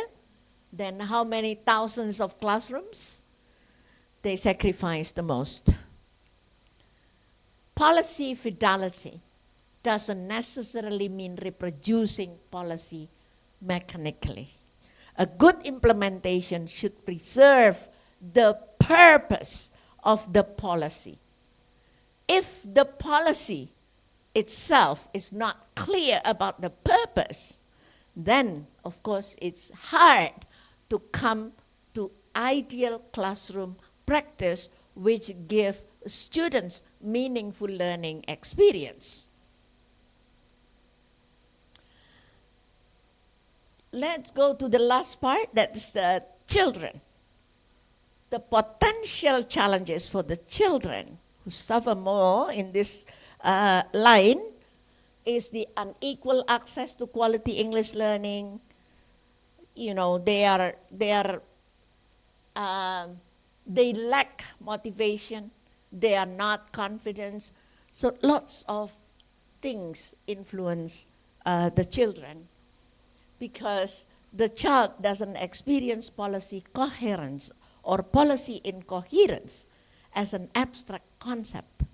The child experiences it as a learning experience, not just the concept of policy. So, what should we do differently this time? I think I'm on time. There are 3 points that I suggest. Number 1, from policy episodes. Now we have 30 years of different episodes of policies, why don't we change from the long and winding changing of policy episodes to a more coherent, long-term commitment, build continuity, and of course, based on what happened in the field, not the result of the test. Because if the reference to improvement is the result of the test, I think our friend from Singapore were also talking about that, right? Then we fail to equip our young people with English ability. Instead, we prepare them to just pass the test. Because the classroom will follow what is instructed in the test in order to have the legacy of good result in the school. So I think we have to change we have to have long-term vision, developmental progression, predictable direction. How can we have predictable direction if we don't know the situation where we start? Sufficient transition time, evidence-informed improvement. I think these things should be exposed. If you are in university, please talk about this. These 3 suggestions that I come up with, or maybe you will have more. And number 2, from policy implementation to system alignment.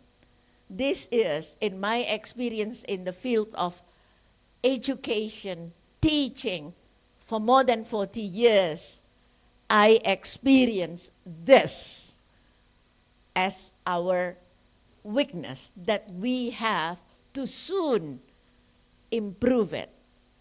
Not just about policy implementation, but it's about the whole system alignment. Policy, curriculum, teachers, school, classroom should be in one line.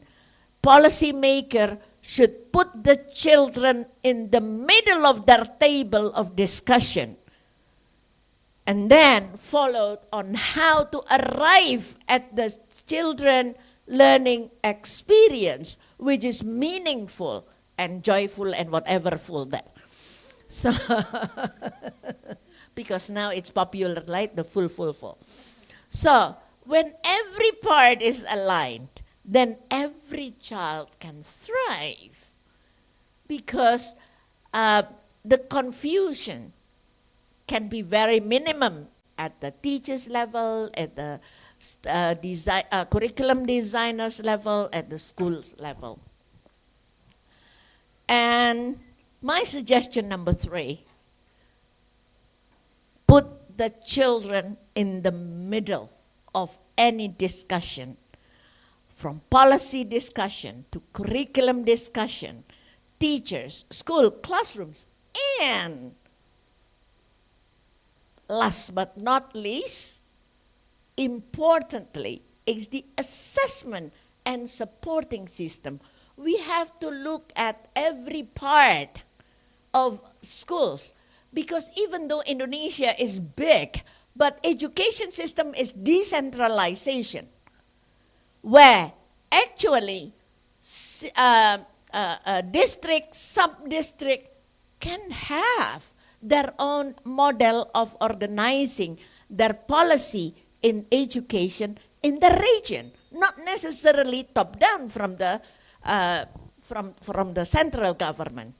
So, don't only ask, did we implement the policy, but ask, what did the child experience? Because most importantly, whatever beautiful the policy, it will become just document memory. Wait 1 minute. So, the real issue is not whether English should return to primary school, but whether Indonesia can sustain educational policy long enough and coherently enough for that policy to actually benefit the children. So let me close with my words that I have prepared as closing. I just want to finish with a professional reflection from someone who has witnessed the journey of teaching young learners. After more than 30 years of watching English move in, move out of Indonesian primary education, I don't think our biggest challenge is deciding whether English matters. We already know it matters a lot. Our challenge is whether we can create a system that is coherent enough, stable enough, and human enough to allow teachers to build and children to benefit. Because children do not experience policy cycles, they experience classroom. And they deserve better than starting over every time the policy changes. Perhaps it's time for our policies to develop a memory. Thank you. MashaAllah. Thank you very much, Dr. Iche, for that very insightful and thought-provoking presentation. Ladies and gentlemen, please give Dr. Iche a warm round of applause one more time, please. Well, ladies and gentlemen, we have now come to the end of our session. Let me express my sincere gratitude to two distinguished speakers, Ms. Vita Kusumastuti, SPD, MLE, and Dr. Iche Hodijah, MA. Thank you very much for sharing your knowledge, experience, and valuable perspective with us. So, once again, please remember that we do not have a live question and answer session today. However, if you still have questions or comments for our speakers, please submit them through the Padlet link displayed by the committee in the channel. Once again, thank you to our speakers and to all of you for your participation and attention. It has been a pleasure serving as your moderator today. I hope that you gain valuable insights and perhaps a few new ideas to take back to your own institution and classroom. Thank you very much. Wassalamualaikum warahmatullahi wabarakatuh.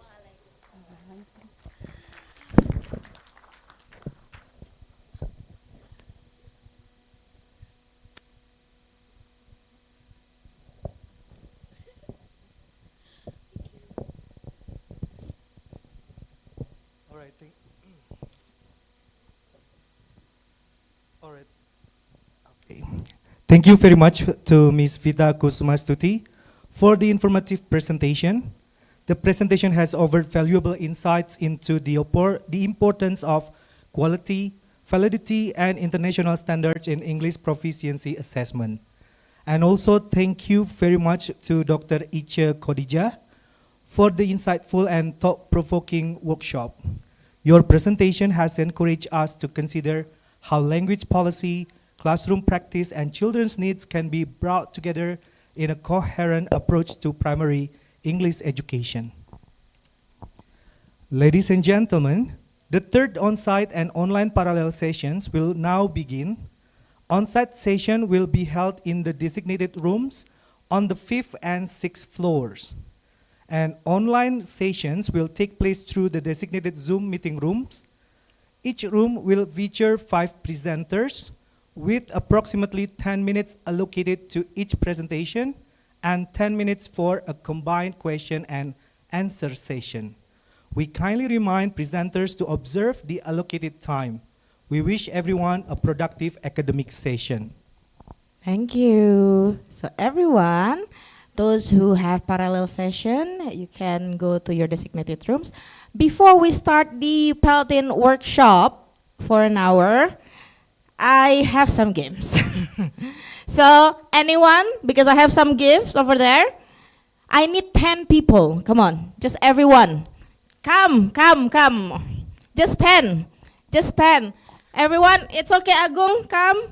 10 people. Committee, anyone? Anyone wants to join? Yes, you can please. join if you Please, want. may join.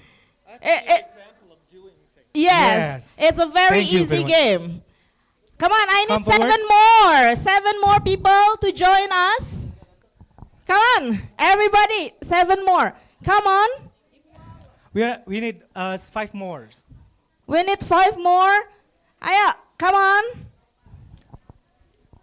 We have our door prize, yeah? Okay, 1, 2, 3, 4, 5, 6, 7, 8, 9, 10. Okay, good. Okay, the game is easy. So I want you to count. 1, 2, 3, 4, 5 until the end. Okay, start.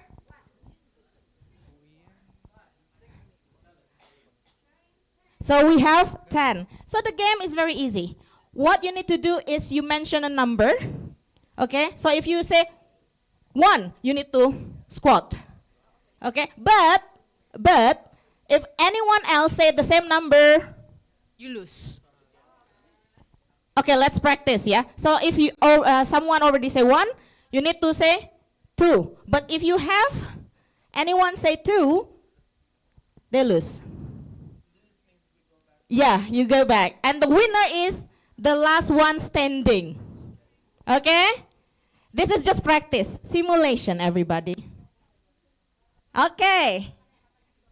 When I say ready, set, go, and then if you want to start with 1, just go. Okay? But make sure no one says the same number. Okay? Ready, set, go. No. 1. We start from 1. Okay, yeah? So 1, 2, 3, 4, 5. Not your number. Yeah. Okay? So you count. This is still simulation. Ready, set, go. You lose. Yeah. Only 1 need to squat. Okay? 1 more time before, okay? Ready, set, go.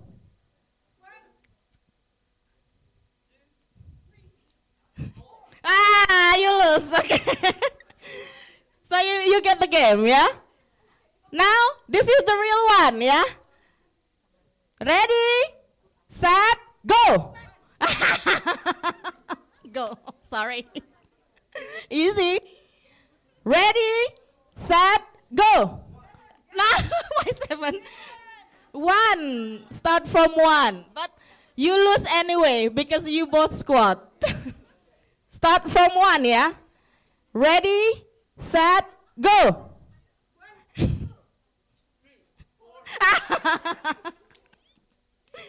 Okay. Are you ready? Ready, set, go. You lose because you're the last one. Sorry. Okay. Ready, set, go. You lose, Finley. Okay, now who is the first, yeah, is gonna win. Ready?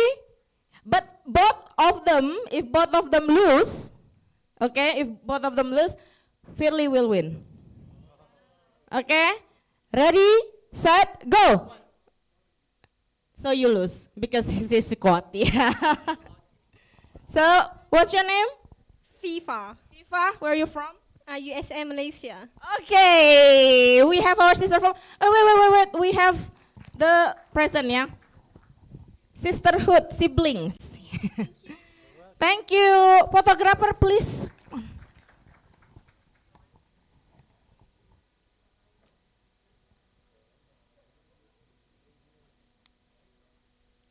Thank you, FIFA. Yay! Okay. So what's next? Another game or the same game? No, we don't have more time. Later, yeah, another game. Later, yeah, stay tuned. Let me think about the new game. I'll come up with something.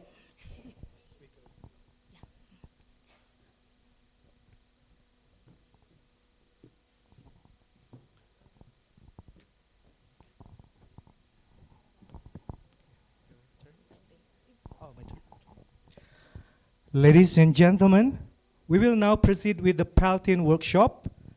This workshop is part of this conference program and will focus on issues related to primary English language teaching. The workshop will be delivered by Dr. Ian Nurlailawati and Jusnita MA PhD and will be moderated by Muhammad Agung Ibrahim MPD. May I invite the moderator and workshop facilitators to take their places on the stage. Please, Muhammad Agung Ibrahim MPD, Dr. Ian Nurlailawati, and Jusnita MA PhD. All right, so good afternoon, everyone.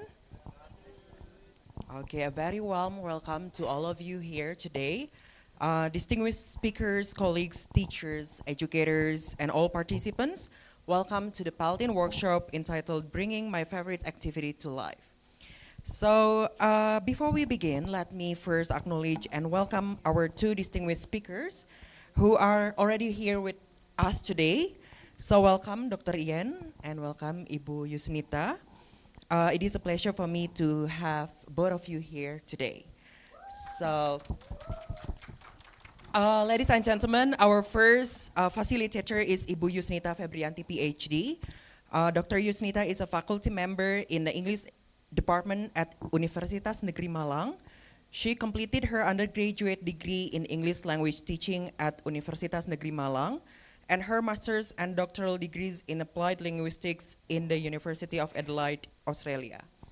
Her research interests include systemic functional linguistics, discourse analysis, and multimodality. Particularly their applications in English language teaching. She has presented her work at various professional forums and published in academic journals. And our second facilitator is Dr. Ian Nurlailawati MPD. Dr. Ian is the secretary of the UPI Language Center at Universitas Pendidikan Indonesia. She holds her bachelor's, master's, and doctoral degree from UPI and specializes in English language teaching, particularly teaching English for young learners, materials development, gender-based pedagogy, and English language instructions. She has contributed to various research publications, books, and teaching materials, including the English for Nusantara textbooks. Her recent scholarly work has explored gender-based approaches, digital storytelling, reading pedagogy, and the development of teachers' pedagogical competencies. And what makes these sessions even more special is that both Dr. Jusnita and Dr. Ian are the vice presidents of PELTIN, the Associations of Primary English Language Teachers of Indonesia. So once again, welcome Ibu Jusnita and Ibu Ian. And ladies and gentlemen, of course, since we are here in the PELTIN sessions, I think we should start with our PELTIN spirit. So Ibu Bapak, if I say PELTIN, you can say grow together, grow better, okay? All right, PELTIN, grow together, grow better. Okay, thank you. One more, all right. PELTIN, grow together, grow better. Okay, thank you, Miss Icha. All right, so Ibu Bapak, I think without any further ado, let's start our very first workshop from Ibu Jusnita Febrianti. Ibu Jusnita, the floor is yours. Hello everyone, Bismillahirrahmanirrahim. Assalamualaikum warahmatullahi wabarakatuh. Every time we show up in this type of forum, they would say that we are vice presidents of things, but you know what? For us, PELTIN is a happy place, and our book, English for Nusantara, is one of our happiest projects. That's why we are so happy to share this with you. We understand that while some of you might be familiar with English for Nusantara, some of you might not, but that's okay, because our EFN book are for those who are teaching in SMP and SD. So if you're not, you might not be familiar with it. Again, this is one of our happiest projects to work together with the people in PELTIN. We have a lot of supports and consultations as well, including with Pauline. We have support from Relo's team, PEYL as well, to develop whatever is existing in the book so that we can improve it. And our next aim is how to help teachers to use these books in the classrooms. And hopefully what we present today will show us a little bit on how we can use the textbook. And of course, you will be able to develop it even more in your classrooms. I'm taking only one chapter from EFN Kids for year 3. This is from chapter 1. I think this one doesn't work. This probably works. It refused to work. Shall I just go home? Oh, sorry.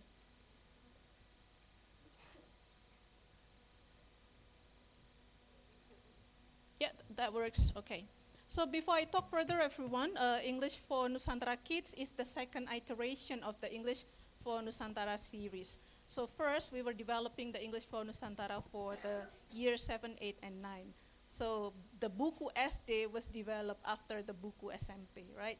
So the characters that we have in this book is taken from EFN for the SMP, but then we put them younger in terms of images so that we can still relate to the SMP book.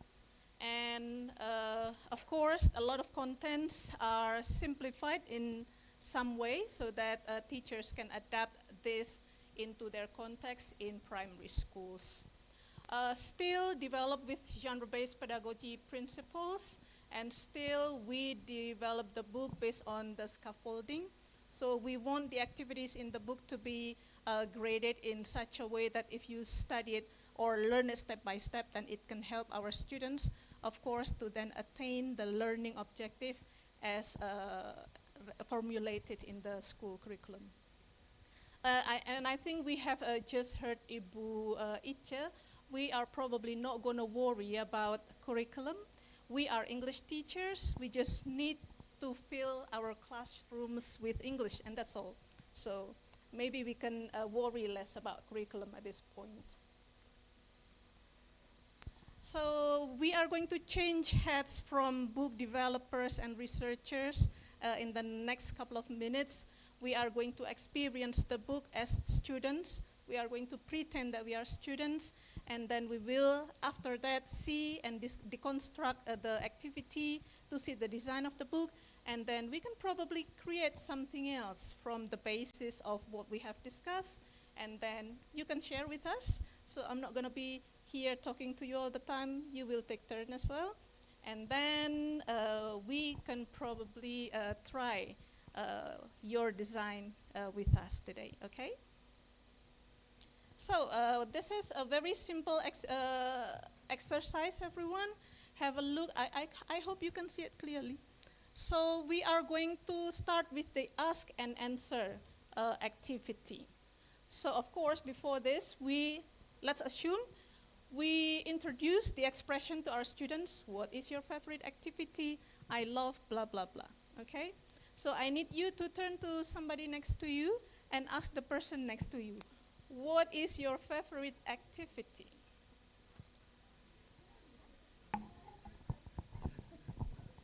Let's go. Ask the neighbor next to you, what is your favorite activity? Remember, everyone, we are in year 3, so we wouldn't talk about something grown-uppy.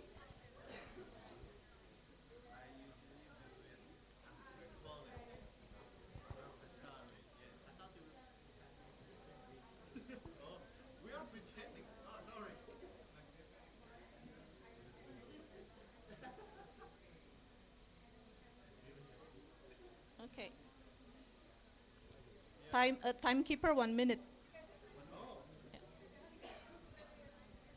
Let's go ask your neighbor, what is your favorite activity? As a year 3 student.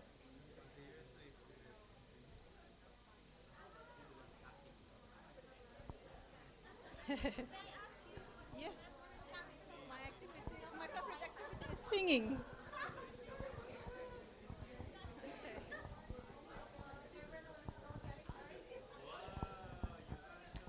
Okay. All right. Now somebody please tell the class. Now we are in a big classroom. So what is your friend's favorite activity? She loves watching cartoons, especially SpongeBob. SpongeBob. Thank you. We see that she's using the word love. So you can direct your friends to use the word like or love. Let's see here. What is your friend's favorite activity? She likes playing congklak. She loves playing congklak. Do you know congklak? Yes, we are familiar with congklak. Can we say congklak in English? We don't have to, all right? But we know what congklak is, right? Okay, all good. One more share, maybe? What is your friend's favorite activity? My friend like to research, she said. Doing research. Doing research. She is. I'm not. Okay. Once again, everyone, this is a year 3 classroom, okay? We don't do research. Pak Kevin, do you want to share with us? Ibu Ala likes going to the swimming pool. Yes, Ibu Ala. Nice to meet you, Ibu Ala. So Ibu Ala likes to go to swimming pool.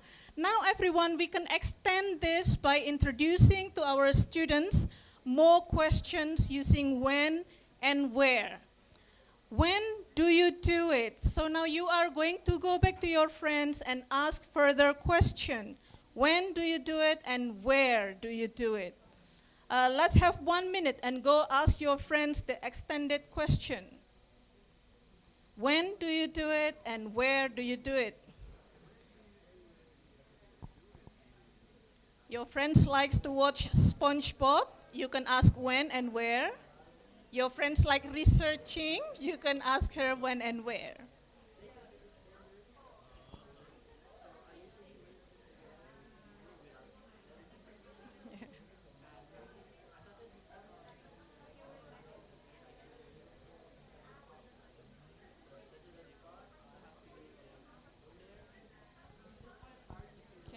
You're talking to your friends? Okay. Okay, have you asked that question to your friend? Let's go share it to the class. Yeah. Do you want to tell the class when he likes to do his favorite activity? I'm actually 3rd grade. Oh, yeah. Yeah, so he's the one. Okay, so my friend is usually doing his favorite activity when his parents aren't home. Yes. That is suspicious. Thank you. Anybody else would like to share about the extended answer? Yes, we've got one here. She says to me that her favorite activity is eating delicious food. If it is not delicious, she won't eat that.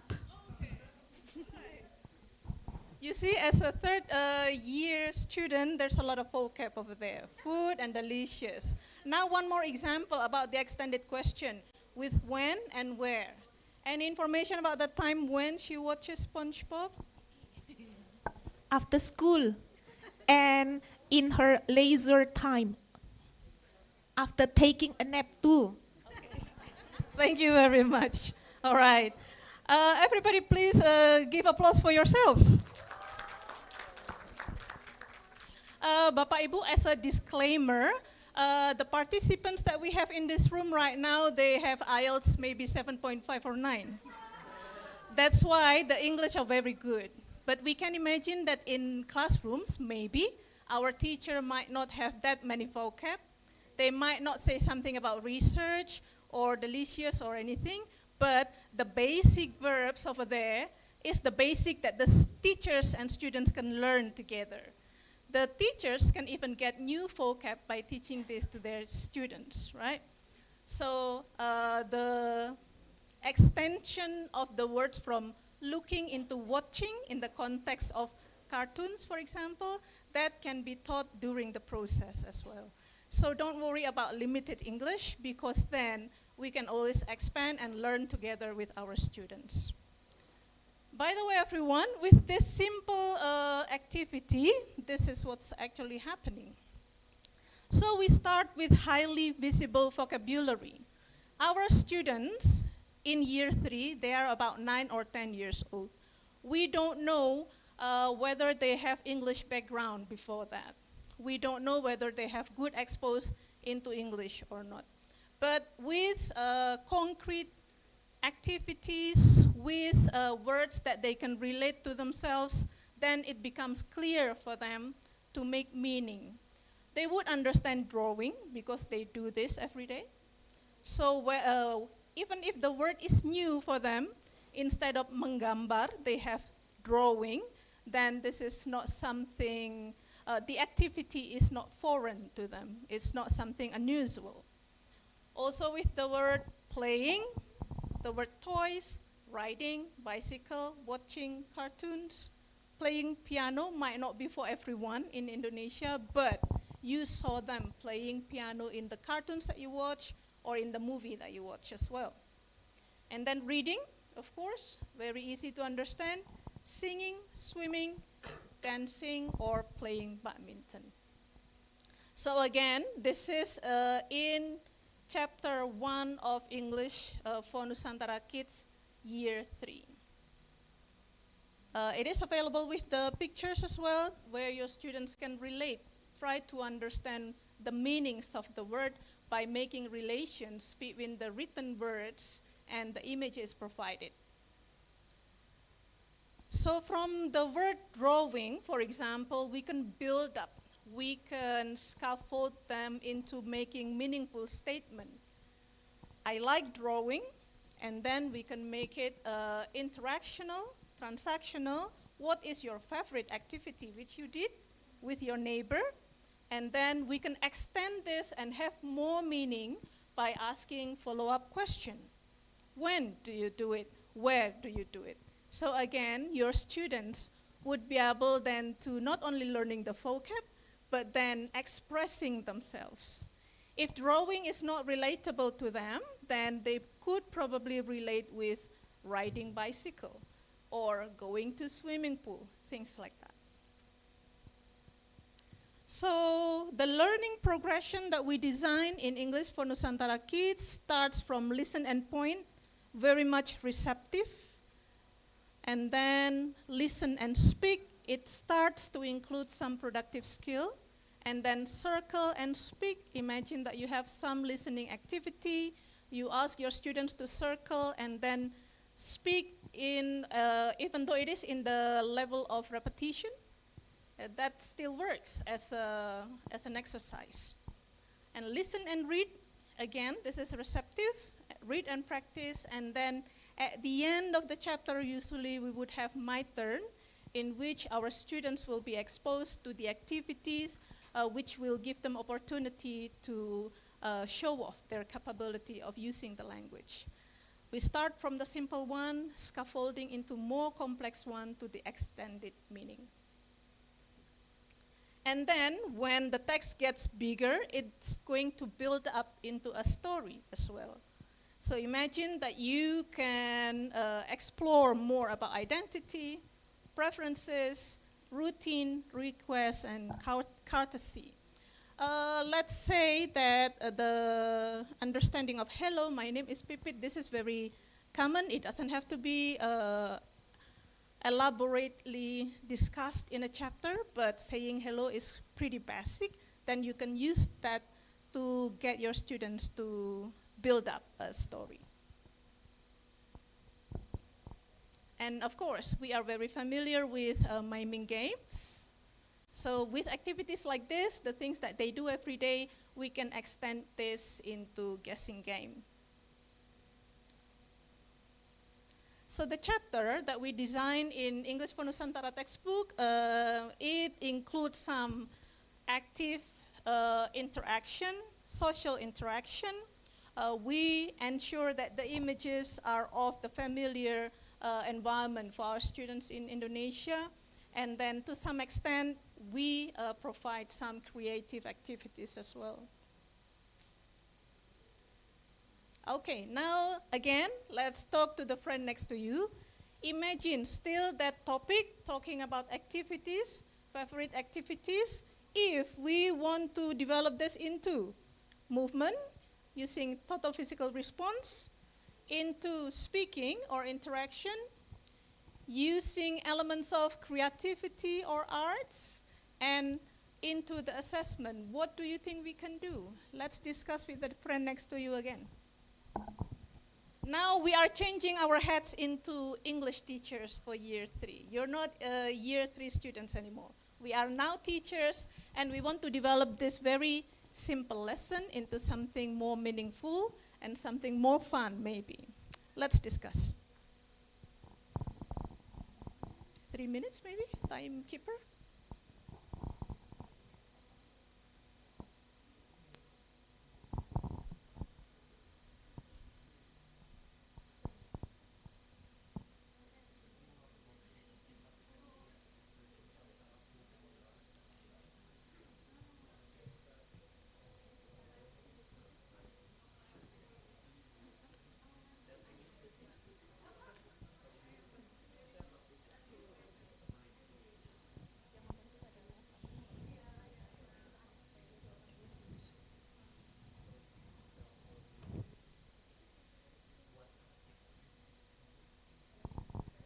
You can choose either one. You don't have to do all 4. It looks like our master of ceremony and moderator is busy discussing as well. We would welcome you to give ideas as well.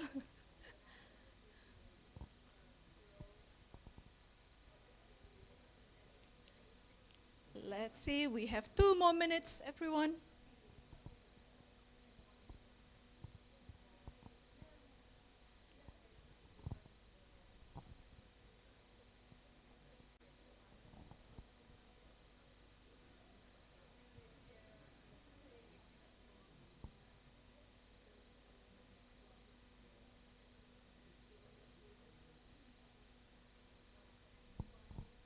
We are 1 minute away, everyone. Please get ready to share with the class. How are we going to extend this into other activities?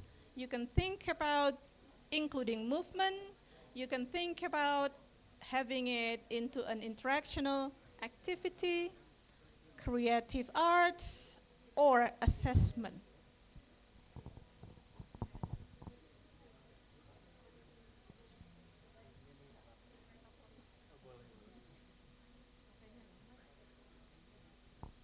Okay, time's up, everyone.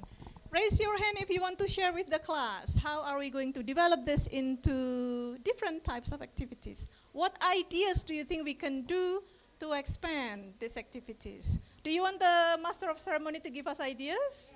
Yes, okay. All right, thank you. We were having a nice chit chat, actually, not discussing. Yeah, the games that we usually provide to our students for the movement, turning vocabulary or mime and cast into a full class movement experience. We sometimes give them like a letter race game. So we scatter the letters on the floor and ask them to stand in line and don't cross the line. So we divide them into several groups, and we describe the, let's say, the vocab that they want them to find and arrange the letters. And then once they can successfully arrange the letter, they say, I did it. Okay, that's one of them. I think one is enough, yeah? We can share from Thank you very much, Bagus. Okay, that's a good idea, Bapak Ibu. You know, when we are teaching young children, we have students with a lot of energy, and they are very keen on competing with competition. Just get their energy drained out with this type of activity. That will be good in your classes. All right, anybody else would like to share? Anyone?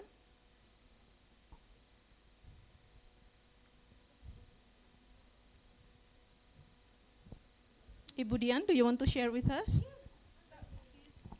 Oh, the winner from Malaysia. I need to turn around. Yes, please. Okay, so for the movement, what I experienced, I was a kindergarten teacher before. So what I did was I used a storybook and make a movement with the storybook. Whenever I say the words, I will move together or even create a song, a simple song, and let the children join me. And I also use the flashcard and play charade about the storybook. So I think my children love that. Thank you That's very my experience. much. Yeah. Thank you. That's a very nice combo. Beautiful stories, storybooks, and then activities. Students, children will love them. One more share, please. Anyone? From up here? Anybody? Shall we ask Agung? Okay, Bulisti is going down in her seat. Okay. Yeah, Bulisti can share with us.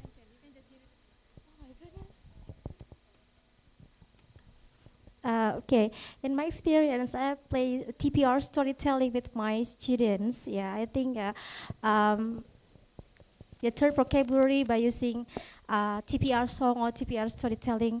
But I have already discussed with Bu Pipit related to Congklak itself, yeah. And I want the Congklak is scaffolding to teach number. When in the previous activity, I asked the student, when do you do the activity? And I would like use Congklak to make a conversation between the classmates, I think. That's all. Thank you very much, Ibu Listi. Yes, we can integrate traditional game into this as well. So that is the concept of numeracy with the numbers, and then you can ask them to have conversation as well. Thank you. I hope everybody can bring home some good ideas to develop in their classrooms, or if you are teaching in universities for the pre-service teachers, then you can share with, this with your students, the mahasiswa, not the siswa. Okay. I don't think I'm going to do this because Bu Ian can't wait to start her session. Bapak Ibu, we also have other ideas that you can probably do. We can have some activity corners, mime relay, find someone who. This is also quite popular. You can modify in so many ways for find someone who. And draw and ask and share. Children loves drawing. Just bring some colored pencils in your class, and then they will get busy for at least 15 minutes. Will be good. Gallery walk, you're very familiar with this as well. And of course, you can then construct some sort of a class activity book. Okay, what I was talking about, Bapak Ibu, was more to the receptive skills. Ibu Ian will present more on the productive skill after this one. But basically, the students can actually say, ask, write, collaborate, express, and listen. And then, I guess that's about all. We will give the next turn to Ibu Ian. Thank you very much.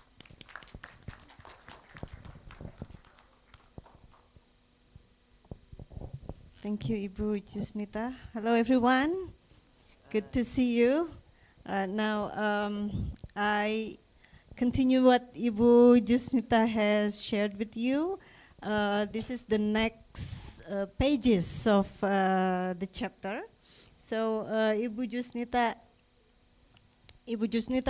showed the exposures to the language, to English language for the students. So mostly, the students are exposed to the language, to expressions that are discussed in the chapter. That is my favorite activity, right? So everything there is about favorite activities with engaging pictures and activities that are familiar with students. This one is for grade 3 students. So those activities, we believe that are activities that students are familiar and they are doing it in their activities, especially after school activities.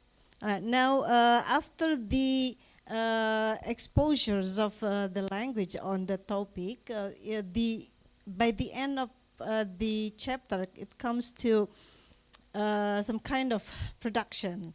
Yeah, students producing the language. But then, if we take a look at the the target audience here, the target audience is for grade 3 students, where this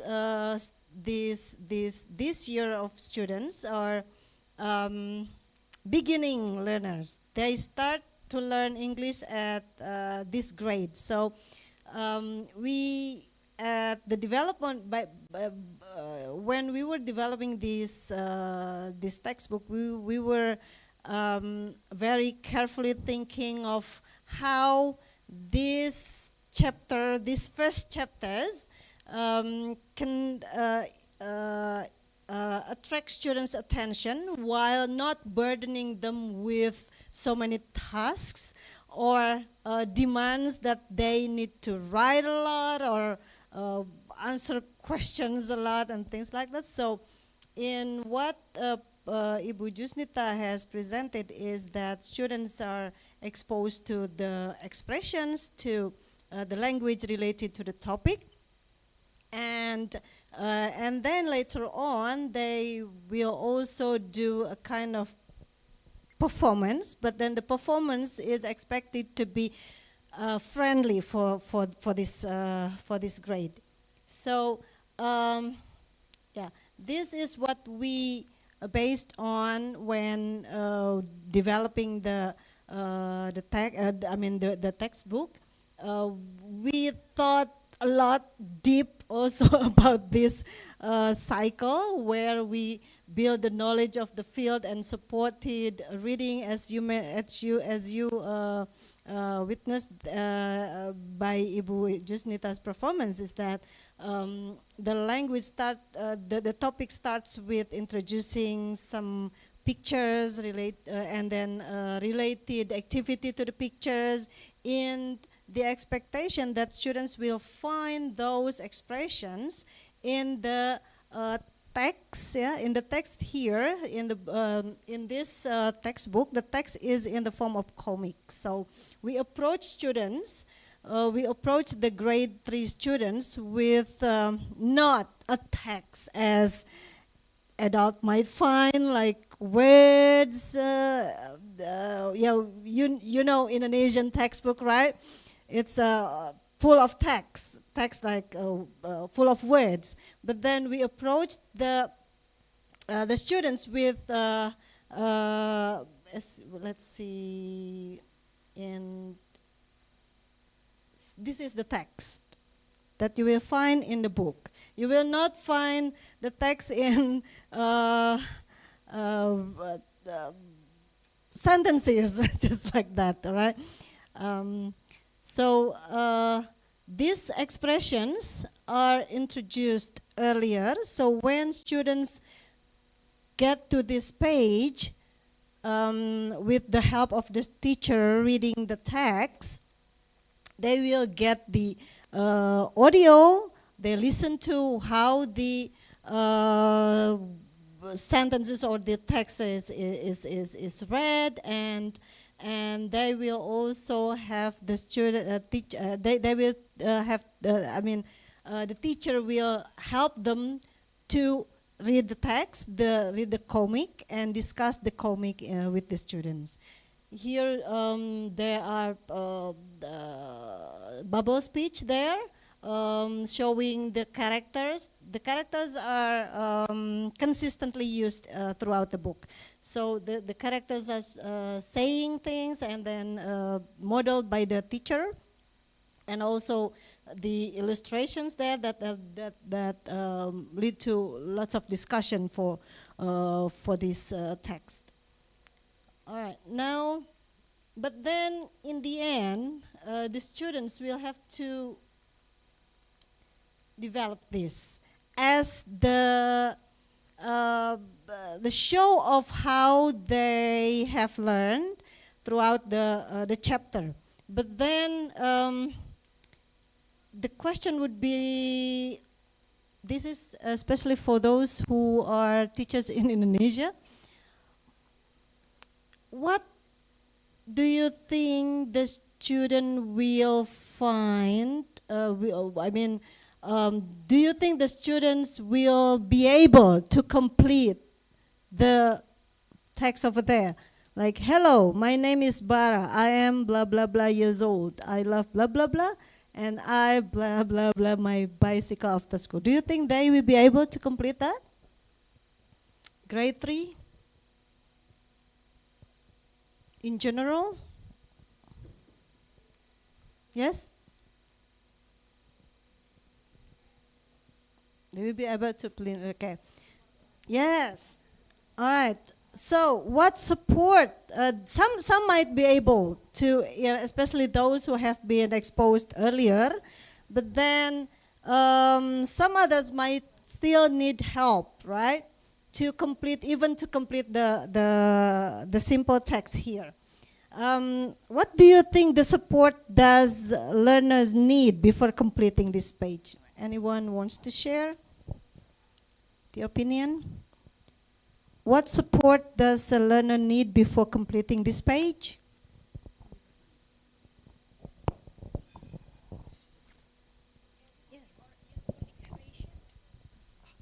In my opinion, some learners need useful expressions or vocabulary, like to tell the teacher age, they need to be able to mention numbers in English. Thank you very much. Your name is? Anastasia. Thank you, Anastasia. Okay, anyone else who wants to? Oh, yes, Ibu.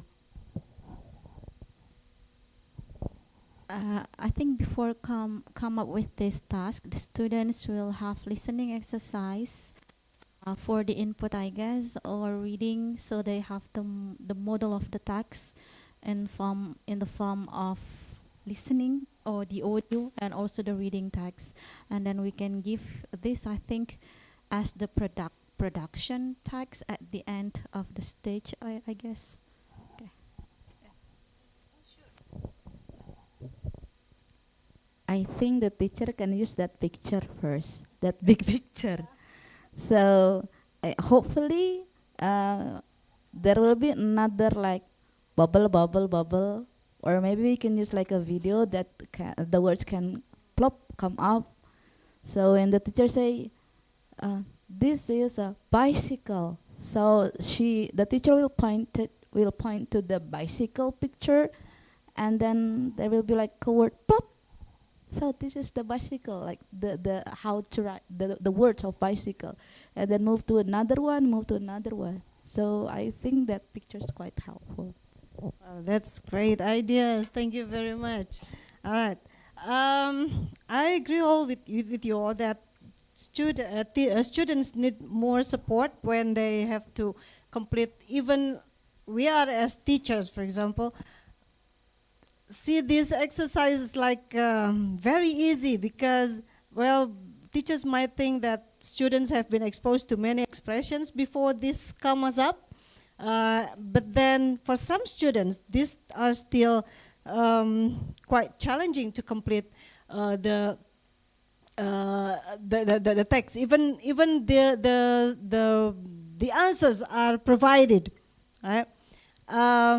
Not to mention when coming to the next exercise where the students will tell about themselves. Right? So to bridge this, we have this idea to complete. So before coming to this text, teachers are encouraged to provide a model of how this text can be completed. Like this one is very similar to what is the text that need to be completed.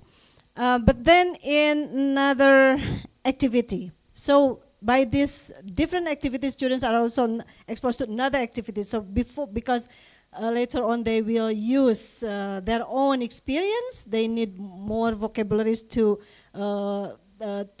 say what they their own experience. So using this example can help students to because the students have the model of how to complete the text, similar text. Like this one, we use the person here, another boy, like Raka. Hello, my name is Raka. I am 9 years old. I love drawing. I draw at home after school. and teacher can read this, and students later on can repeat and together reading the text, because that would give also students exposure of how the text is said or is pronounced. Yeah. All right. Then the teacher and the students can, before showing this, the teacher and students can explore like, who do you think this boy is, and then how old do you think he is? Is he the same age as you, for example? As to explore the number, and then what does he love doing? So yeah, by showing to the picture. I know the picture is that upside down, right? All right. And then what does he do? When does he do it?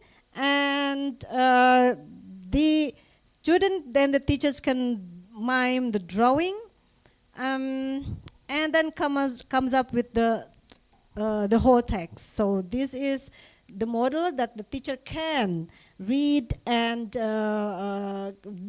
together with the students.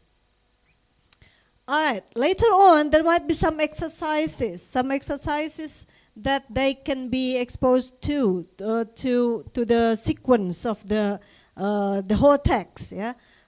So that the students are familiar with how to complete the text. And then, okay, this is the example, like, hello, my name is Raka, age, which one is age?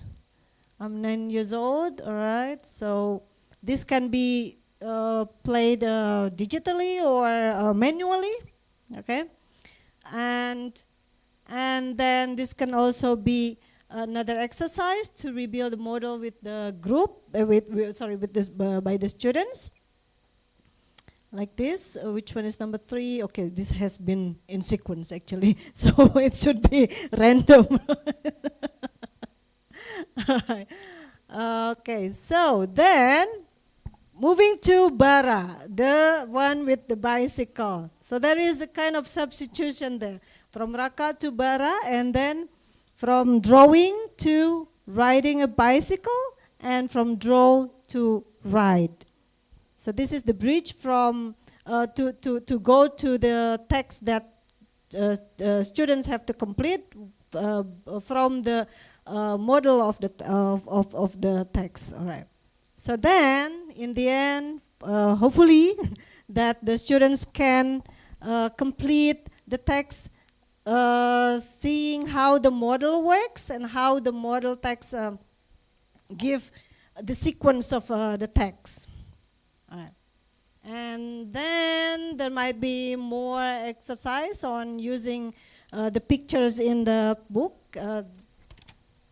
Using the picture in the book, that there are some pictures there that the students can identify. Let's say they can give names for these samples, for these pictures, and then the age also, whether they want to use their own age or different age, that they can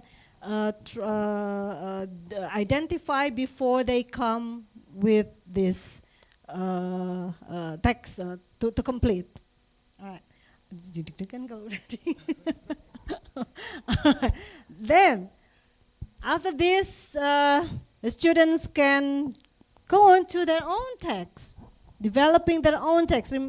As I mentioned earlier, that this is for the beginning learners, so we try not to give them too many like burdensome in learning. So we here develop the activities that carefully develop the activities to support their learning step by step. Step by step means here, especially this one is also provided in the early chapters. So most of the exercises are provided like supporting students to complete, not doing the whole text or writing too much on the exercises. All right, so that is all from, okay, that's the end of the slides then. Thank you very much. All right, thank you very much, Ibu Ian and Ibu Yusnita for very insightful presentations. So, Ibu Bapak, we still have about 8 minutes, so we can open question and answer sessions. Is there any questions, Ibu Bapak? Or you can also, yes, or you can share your experience in teaching English by using pictures, by using English textbook. Maybe who'd like to share, Ibu Bapak? Ada yang mau berbagi? Yes, Ibu. Okay. All right.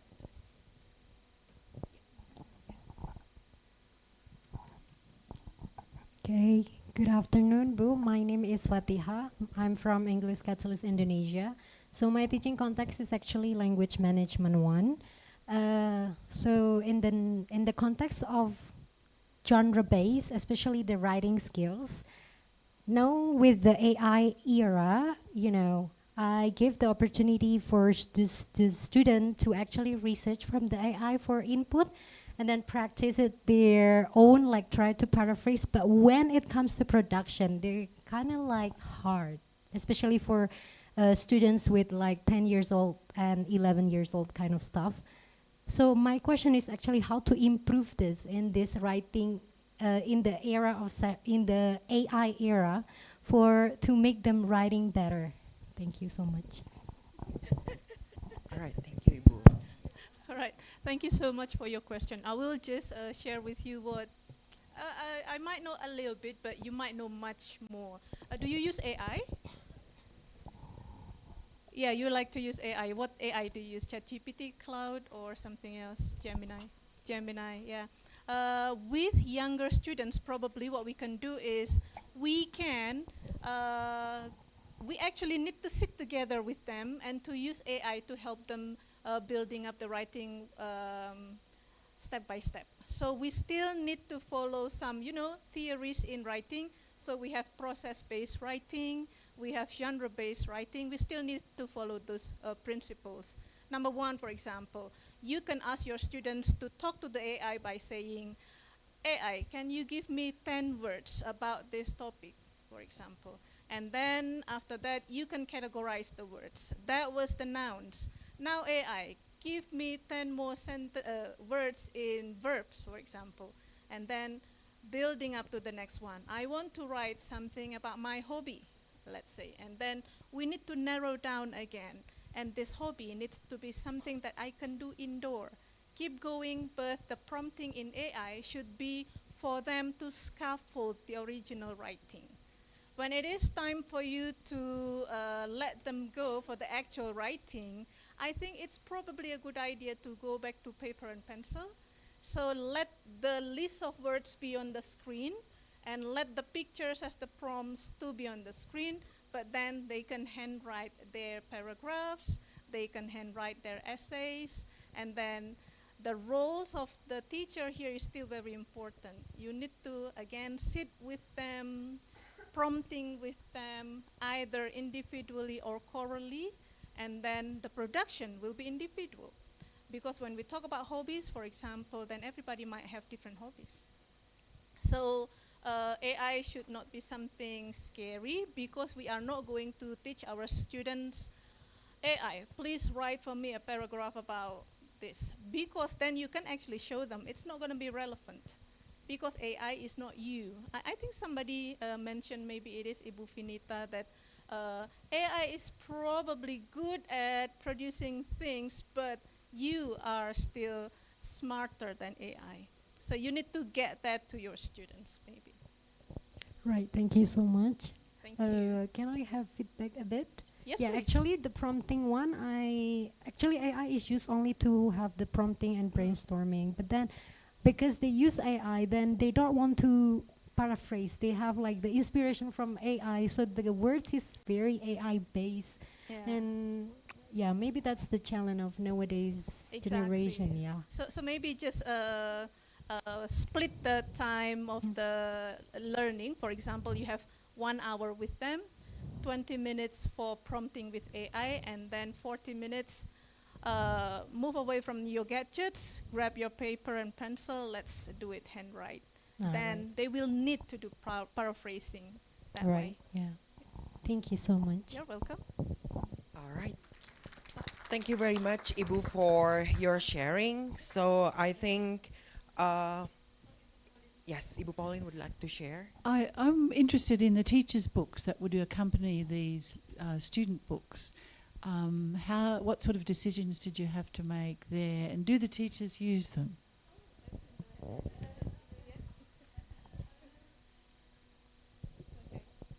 All right, thank you so much for the question. While Christoph is here, maybe I should brag about this book. The instruction in the book is actually using both Indonesian and English. So if you want to use that in your research, we're here to help. That's one. And second of all, in our teacher's book, actually, the whole or most of the guidance is actually written in Indonesian. So it is giving step-by-step instruction, or let's say just the main guideline on how to use the book, including this is how to modify. If your student is like this is what you can do. If your student is slow, this is what you can do. If they are very fast, then this is the enrichment. So all of these guidelines are written mostly in Indonesian, but then there are some instruction that we retain to stay in English because we want to also build the habit of using English as an instruction. For example, simple things like let's write. That's why our instruction is short, listen and speak, listen and point, that type of thing, so that students can probably have it over and over and get used to it and get used to what is expected of them in certain activities. And teachers would probably also learn how to deliver the instruction to the students clearly. Whether the students are using it well or not, we don't know yet. Probably that's going to be our next research. If your teachers are using them, that's great. I was in the States a year or so ago, and people had gone to a lot of trouble developing resources, student resources and teachers' resources, and they found that the teachers didn't use their books.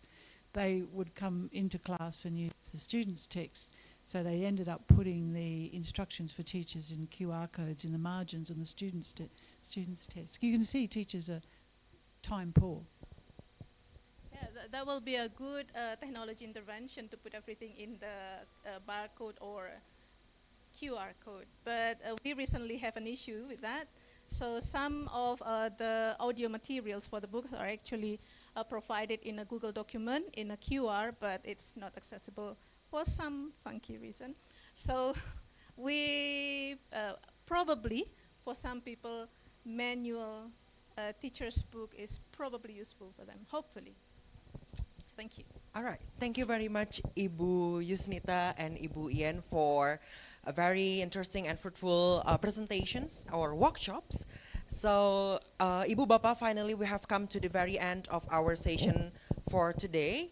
But before we end our session, let's say our jargon one more time. So if I say PELTIN, please say, grow together, grow better. Okay, PELTIN, grow together, grow better. Thank you very much. Wassalamualaikum warahmatullahi wabarakatuh.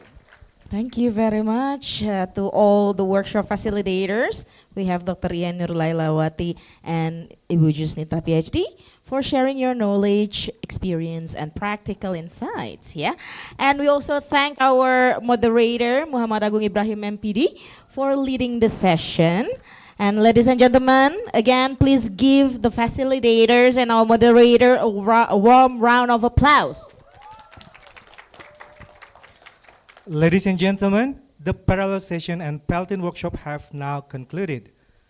We extend our appreciation to all presenters, moderators, facilitators, room keepers, operators, and participants for their valuable contribution.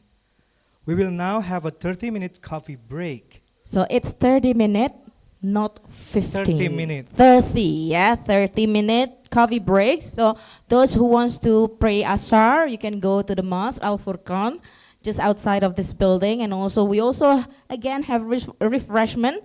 So don't worry about your scale at home, yeah.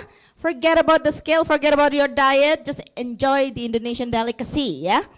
And thank you, and then I'll see you again in 30 minutes, yeah, before our final plenary program. And before that, I have some games, yeah. So make sure you come back here, yeah.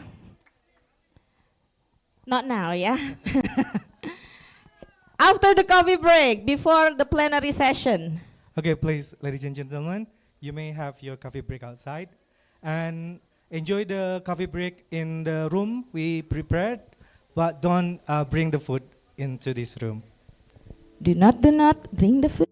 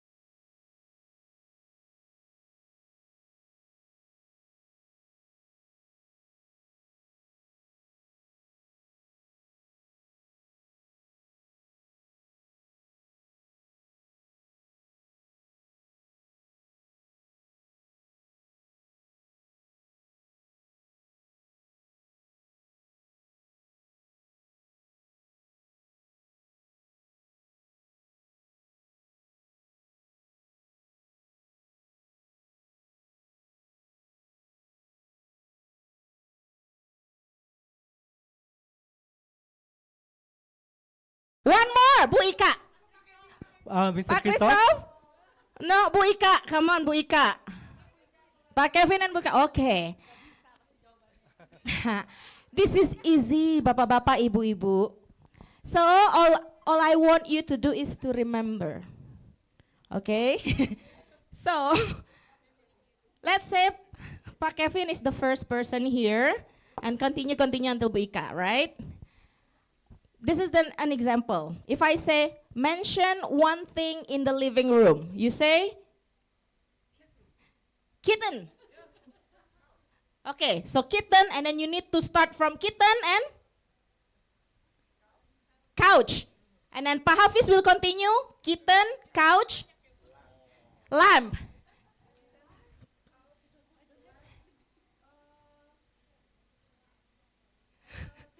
Table, okay.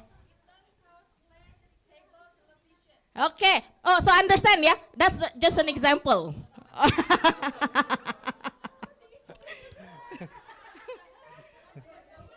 Okay, the thing is, the rule is, if you cannot remember, you lose.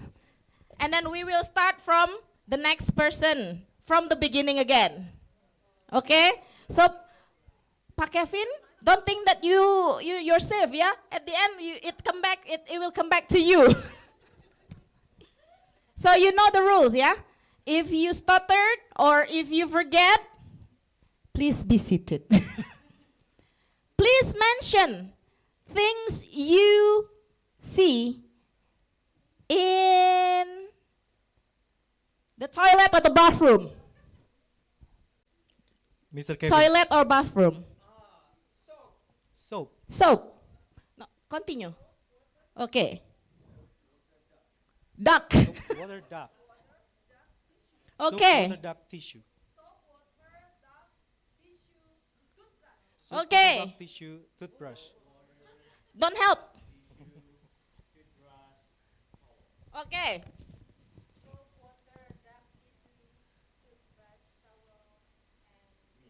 Mm-hmm. Ayo, Gung.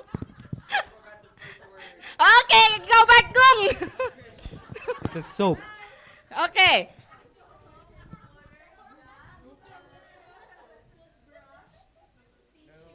No! Bu Ika. Okay, start now. Okay. Okay.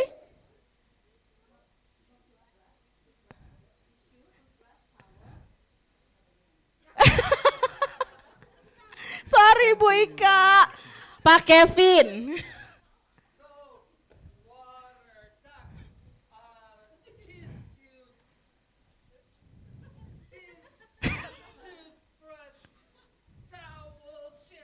Okay, and one more, Pak Kevin, one more, add one more. Book. Okay, I have book in my toilet. Yeah. Yeah. Okay, go. Go on, book.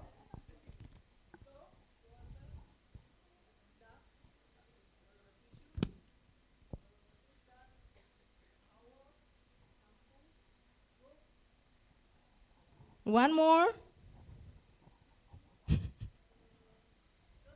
Doormat. Okay, Pak Hafiz.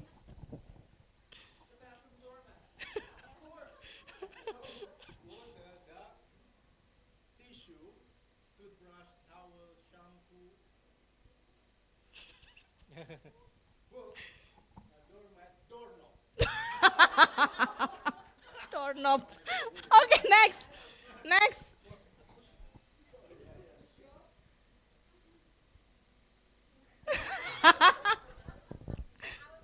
Output, sorry. Continue, Bu, from the beginning. What's the price? We have there. Gatsby. No, you miss one? Yeah, you need to mention everything.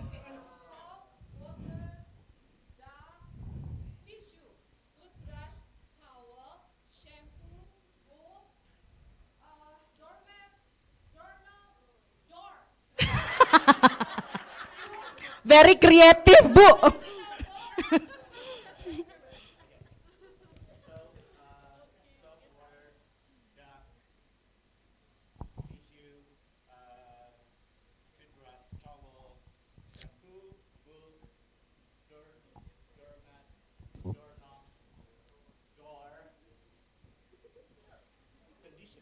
Conditioner. Okay, makes sense.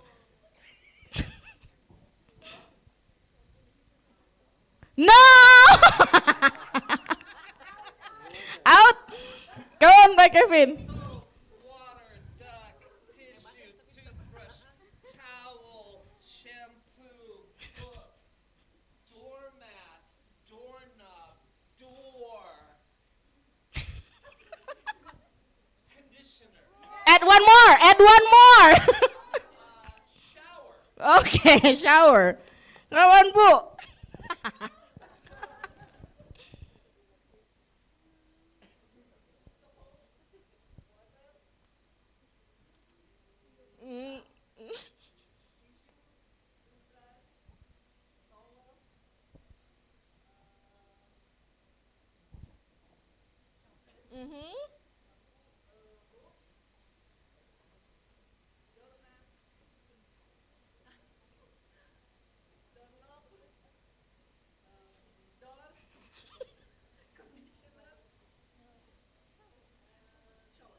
Add one more.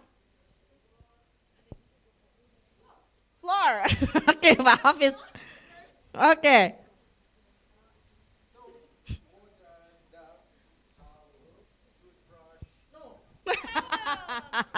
Tissue.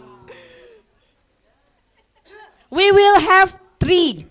Three people will win this prize. Yeah. So this is the last, Bu. If you cannot answer, go on.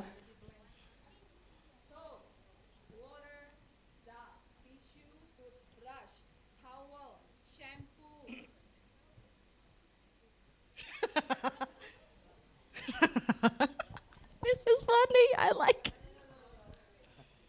Come on, Bu. 1, 2. No! Congratulations! Bentar, jangan semuanya Gatsby. Ini satu-satu. Gatsby satu. Ini satu, Gatsby.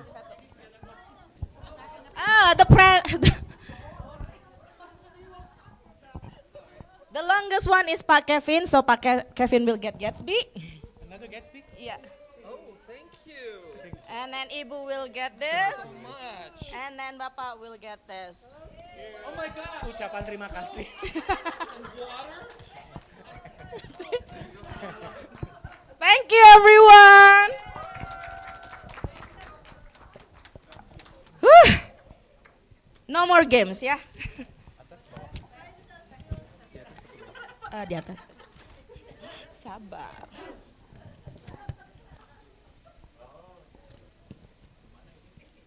Okay, welcome back, ladies and gentlemen. Thank you very much, for stay tuned here. And we will now begin the final plenary program of today's conference. It is our honor to invite and to welcome Professor Ikal Sari Damayanti, MA PhD, because Professor Ikal Sari Damayanti will deliver a presentation entitled English for Nusantara as a multilingual pathway to global participation. And this presentation will explore how English for Nusantara can serve as a multilingual pathway that supports participation in global communication while remaining responsive to Indonesia's diverse linguistic and cultural context.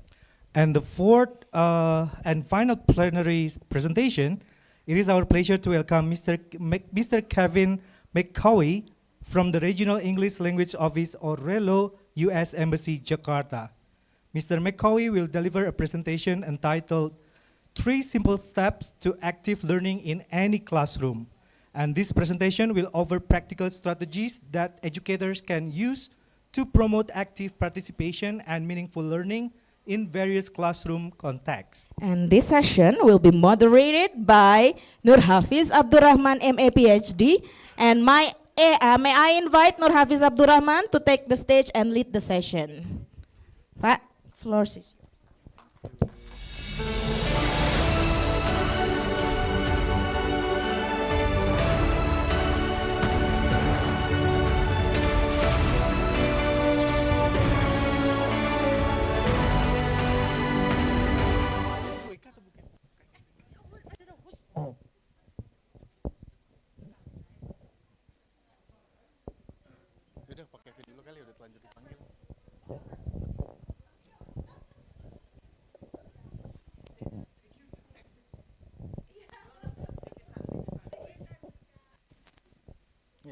Yes, thank you for the MCs.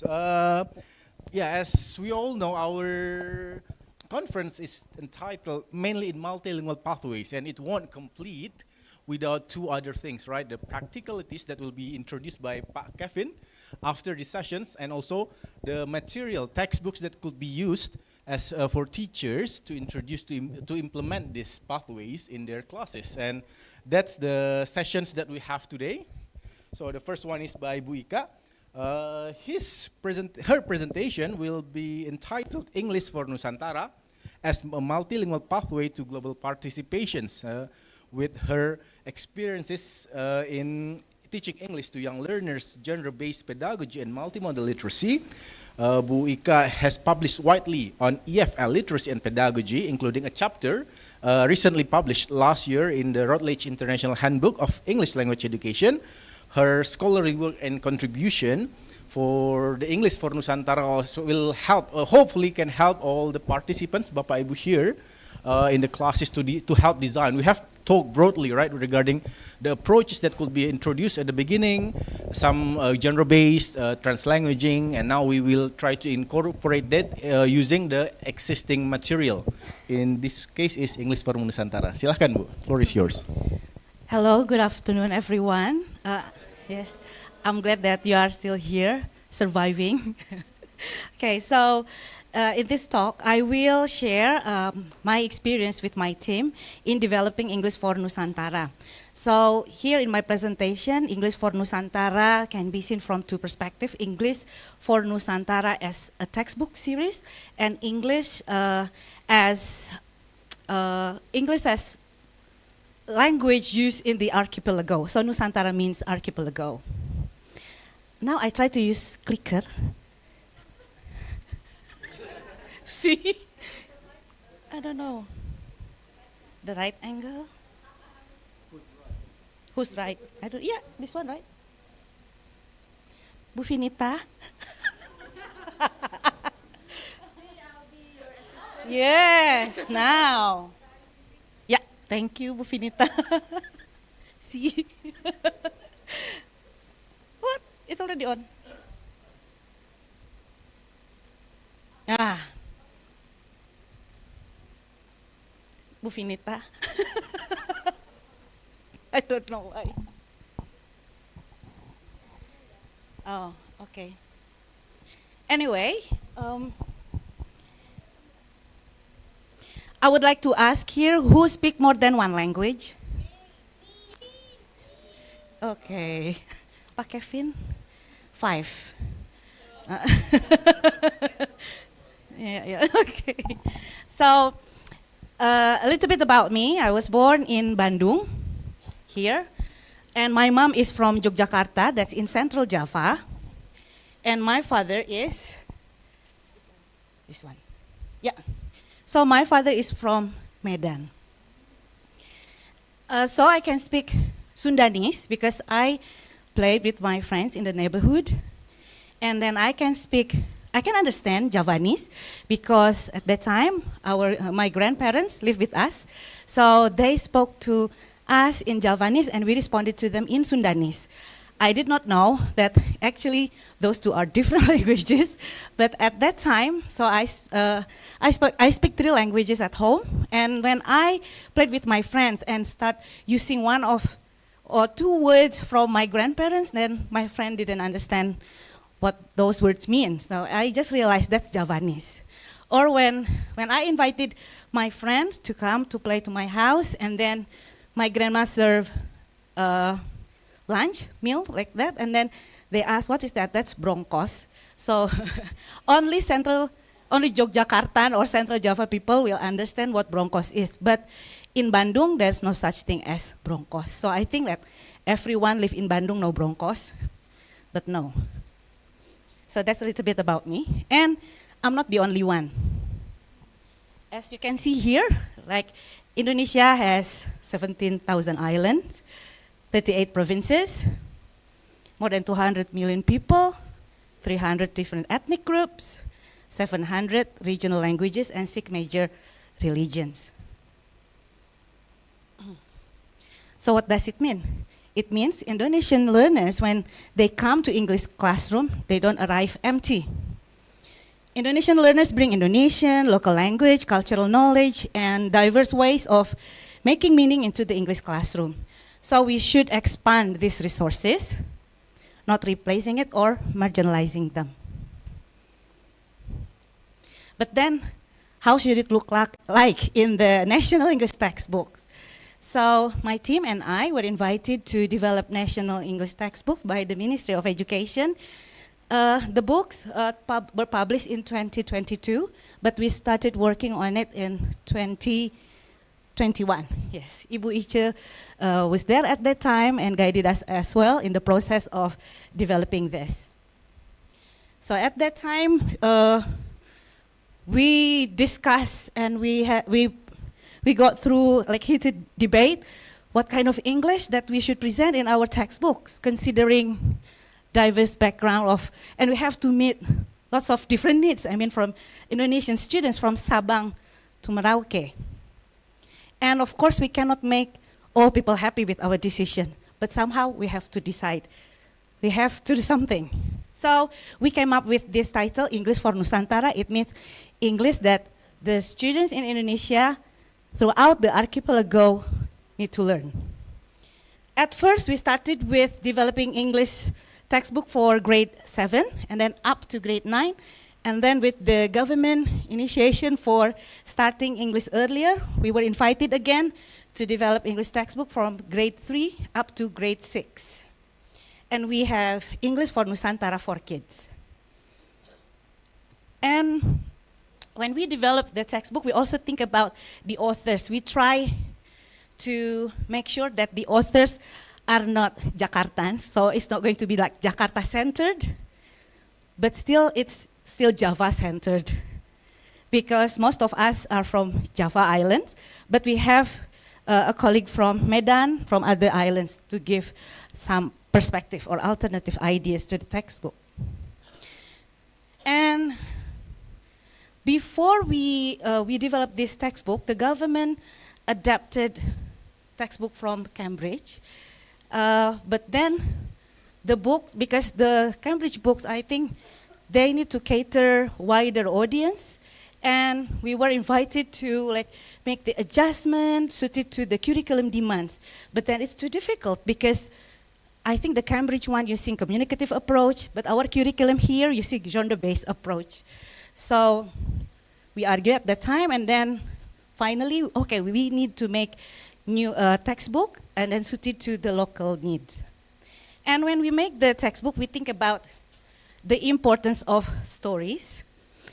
And we make characters that the students will encounter from the beginning of the book up to the end. So we have the characters like Galang, Andre, and Monita. Even when we created these figures, we have to think about the diversity of Indonesian students. We think about the skin tone, physical descriptions, and then if we can see here like Kapsek Edo, Pak Edo, the head teacher, the principal, and then some English teacher as well, Bu Ida, Mak Surti, and so on and so forth. So we think about, before we think about the content, we also think about the storyline of the textbook. So we created the characters, and these are comments from students. So this what make us proud, because the students complimented the textbook, and it's been FYP in TikTok for some times when we published the textbook. Because like for example, gue sangat suka buku itu loh, seru coy. So they think like the books, it's like story itself. So they, for the first time, they said that the textbook can be interesting like this because it's got this strong storyline. And typical like teenagers, actually there are some swearing a little bit, but that's to show the joy of using the textbook. Now, when we created that, we tried to respond to the demand of English language curriculum in Indonesia. and I think similar to the development of curriculum in Singapore. So it's been mirroring the development of English language teaching methodology around the world, I think. So starting with grammar translation method, which is still favorable, perhaps because it is easier in the part of the teachers. And then move on to a communicative approach and then genre-based approach. Ibu Emi, Prof. Emi Emilia is one of the important figures in maintaining this approach in our curriculum. Recently, the government also introduced deep learning approach. And now I heard that they will make some revision in the textbook to ensure that deep learning approach or the principle in deep learning is accommodated in the textbook. Now, it's quite new in our curriculum that I think this is trying to adopt the Australian curriculum. Now, the leveling in schools based on phases, phase A for year 1 and 2, phase B, and up to phase F. And English is introduced to students in phase B, starting year 3. And by the end of phase F, students are expected to reach B1 CEFR level. So if you look at the learning outcomes for phase F, as we can see, so before the curriculum used four language skills, but now it adopts multimodality. So they say they call them as elements. The first element is listening, speaking, and then reading, viewing, and then writing, presenting. But Bu Ice just now told us that now it's representing, not presenting. Because the teachers sometimes got confused. What's the difference between presenting in speaking and presenting with writing and presenting? Anyway, at that time, the team, we decided it's representing. So we try to incorporate this pedagogy into the textbook, even though I think it is like more feasible for classroom practices.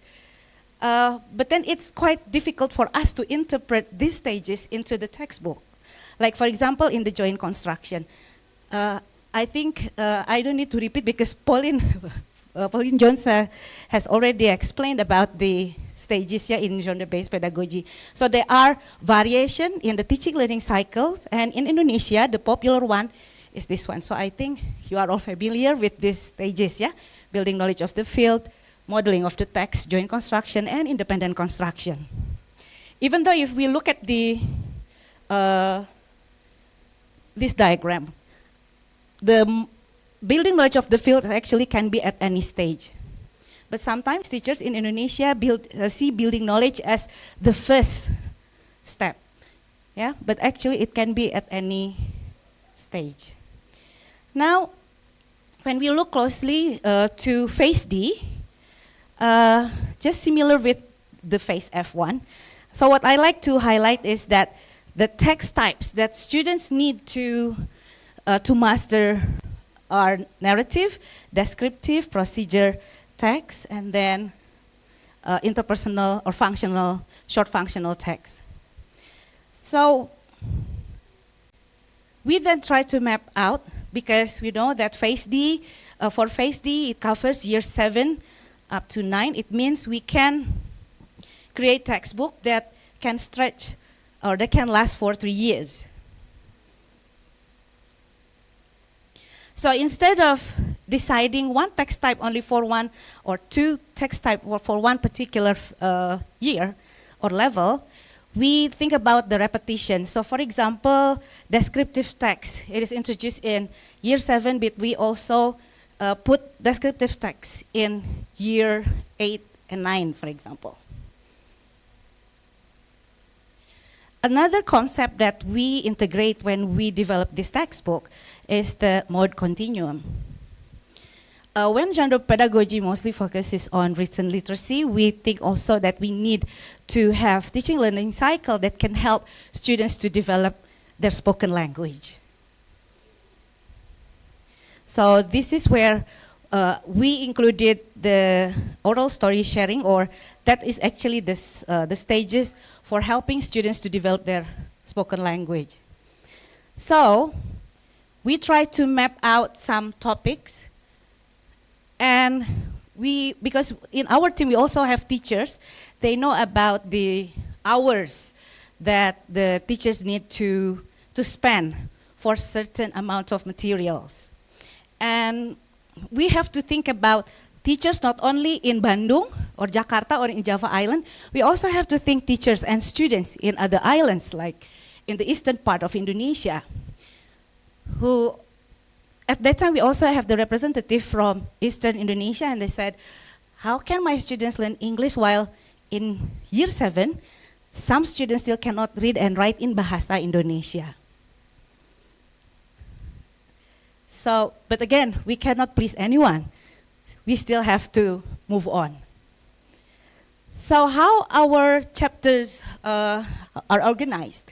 In chapter 1, for example, so each chapter consists of 3 units, and the first unit focusing on the spoken language and then gradually moving to the written language. So unit 1 focusing on listening, speaking, and then unit 2 reading and viewing, and then unit 3 writing and representing. And it can be seen for the learning objective. For example, in unit 1, talk about personal experiences in the past. And then for reading, identify specific information about personal experiences, and then write the main events of personal experiences. We try not to mention the text type, because sometimes teachers get trapped in explaining the definition of the text and then the language features of the text, and we don't want that to happen. Now, after how many years? 4 years now? And based on this conference as well, I tried to make some reflexive analysis on our textbook, because we expect perhaps revise the textbook. And as the author of this series, genre pedagogy and local content were the deliberate commitments, but translanguaging was not a framework that we were all consciously applying at that time.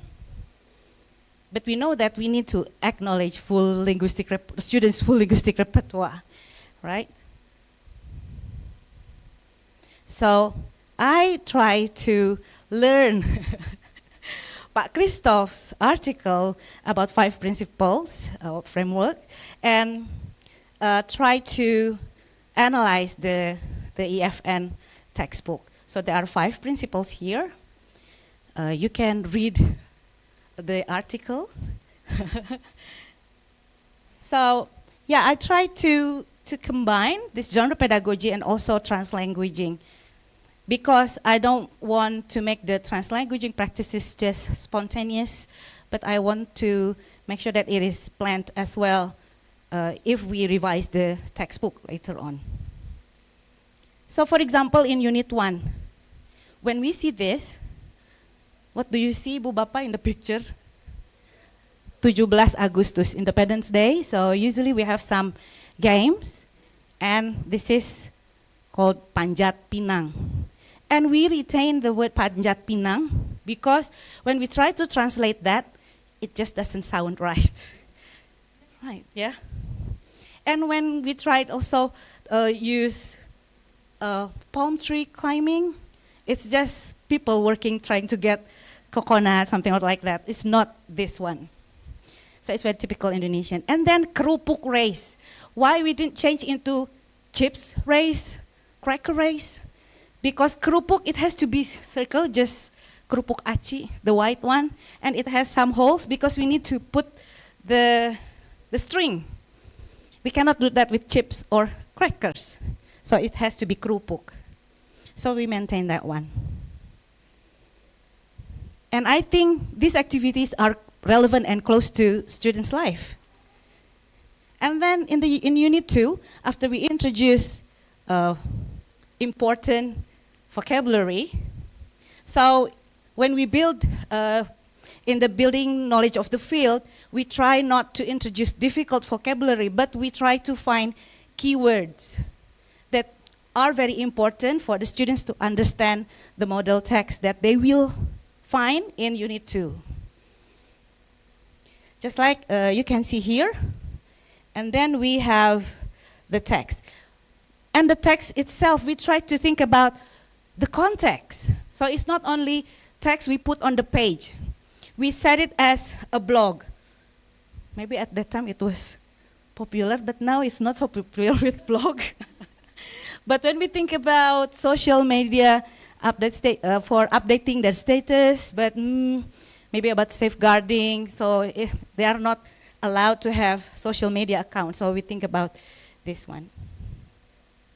And then in Unit 3, actually, this is just an example, but we try to include joint construction, but it's hard to put it on the page, but we try to put some templates and some mind map that can help students to brainstorm ideas after they deconstruct the model text.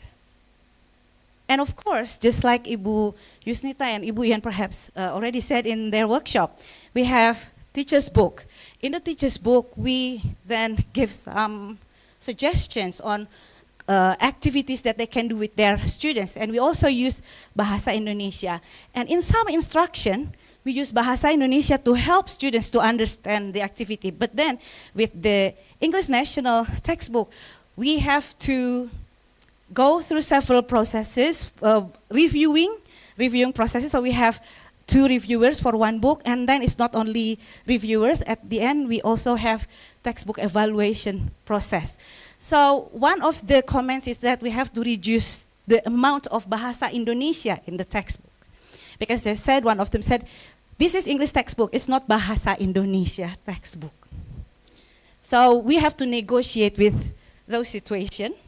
But in the teacher's book, we encourage teachers, especially in the building knowledge of the field stage, that the students can explore, and then they can also relate new words with objects or words relevant to their life. And we also provide word box. It's basically translation of the words, but again, it's not all the difficult words, just the keywords which are important for that text. Now, this is another example that we use in the book. So here, who would like to help me read the comic, The Bubble? Can you? Oh.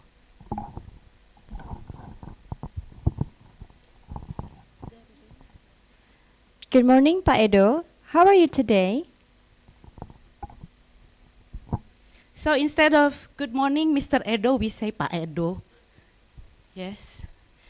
I don't know what happened at that time, but we think that it's better to put it that way. But we didn't let these activities without the students noticing it, yeah? Because we also have these features. Did you know? Did you know features in each unit? So it can give extra information. So here, do you want to read the did you know part? Mr., Mrs., or Miss are addresses that people can use in formal situation in English. These address are followed by complete names or last name. For example, Mr. Puji Darmawan or Mr. Darmawan, Mrs. Paula Alexander or Mrs. Alexander, and Miss Soraya Nasution or Miss Nasution. What addresses are there in your language? How are they used? Yeah, so we have explanation, but then we also have questions that try to relate to students' real life. So we try to acknowledge their linguistic resources wherever they are. Because we know when, in Bandung, for example, when we call our mother, we call emak, right? And I don't know, maybe in Sumatra, anyone from Sumatra? Mama, yeah, and Abah, Ambu. So we have different terms. So we want to celebrate different the terms that we can use to address people. So we also have other example, the characters in the textbook, Pak Rahmansyah, Ibu Ida, Ibu Posma, even the name Ibu Ida is Ibu Ida Komang. Can you guess where she is from? Bali. How about Ibu Posma, where is she from? Sumatra. So you can tell from the choice of the name, we can somehow predict where they are from, and it represents Indonesia. So here are the 5 principles, and we try to see the evidence in English for Nusantara. And we have almost all, but except one, the reflective bordering, because in terms of assessment, it turns out that all the assessment section we focus on looking at the students' accuracy and fluency in using English. So perhaps if we want to revise this textbook later on, we need to think about this gap, and perhaps we can create assessment rubric that consciously integrate the translanguaging practice. So what are the implications for materials developer? Well, national material should provide space for local adaptation rather than attempting to represent Indonesia's diversity through one fixed national version. And then teachers need support to make principled decisions about when and how learners' languages and local knowledge can mediate English learning. And I think that's what PELTIN is trying to do. And thank you all for your support. We also have monthly webinars, and it's free for teachers. And we usually invite lecturers, researchers, and also teachers from all over Indonesia. And last month, I think we have Pak Kevin and Ibu Medi to help primary English teachers with very practical activities and ideas that I'm sure Pak Kevin will show to us in a minute. And then in terms of assessment should move beyond accuracy alone and consider learners' ability to make meaning, negotiate linguistic resources, and communicate across contexts. So I think translanguaging and genre pedagogy can work well together. So English for Nusantara is a multilingual pathway for claiming ownership of English without leaving one's linguistic and cultural identity behind. So they can use story about Indonesia to participate in the global world. Thank you very much. Hatur nuhun, matur nuwun. Thank you. Yeah, thank you, Wika. Very interesting, yes. So for the questions is later. You can ask it on the Padlet that will be shared by the end of the sessions.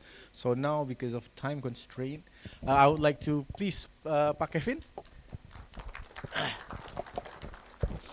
Yes. As an introduction, Pak Kevin. Can you just make my introduction one sentence, because I only have about 15 minutes. Yes. That's all right. Thank you. Yeah. So I'll be very brief. Pak Kevin is director of RELO, Regional English Language Officer, and he's been RELO directors across 5 continents, and now he's been in Indonesia for 11 months.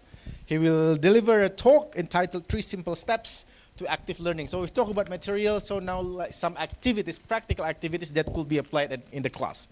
Pak Kevin, please. Yeah, thank you. Is my presentation ready? Yeah. Yes.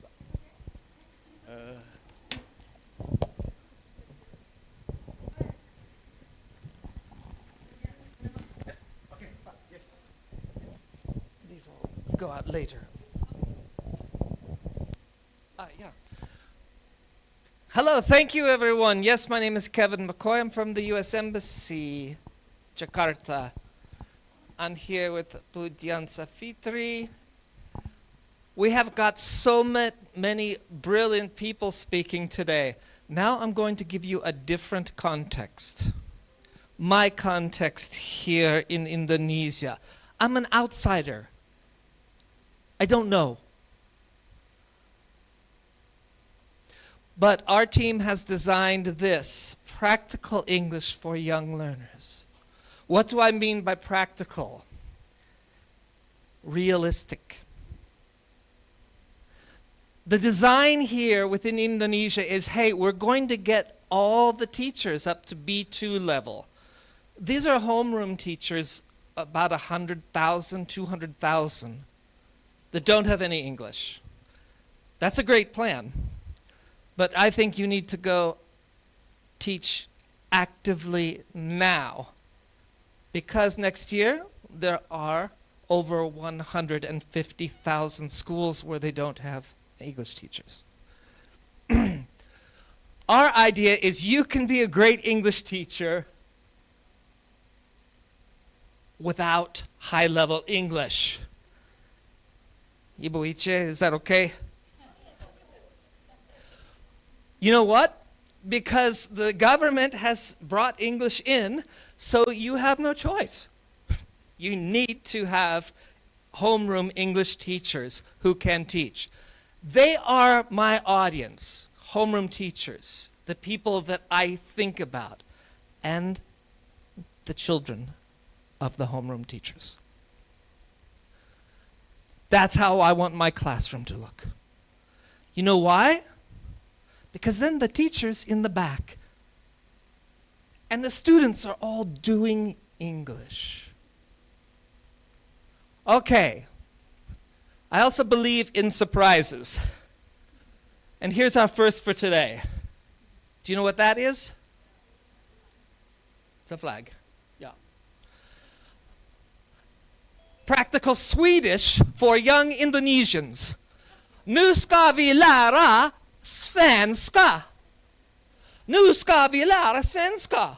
Ja. Ja, det ska vi.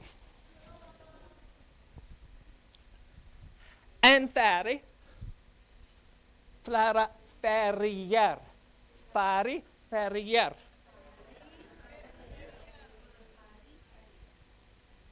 Okej. Färger. 4 färger. Rosa. Grön. Orange. Blå. Nu har ni färger här. Ja, du har inte färg.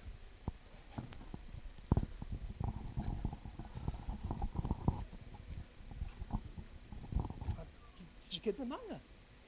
Ah, okay. Okay.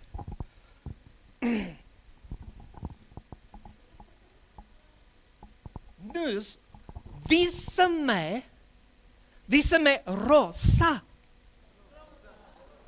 Det är grön. Visa mig rosa. Ja, bra. Bra. Rosa, bra. Bra, visa mig. Aha. Visa mig grön. Bra. Bra.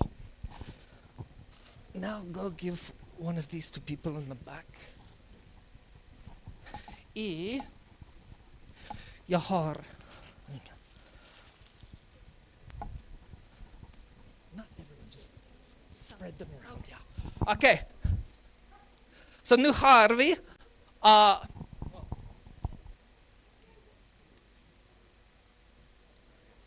visa mig orange. Yeah, orange. Bra. Bra. Ja, bra. Visa mig grön. Ja. Bra, jättebra. Visa mig rosa. Bra. Bra. Okay. Nu har vi flera färger.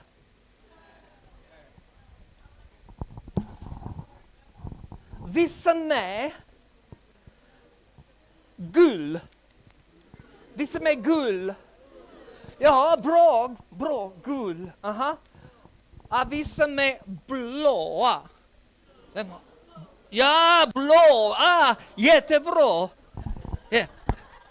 Jag ska visa. Ja, blåa. Ja. Vem kan visa mig svart?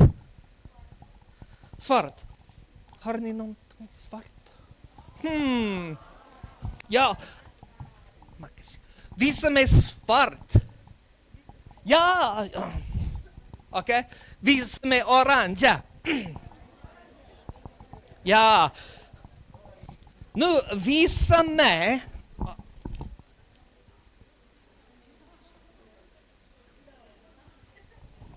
visa med grön och blå. Grön och blå. Aha, blå. Ja. Okej. Visa med två färger. Två. Ett. Två. Ja, det är två färger. Visa mig två. Bra. Bra. Ja, du har rätt. Bra. Okej, gul. Jättebra. Jättebra. Okej, visa mig rött. Rött. Ja, det är rött. Okej.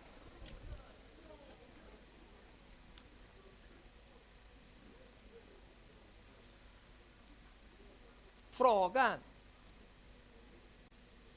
Vilken är din favoritfärg? Favoritfärg, titta. Nu ska ni skriva. Skriva. Du har en post-it-lapp. Ni måste skriva. Min favoritfärg är vilken? Jag ska också. Jag kan ju få min favoritfärg är lila. Har ni skrivit? Ja, du måste skriva. Okay. Ja. Min favoritfärg. Vilken? Aha, ja. Du måste skriva. What? Min favoritfärg är skriva. Ja, kom du skriva? Ja, skriva.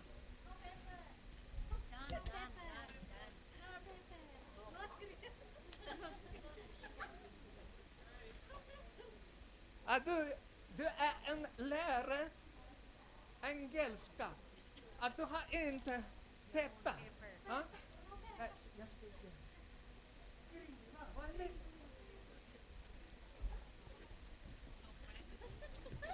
Inne, det är inte peppa.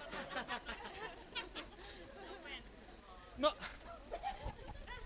Ni har ingenting. Okej. Aha. Skriva. Ja. Okej. Skriva. Vem kan skriva?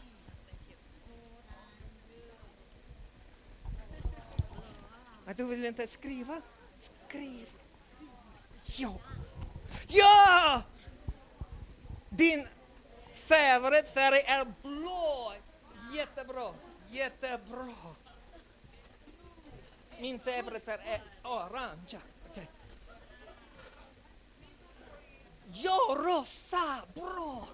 Min favoritfärg är blå. Ja, det är bra. Det är rosa. Ja, bra, bra.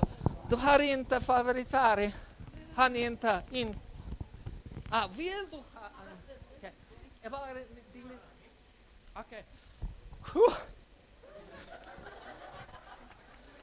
Jättebra. Okay, folks. What did I do with my... Here we go. Yeah. Tack så mycket. Thank you, thank you. Now you know my context in Indonesia. I have trained teachers, some homeroom teachers, in Samarinda, Natuna Islands, Papua, Singaraja, North Bali, Medan, North Sumatra. Many homeroom teachers. And what I learned is that our activities are way high level.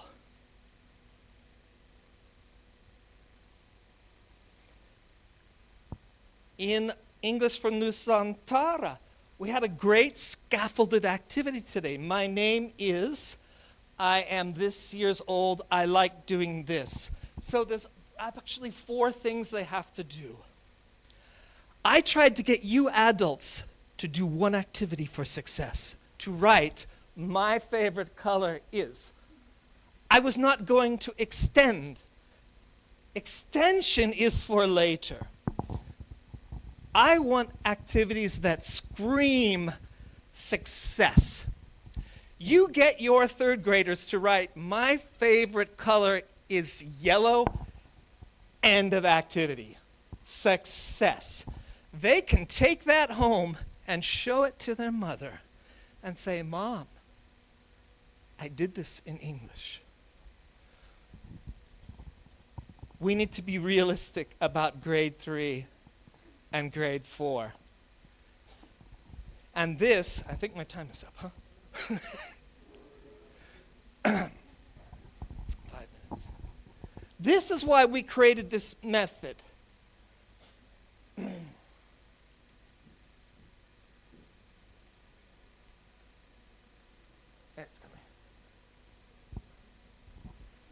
So just think when your homeroom teacher comes into class, they have they feel anxiety, scared like I do.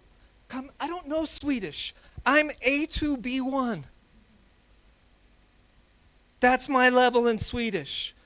And I come to teach you. Colors. What's yellow in Swedish? Anyone know? The word yellow? Gul, ja, bra, jättebra. Good job. Okay, and that was only 10 minutes, right? So every time I do anything in a classroom for children, I think of a design. The design is give you colors so you can show. That means you're doing something. And that means I can see participation. Show is not academic success. It is evidence that you participated. And you saw me go up there and ask people, hey, are you going to write? I can see every person who participates and every person who does not.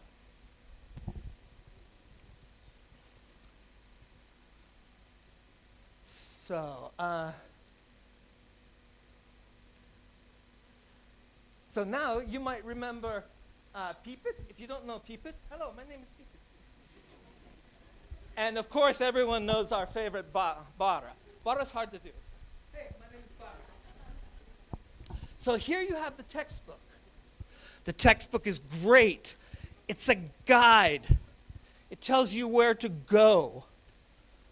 But for the practical English for young learner session, you start with a design. Okay. Here's the textbook.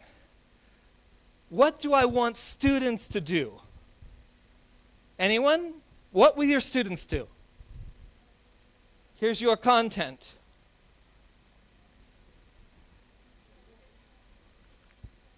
Introduction. Okay, what does that mean?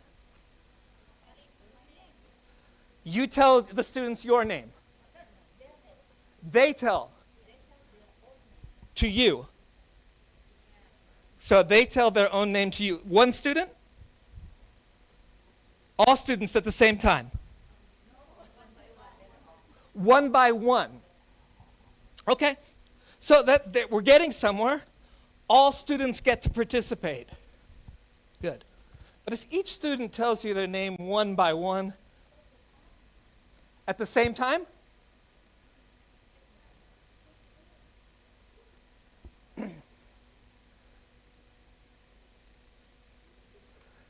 So I think it's always important to think, whatever your content, what do students do? And we want all of them. So here's an activity. You have a Post-it. If I ask, do you have a pen, Olachka? Or did I take? I took it. Okay, thanks. Can you hold that? here's what one thing you could do with this hello, my name is. My name is Kevin. Right? So if I go like, I say, hello, my name is Kevin. Dion. I'm going to write an X on this paper. That's one exchange. Hello, my name is Kevin. Hi. Hello, my name is Kevin.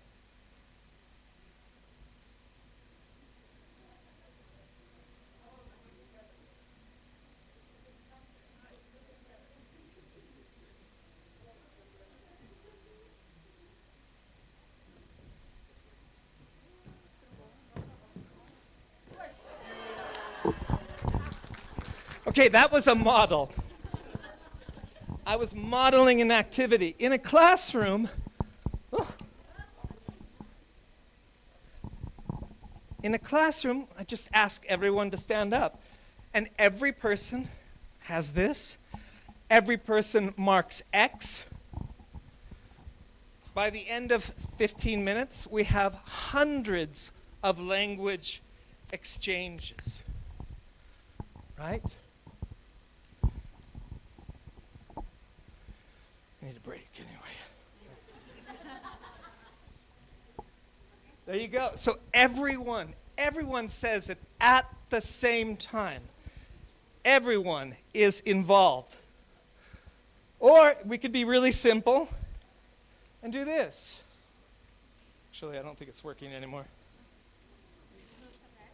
I think I lost the battery.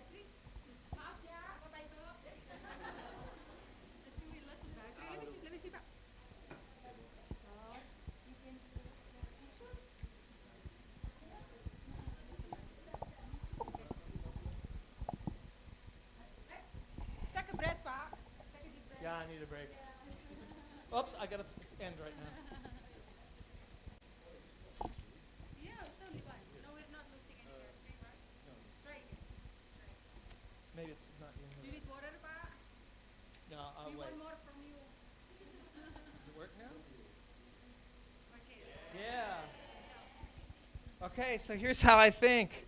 Give Post-it to mark X. That's the design. Students do it. I can see how many X's. Here's another activity. Every student writes, hello, my name is. They all do it at the same time. I can see who is doing something and who is not. I'm not speaking English. That's the design, do, show. In that speaking activity, we have massive language repetition, practice. The goal screams success. All you have to do is say, hello, my name is Kevin. Mark X. Success, success, success. Our traditional class looks like this. She says, what is your name? Hello, my name is Kevin. What do the other students do?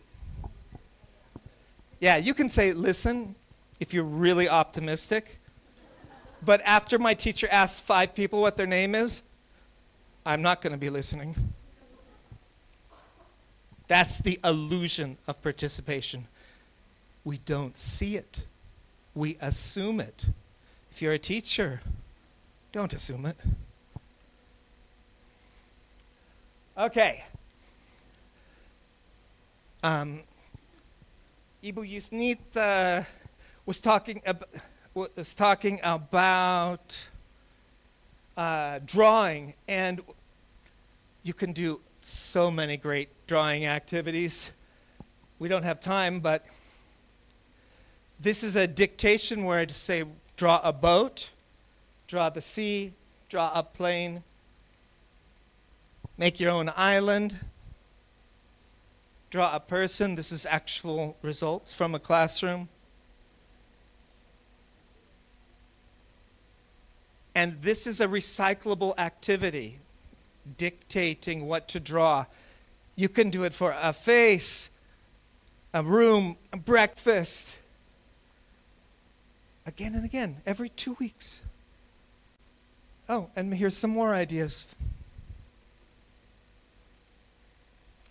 And you see in the dictation, the teacher sees the progress of every student.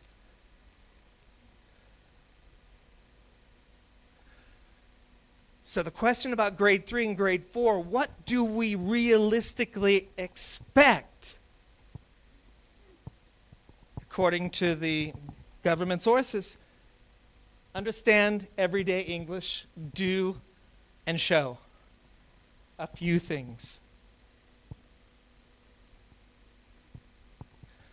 The World Bank conducted extensive research on Indonesia. 96% classroom time was active learning. Observed time that's had students all on task doing something, only half the time they're in class.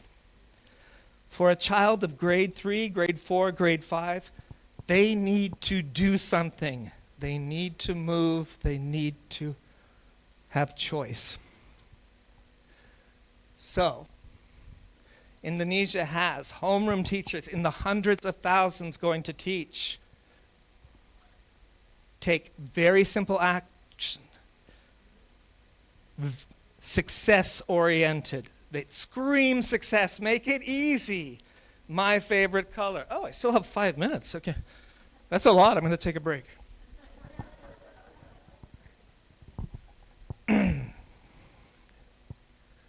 Okay.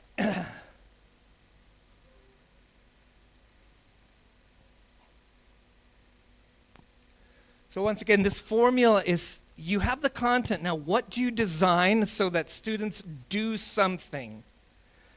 And it's best when when there's evidence of what they are doing. And when that happens, you're going to get meaningful because it's about them. Hello, my name is. And it's going to be joyful. So this was a lightning quick introduction to our practical and realistic English for very young learners. And we also do this by webinar at your request. And soon we have PEL2, which is the playbook, which provides a number of pola ketigian, right? Pattern activities that can kediakan, pola kediakan activity that can be repeated again and again with different content. That's how you get a new teacher through grade 3 and 4. Oh, where's the math? Okay, I'll finish.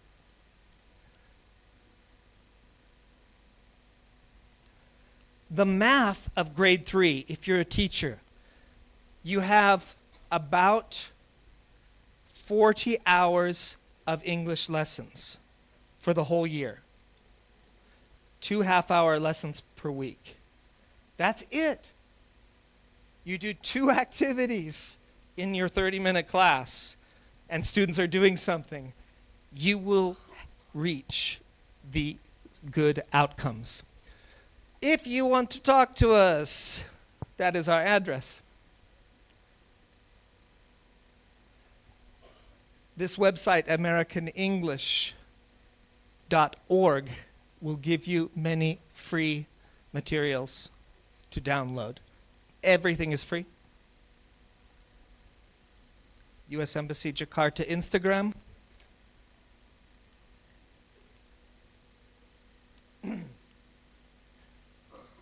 And I thank you for attending my presentation today. Thank you very much from the U.S. Embassy Regional English Language Office in Jakarta. Yeah, thank you very much, Pak Kevin. Yeah, that's a very great presentations. Very active. Yeah, I'm pretty sure you're not bored. So we've had, yes, great. I might break this again. Yeah. So now, I'm return the floor to the MCs. My turn. Thank you very much for Professor Ika Lestari Damayanti for the insightful presentation. Your presentation had offered valuable perspectives on how English education can support global participation while recognizing and valuing Indonesia's multilingual identity. And thank you very much to Pak Kevin McCoy for sharing those practical and valuable perspectives on active learning. Yeah, very active. We were very active earlier. Yeah, we hope the strategies presented will inspire educators to create more engaging, participatory, and inclusive learning environments. We also thank Nur Hafiz Abdurrahman for moderating the session. Ladies and gentlemen, please give our speakers and moderator another enthusiastic round of applause. Okay, ladies and gentlemen, before we officially conclude today's program, we are delighted to welcome Wirahma back to the stage for another cultural performance. And this closing performance is entitled Nyi Ronggeng. Please welcome Wirahma with a warm round of applause.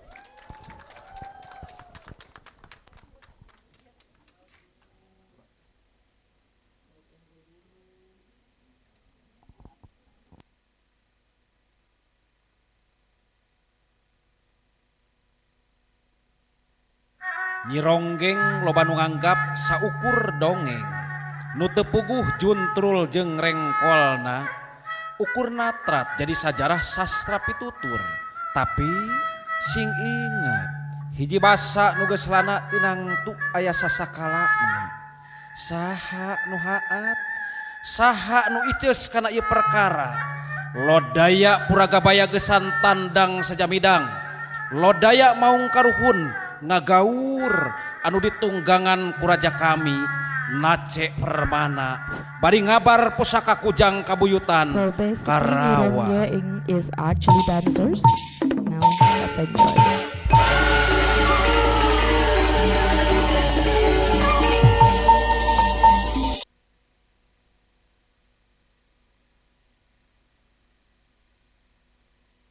Tak nu geus lana tinangtu aya sasakalana saha nu haat saha nu iceus kana ieu perkara lodaya puragabaya geusan tandang sajamidang lodaya maung karuhun ngagaur anu ditunggangan ku raja kami nace permana bari ngabar pusaka kujang kabuyutan Karawang.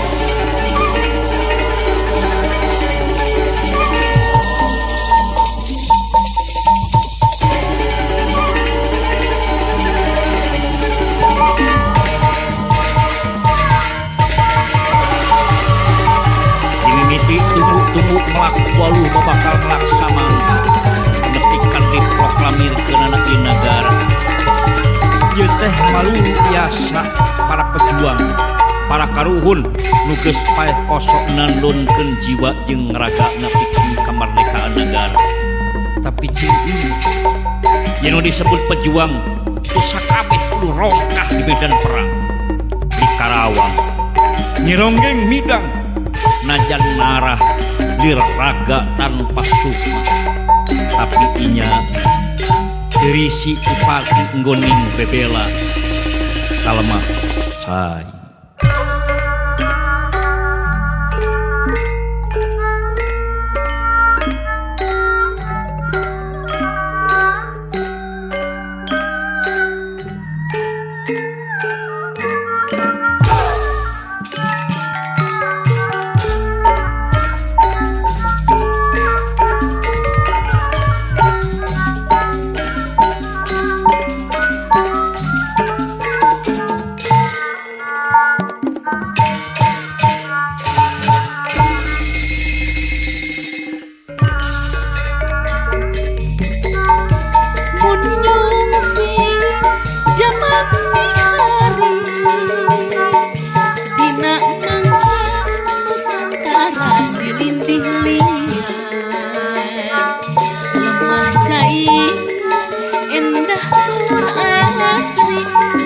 Sonora pakaian disisip saripati alama pribumi disisip harati tegimir kosora bedi nyeronggeng rek tandang midang merangan musuh nu curang ulin intrik rejeng taktik nengrak bari nyumpuk kuning arang-arang tanggara niaga midang sora gamelan nu handaruan ditema ku kemprang mangrang di pamidangan rek tandang midang kumang payak kawas jaralan ngadodoho nyironggeng ulin sodir ambuin nyeronggeng ibing nikik manis mapais wanda rindat tibalan mata kabembang arulang eta solendang aya maksud Mata kookeun jeung mata simedeung sakur nu ningali harta makaya penjajah kaala pangeusi pesakna kaeret ku perbawa nyeronggeng ngalin lain alat pikeun geuning pikir curang lampah tapi sasieun sapeunjeureun pikeun modal perjuangan bongan urang lemah juang urang karawang berjuang bicara sewang najan ancur muka togian bebel aja lemah kai demi harga diri lagi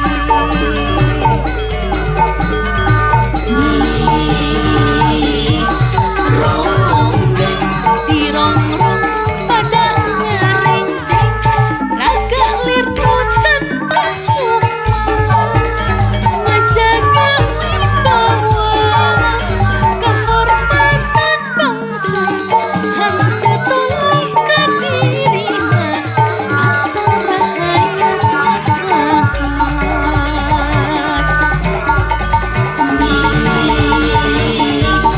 ronggeng hiji mereka ikan hunian panjuan pahlawan senjata lain hukum gua senjata tapi atak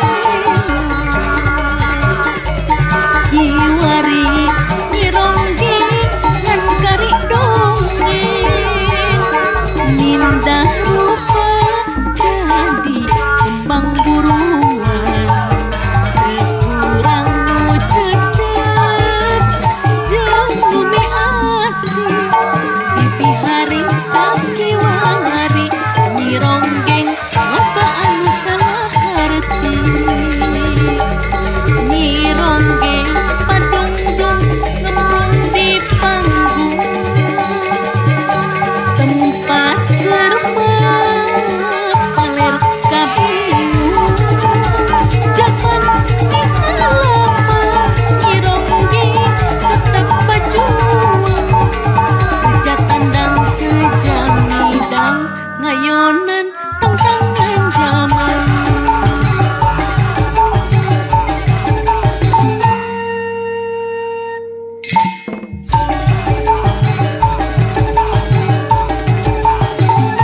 Lodaya Puragabaya.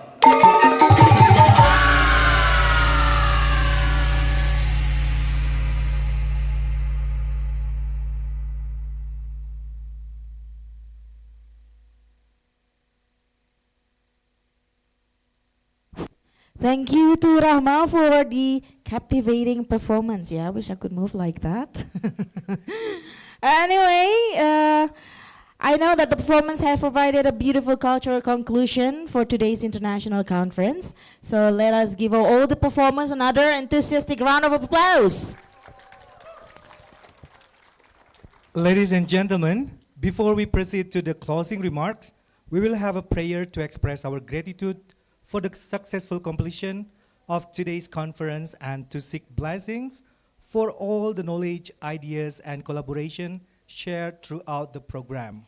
The prayer will be led by Fauzi Yudiashari, MPD.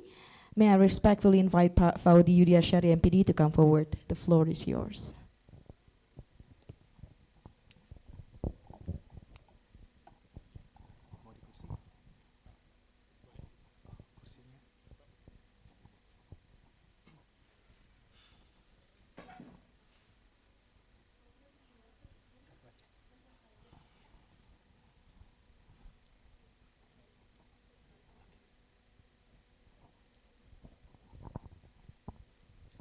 Assalamualaikum warahmatullahi wabarakatuh. Distinguished guests, speakers, and all participants, please allow me to lead the prayer in English and in Arabic. For those who are non-Muslim, you are invited to pray according to your respective faiths. Bismillahirrahmanirrahim. Alhamdulillahilladzi azhaba anal hazan, inna rabbana laghafurun syakur. In the name of Allah, the most gracious, the most merciful. All praise is due to Allah, the sustainer of all the worlds. Ya Allah, Ya Rahman, Ya Rahim. On this blessed occasion, as we gather to mark the end of the Conference of Applied Linguistics 2026, we humble our hearts before you in deep gratitude.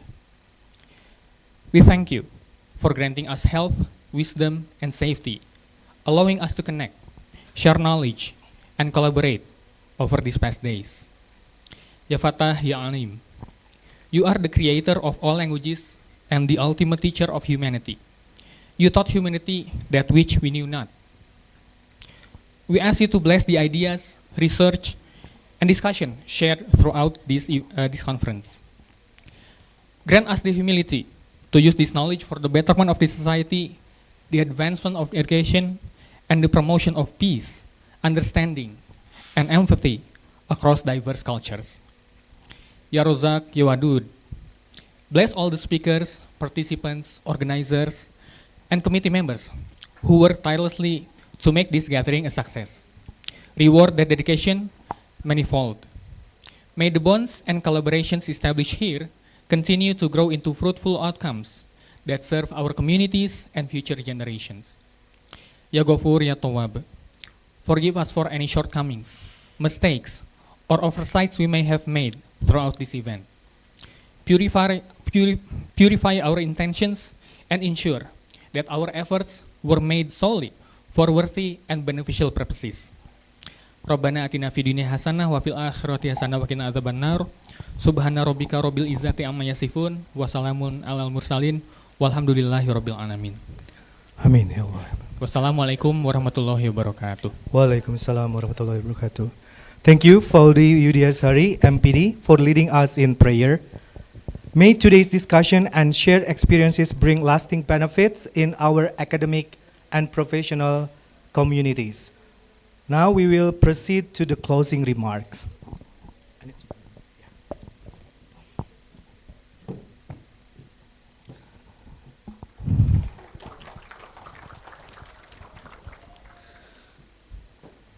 We have now arrived at the closing part of today's conference. To deliver the closing remarks, it's my pleasure to invite the chair of this organizing committee of the 19th CONAPLIN and 4th PELTIN International Conference, Dr. Ian Nurlailawati, MPD.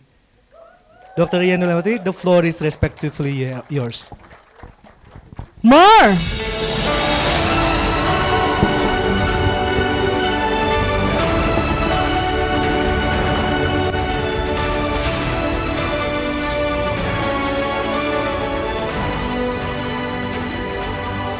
Can you see me?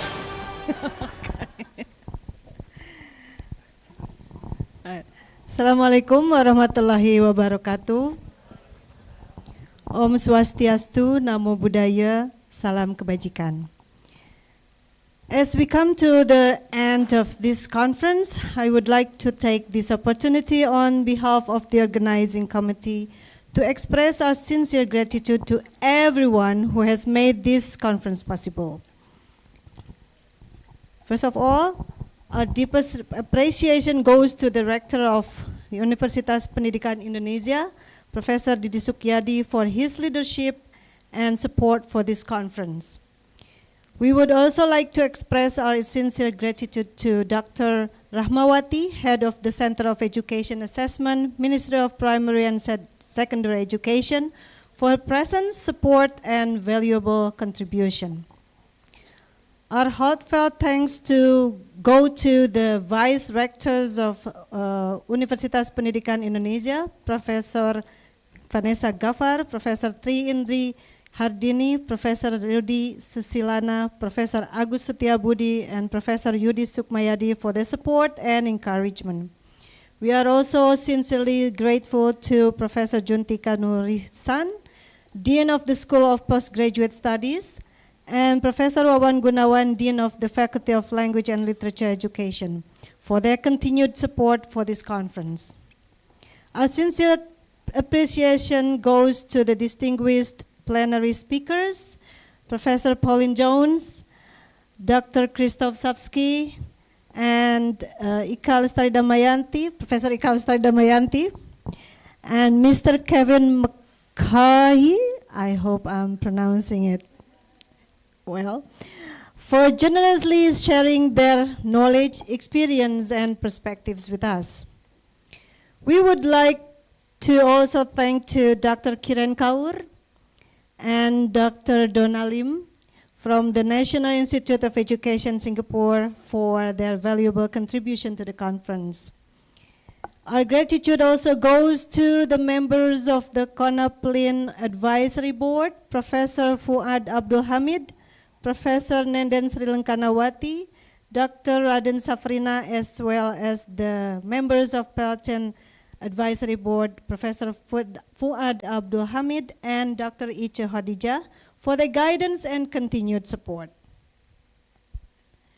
We are equally grateful to all invited speakers, presenters, moderators, session chairs, teachers, researchers, students, and participants for your active participation and for making the discussions throughout the conference meaningful.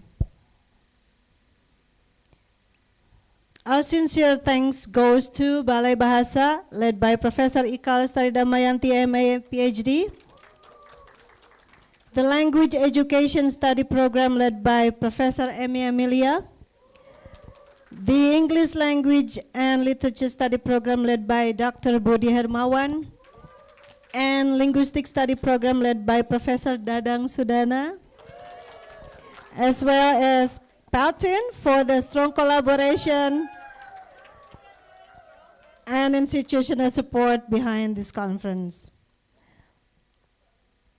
Our sincere appreciation goes to Professor Gingin Gustin, Chair of the Publication Committee, for her dedication and hard work in coordinating the conference publications and ensuring that the academic contributions of this conference are properly documented and disseminated. And most importantly, I would like to express my deepest appreciation to our entire organizing committee, to every committee member. Thank you for your dedication, your time, your patience, your energy, and your commitment.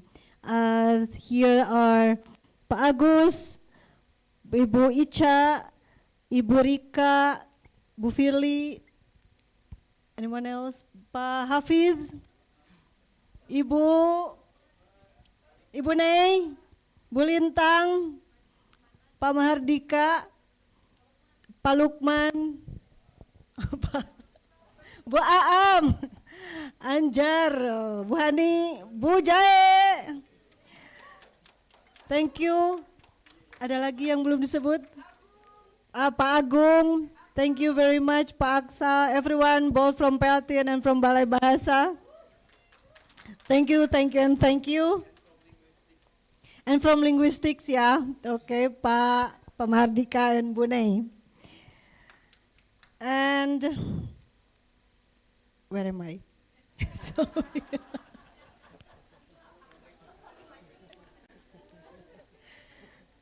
Yeah. So I would like to thank to volunteers and students who have assisted our speakers and participants throughout the conference. Your warmth, responsiveness, and willingness to help have contributed greatly to the atmosphere of this event. Thank you very much. To our partner institutions and organizations, Pearson, BSI or BSI, Gatsby, Kopi Erki, nice coffee. Okay, have you tried it? Taffy, Eager, Olin Oil. Thank you, nice smell. Nice sense, or not smell, sense, okay. Sorry. We hope that the relationship strengthened throughout this conference will continue well beyond this day. And the theme of this conference, multilingual pathways, acquisition, pedagogy, and policy beyond additional language learning, reminds us that meaningful language education requires dialogues across different perspectives, contexts, and communities. So I hope that the discussions we have begun here will continue in our research, our classrooms, our institutions, and our professional networks. As we leave this conference, may we take with us not only new knowledge and ideas, but also new connections, friendships, possibilities for future collaboration. Once again, thank you to our speakers, presenters, participants, partners, and most especially to wonderful committee for making the conference possible. And I wish everyone a safe journey home. And I hope we will have the opportunity to meet and collaborate again in the future. Thank you very much. Wassalamualaikum warahmatullahi wabarakatuh. Waalaikumsalam. Thank you very much, Dr. Ian Nurlewati. Please standing applause to our head of committee, Dr. Ian Nurlewati, for the closing remarks. We sincerely appreciate your leadership, your dedication, your commitment, as well as the hard work of the entire organizing committee in making this international conference possible. Ladies and gentlemen, please, Dr. Ian Nurlewati and the organizing committee, a warm round of applause. Okay, now, yes, we still have some announcement. Before we officially conclude the program, please allow me to share several information announcements. First, regarding the certificates, all participants will receive printed certificates which will be distributed by our secretariat team. Please follow the committee's instruction regarding certificate collection. And also, we kindly invite all participants to complete the conference evaluation form. And the link to the evaluation form will be shared, in the parallel room earlier, also through our official WhatsApp channel.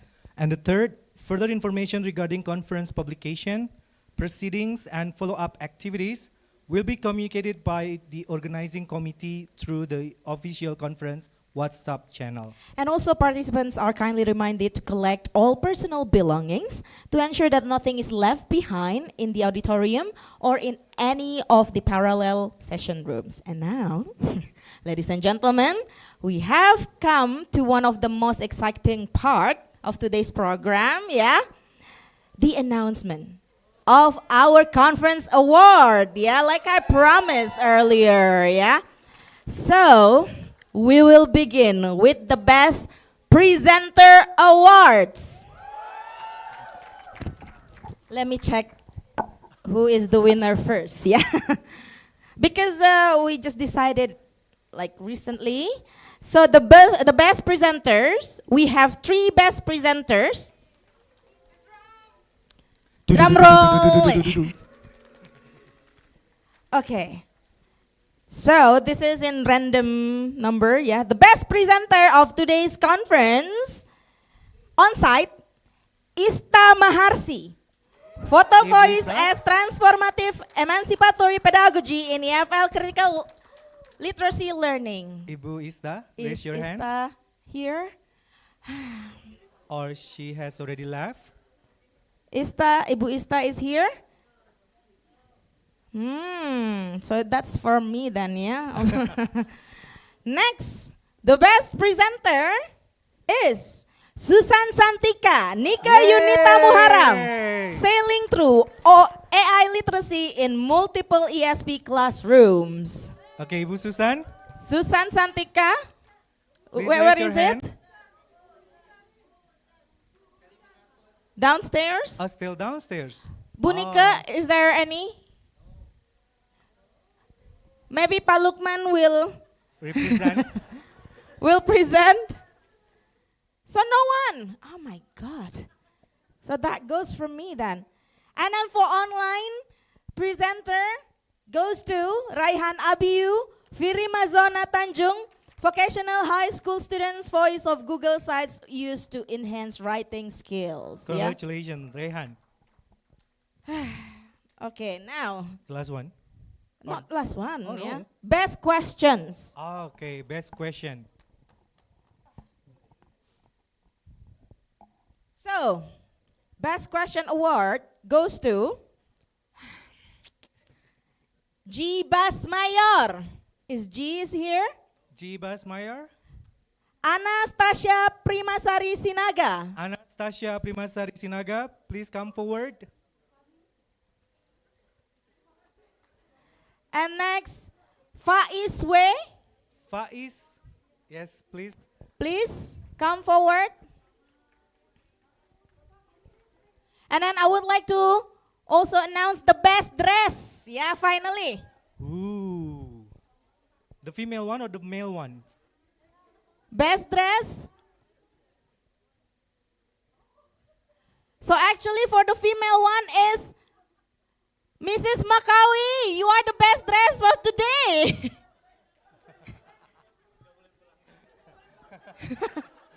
Yeah, for the female. And for the male is Mahardika Zivana. Please come forward. So for the best question, the best dress, everyone, please come forward. And then I would like to ask Ibu Ian as the head of the committee to give the token of appreciation.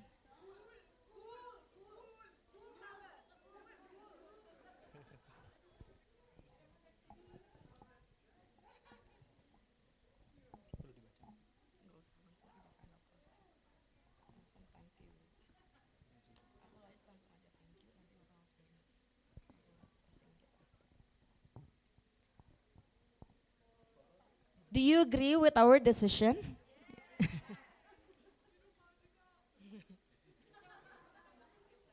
And this is for the best question today, yeah? Take a picture first, one more. Yes, Yeah. take a picture.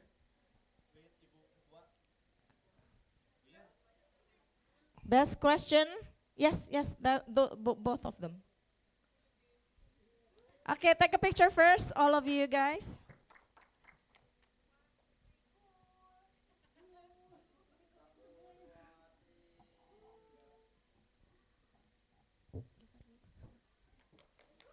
Okay, congratulations to all of our best presenters and also best dress. And may I kindly invite already? Susan. Okay, one more best presenter finally, yeah?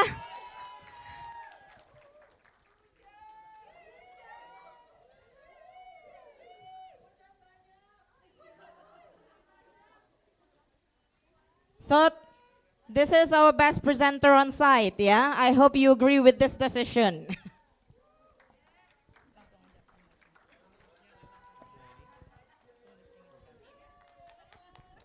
Thank you, Bu Susan. Congratulations. Distinguished Rector and Vice Rectors of Universitas Pendidikan Indonesia. Distinguished head of the UP Language Centers and also the secretary. Deans and Vice Deans. Heads and secretaries of study programs. Distinguished speaker, moderators, presenters, participants, invited guests, colleagues, ladies and gentlemen. On behalf of the organizing committee, we would like to express our deepest appreciation to all speakers, moderators, presenters, participants, partners, performers, liaison officers, room keepers, operators, volunteers, and committee members who have contributed to the success of the 19th CONAPLIN and the 4th PELTIN International Conference. We hope that today's keynote plenary presentation, symposium, workshop, parallel session, writing clinics, and discussion have provided valuable knowledge, strengthened professional networks, and inspired further collaboration in applied linguistics, multilingual education, language assessment, pedagogy, and policy. I, Anissa Rahmadani, And I, Agus Shahidin, as your Master of Ceremony, sincerely apologize for any mistakes or shortcomings during the program. Thank you for your participation, enthusiasm, and support. this concludes the 19th CONAPLIN and the 4th PELTIN International Conference. Have a pleasant evening and a safe journey home. And see you next year at the 20th CONAPLIN and the 5th PELTIN International Conference in 2027. Wassalamualaikum warahmatullahi wabarakatuh. Goodbye everyone. Good afternoon. PELTIN, grow together, grow better. Safe journey home.